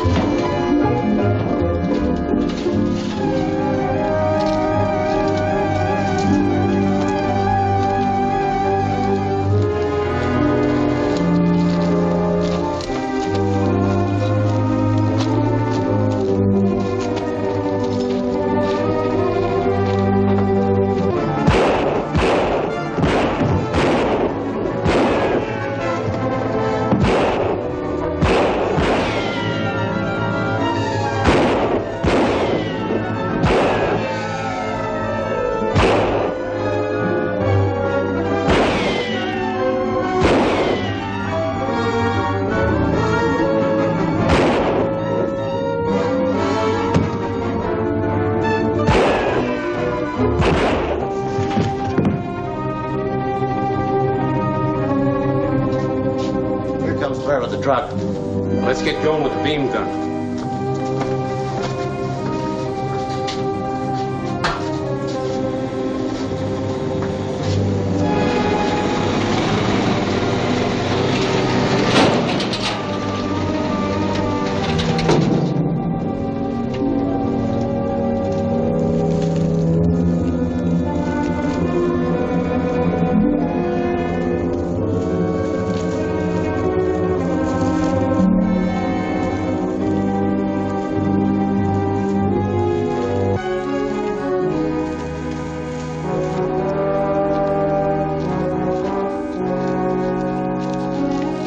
Take it easy. Be careful of that thing.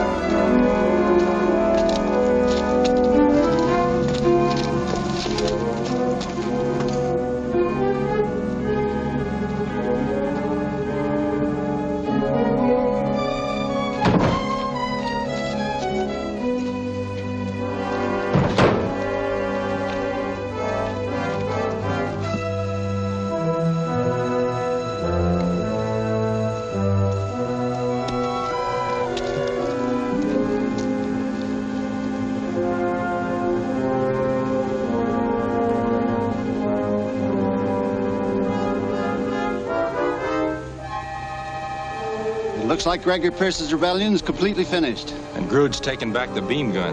Well, there's little chance to follow them right now.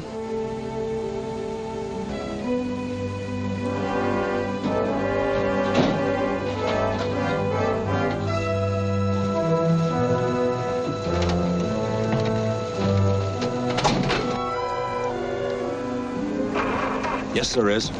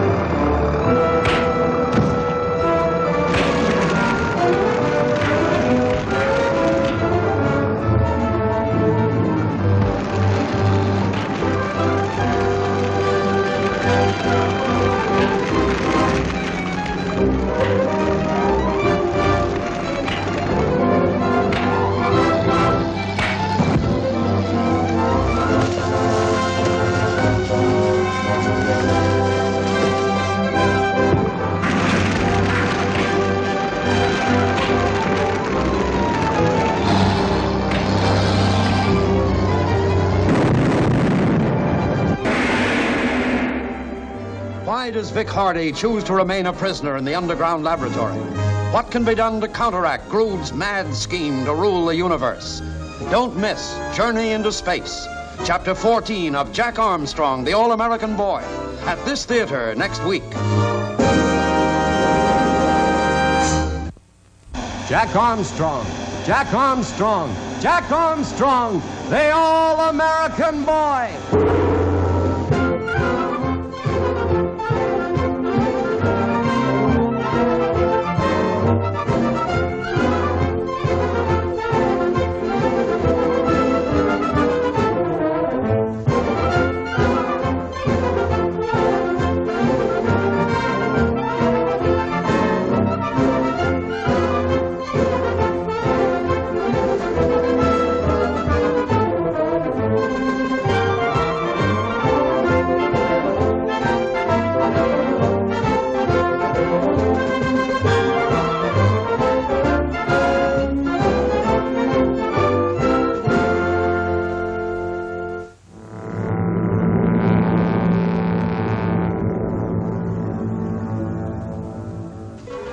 With Pierce out of his way, Grood prepares to move the beam gun and a supply of explosives to his underground hiding place. To learn its location, Jack daringly intercepts the truck that's carrying the supplies and...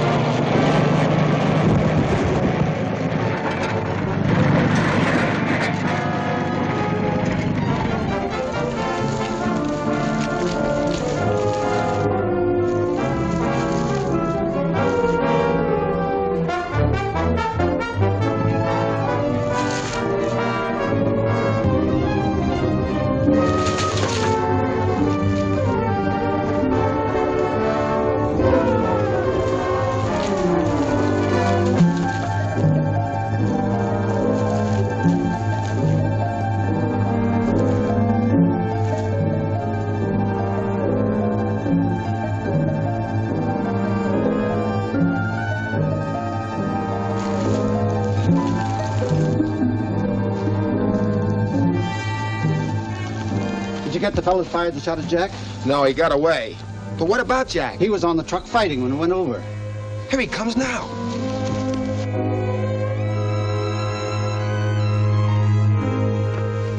Jack, are you all right? Yeah, I'm all right. What happened? What was that blast I heard? All that ammunition blew up. Lucky for me, it fell off the truck. Did those fellows get away? Oh, they wound up at the bottom of the hill on their feet. We still haven't accomplished very much. At least the beam gun was destroyed when the truck cracked up. Yeah, but maybe they have others. That's what worries me. Grood is up to something. Well, the trail is narrowing down. Yeah, we know they have a hideout someplace in those tunnels. That's what we've got to concentrate on.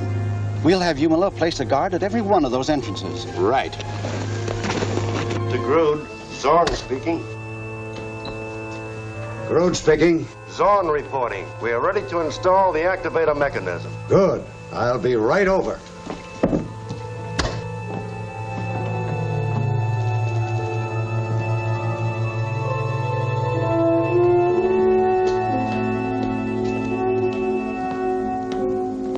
Well, Professor, now that the cosmic beam annihilator is ready for action, we'll be masters of the world within 24 hours. If Jack Armstrong and the Fairfields don't interfere. No, they've done all they can do and have failed. When the aerial globe is in position at zero gravity, direct its beam at that city. The moment the buildings are reduced to ashes, I will radio my ultimatum. My ultimatum to the world is surrender or be destroyed. They'll be forced to surrender. We'll have such power as the Earth has never known. Where is the activating mechanism? It's in there. There?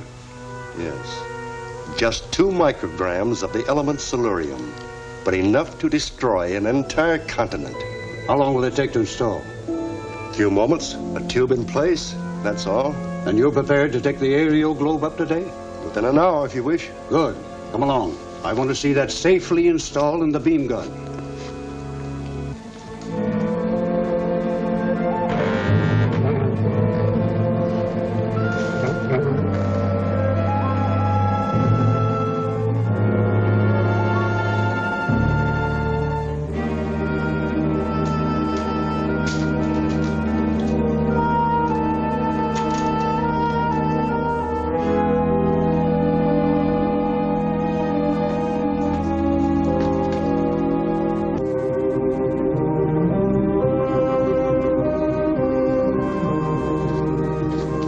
Meet friend.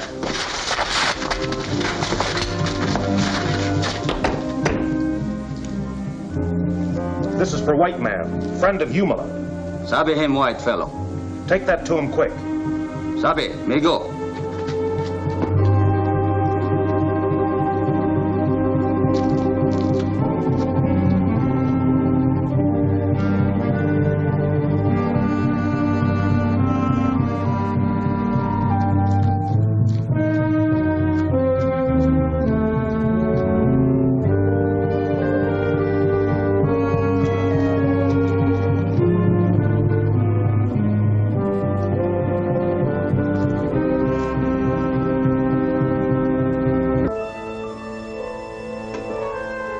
The activator is secure.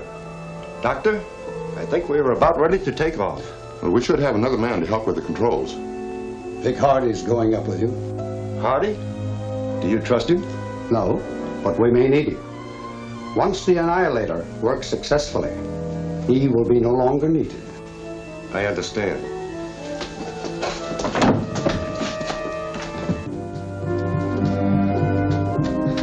White man try to leave cave, Songway? One strange white man. Give me paper for white fellow. Humala's friend. Where you put paper? Me throw away. Him fellow no good. Fool! Him friend of Jack Armstrong's. Where you throw paper?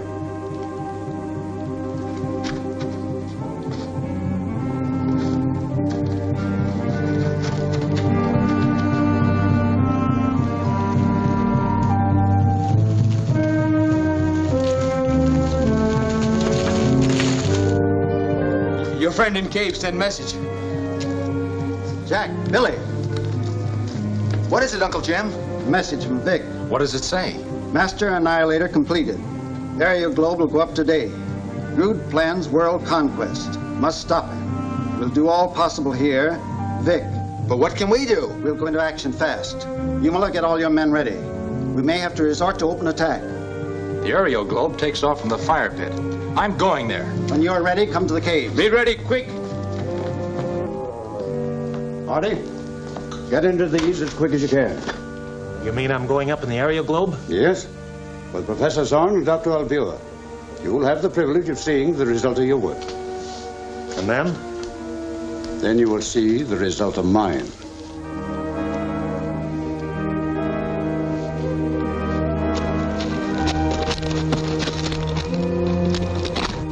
It's still here. This is our chance to stop it.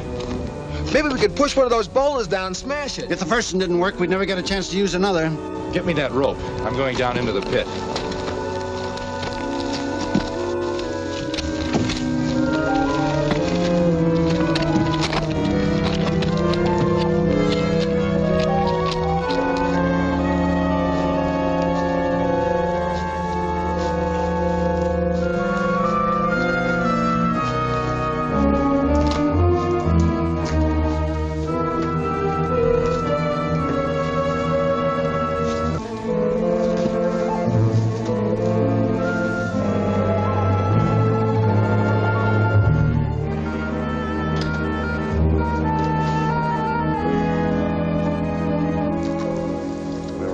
For ascension. Then proceed to the aerial globe.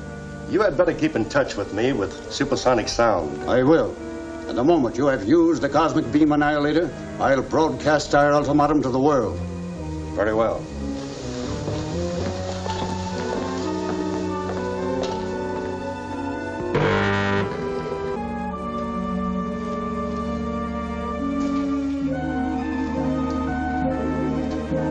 He's going in the tunnel. I better go with him. You stay here. He'll signal if he wants us.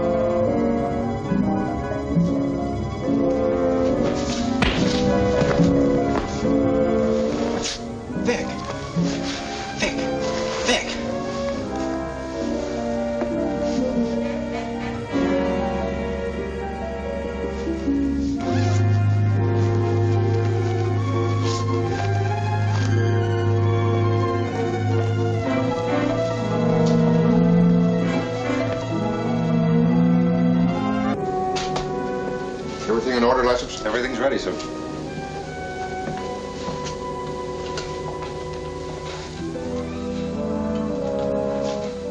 Where's Hardy? Wonder what's delaying him. Hardy! Hardy! Where are you? I'm coming.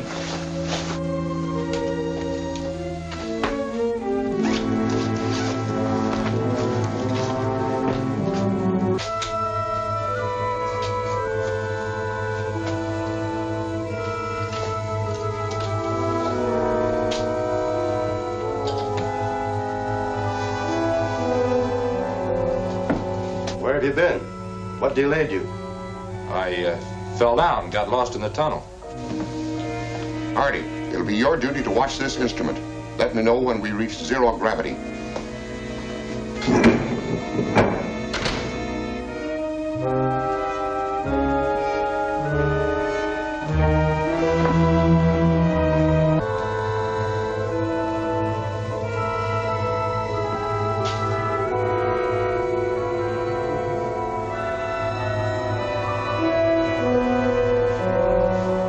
Rockets 1 and 3 ready for firing.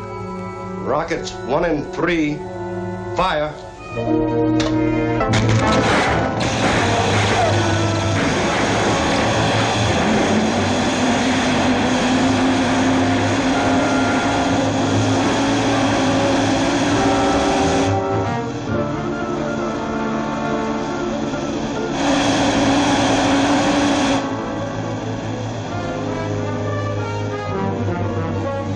guard's been posted.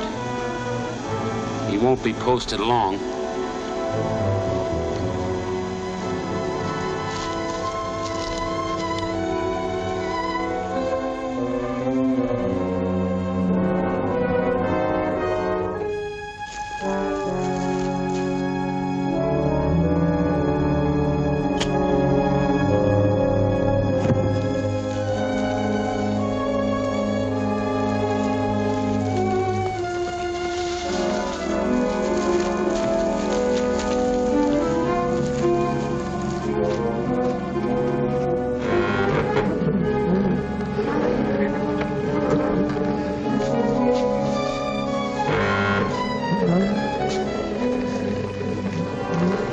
Go to the lab and tell Grood there are native guards on all the tunnel entrances.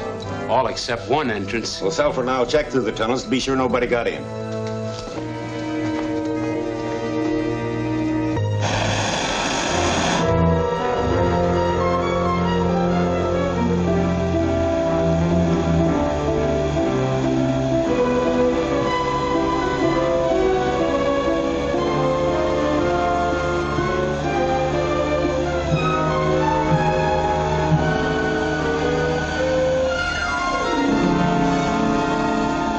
Mr. Hardy, back to your station and watch for zero gravity.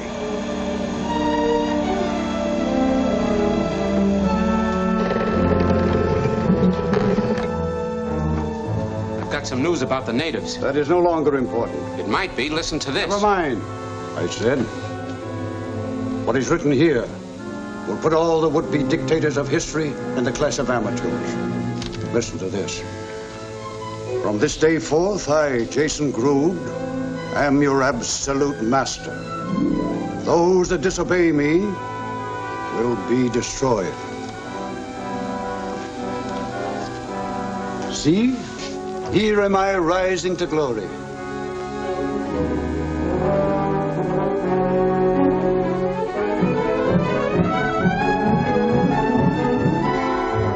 Come here, you. The aerial globe is now in the ionosphere.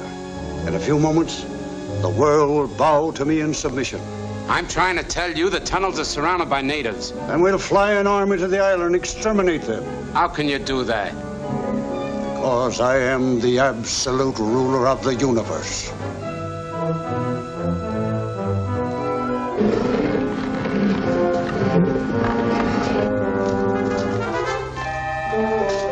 It's Hardy. We found him in the tunnel near the fire pit. Well, he was supposed to be aboard the aerial globe. Maybe Zorn didn't want him. Or maybe someone else has taken his place.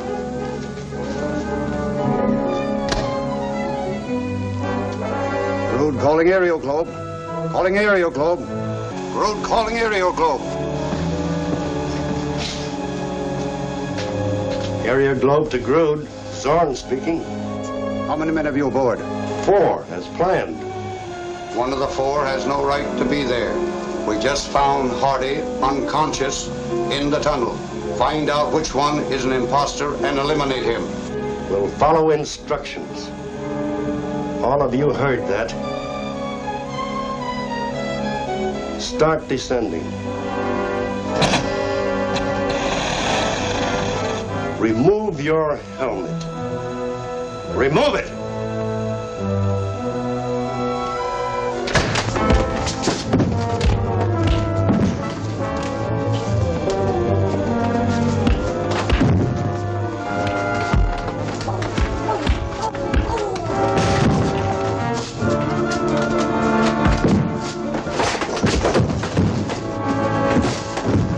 Grood calling aerial globe.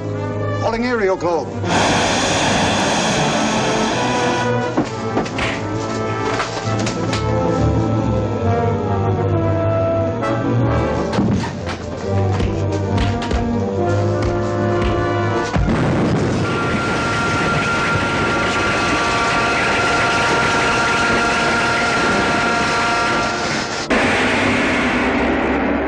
Daring plan as Vic Hardy had in mind all this time.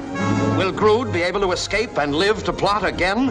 For the amazing climax, see Retribution, the final chapter of Jack Armstrong, the All-American Boy, at this theater next week.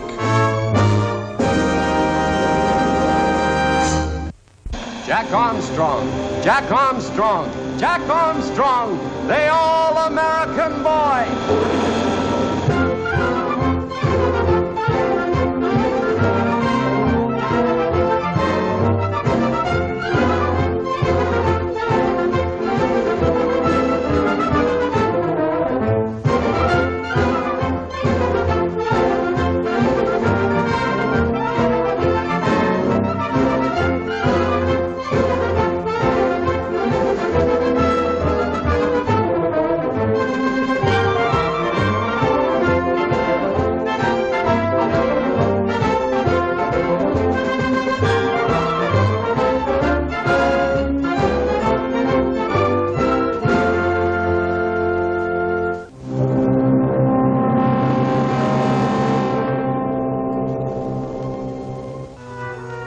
By disguising himself and taking Vic Hardy's place, Jack has ascended in the aeroglobe on the flight that threatens the safety of the universe.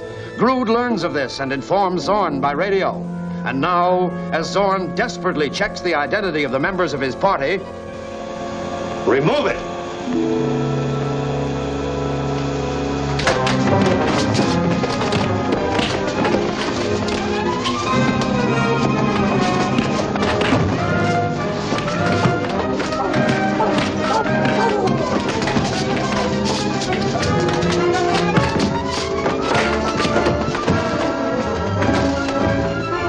Aerial globe.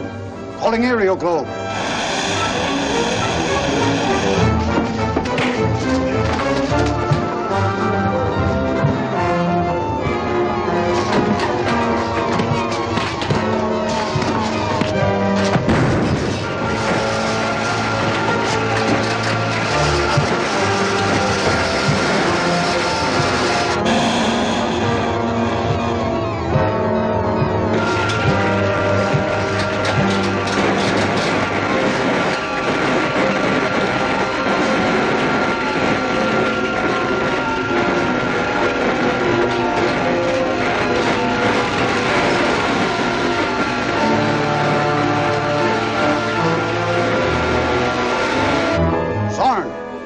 Aerial globe. Calling aerial globe.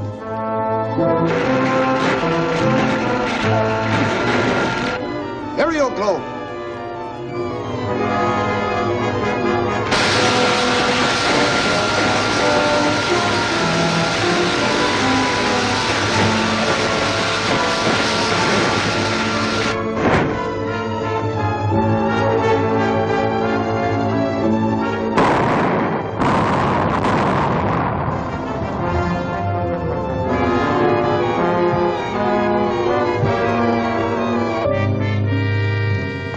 What happened?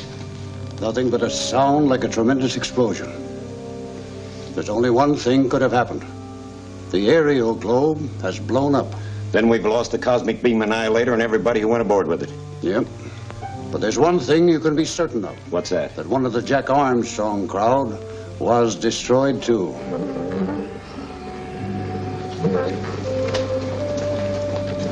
There's a bunch of natives on the move. Which way they're headed? This way, and there's an awful lot of them. We better get out of here. I'll use the loudspeaker system. Zalta's voice will order them back. Don't be a fool, Grood. They're wise to that gang. Besides, they'll be here in a matter of minutes. But we won't. Our plane is on the secret landing field. What about our lab? All our equipment. We can't take that with us. Destroy it. Hook up the plunger box. By the time the natives get here, this place will be just a memory. Go ahead. All right, boys, get to work.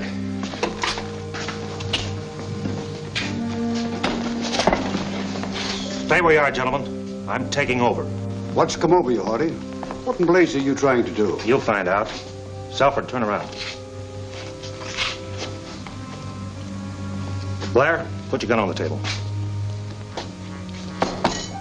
Move it over further. Are you trying to cross us up? I've been crossing you up ever since I was kidnapped and brought to this island. Who do you suppose it was who released Fairfield and Jack Armstrong after you'd captured them? And who was it who got a message through to Humala's camp in time for somebody to get aboard your aerial globe and spike your schemes of world destruction? Why, you dirty dealing dog, you'll never get out of here alive to tell that. I'll take that chance. Meanwhile, you'll do as I say. What do we have to do? Beneath these blueprints, you'll find a blanket confession I prepared, listing all of your crimes. Each of you will sign it. You first, Grood. We're signing nothing and you can't make us. Remember, the natives are getting closer. They're coming here to punish you. All of you. I don't think you'll enjoy their brand of justice. Sign it.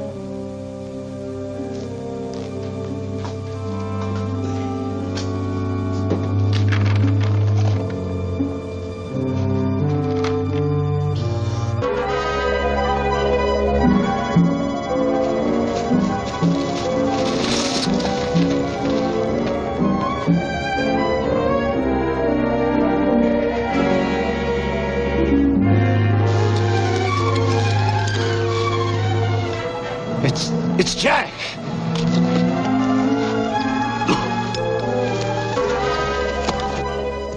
Are you all right, Jack? Yeah, I'm okay. What were you doing up there? Well, I had to take Vic's place. How did that happen? Well, it's a long story. I'll tell you later. Well, anyway, with that aeroglobe gone, that sort of puts us in the driver's seat. Not just yet, Billy. Whoever's in that underground laboratory with Vic may have learned of the explosion by radio contact. If they're smart, they'll realize they're defeated and try to make a getaway. If we're smarter, we'll try to prevent it. The natives will back us up. They're already on their way. Then that makes us the advanced guard. Come on, we're heading for that laboratory. All right, Burr.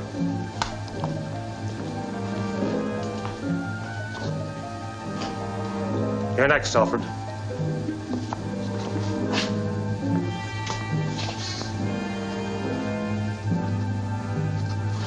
Move back.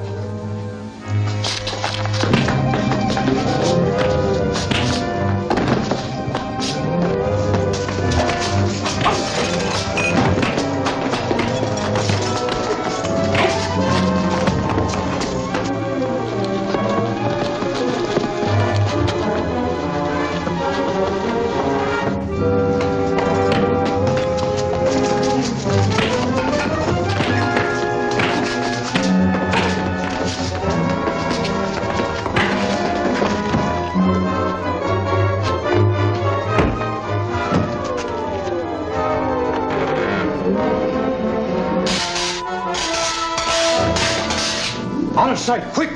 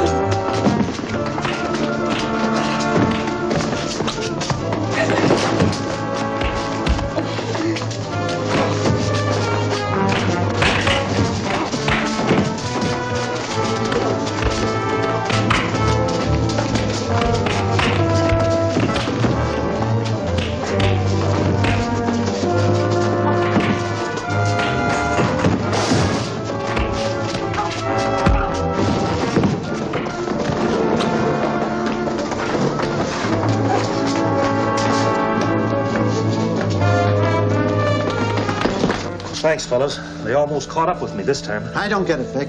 We've tried to help you escape several times, and you seem to prefer to be held prisoner. Haven't time to explain now. We've got to capture Grood first.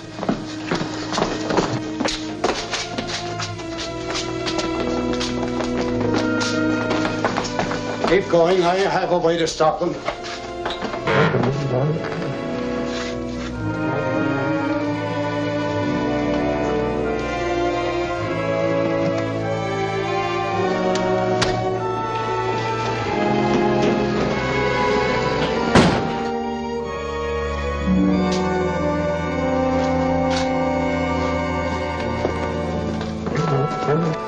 Let's get back to the lab. There's another way out.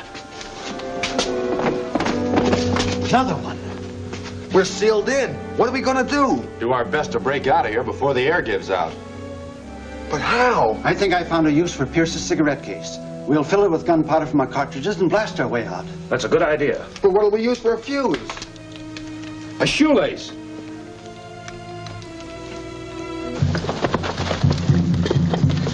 Those drums are coming from every direction. The natives are out there in those rocks waiting for us. We'll blast our way through. Come on.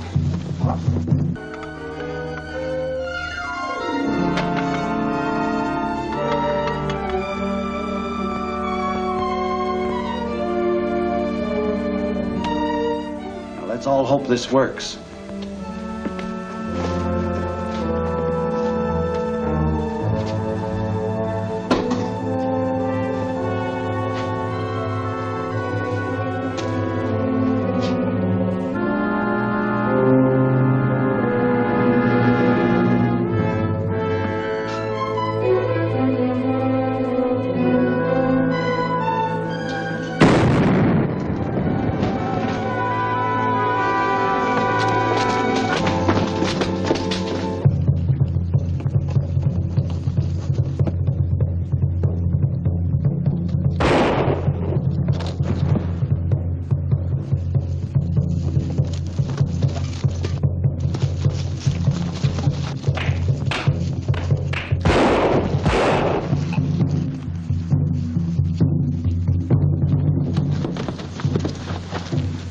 Those drums have changed tempo. Something's happened.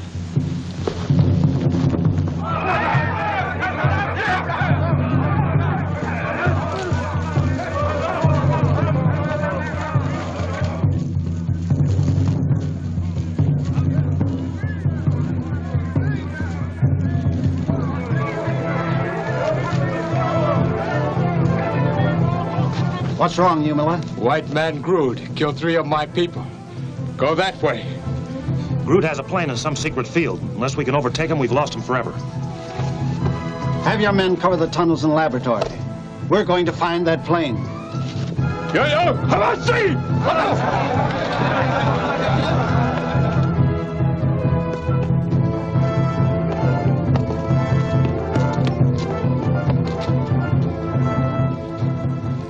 Sorry, Blair, but here's where we part company. What's the idea? I'm going alone. Alone? Well, you can't mean that, Grood, not after the way I've risked my neck for you. That's just the point. Someday I intend to return to this island with new equipment and new workers. Naturally, I can't permit you to remain at large with the dangerous knowledge you have. You can trust me. I won't talk. No, I'm sure you won't.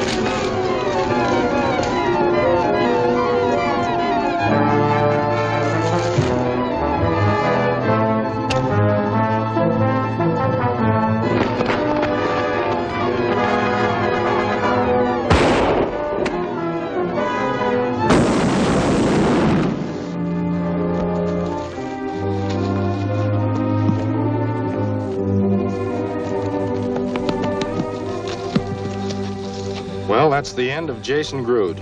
It's more than the end of just Grood.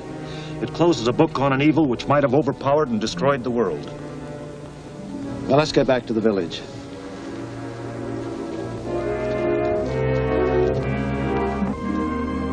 So you thought I'd sold out? Gosh, no, Vic. We couldn't have believed that. But your actions did seem strange. I had a confidential mission. Confidential mission? You're working for the government? No.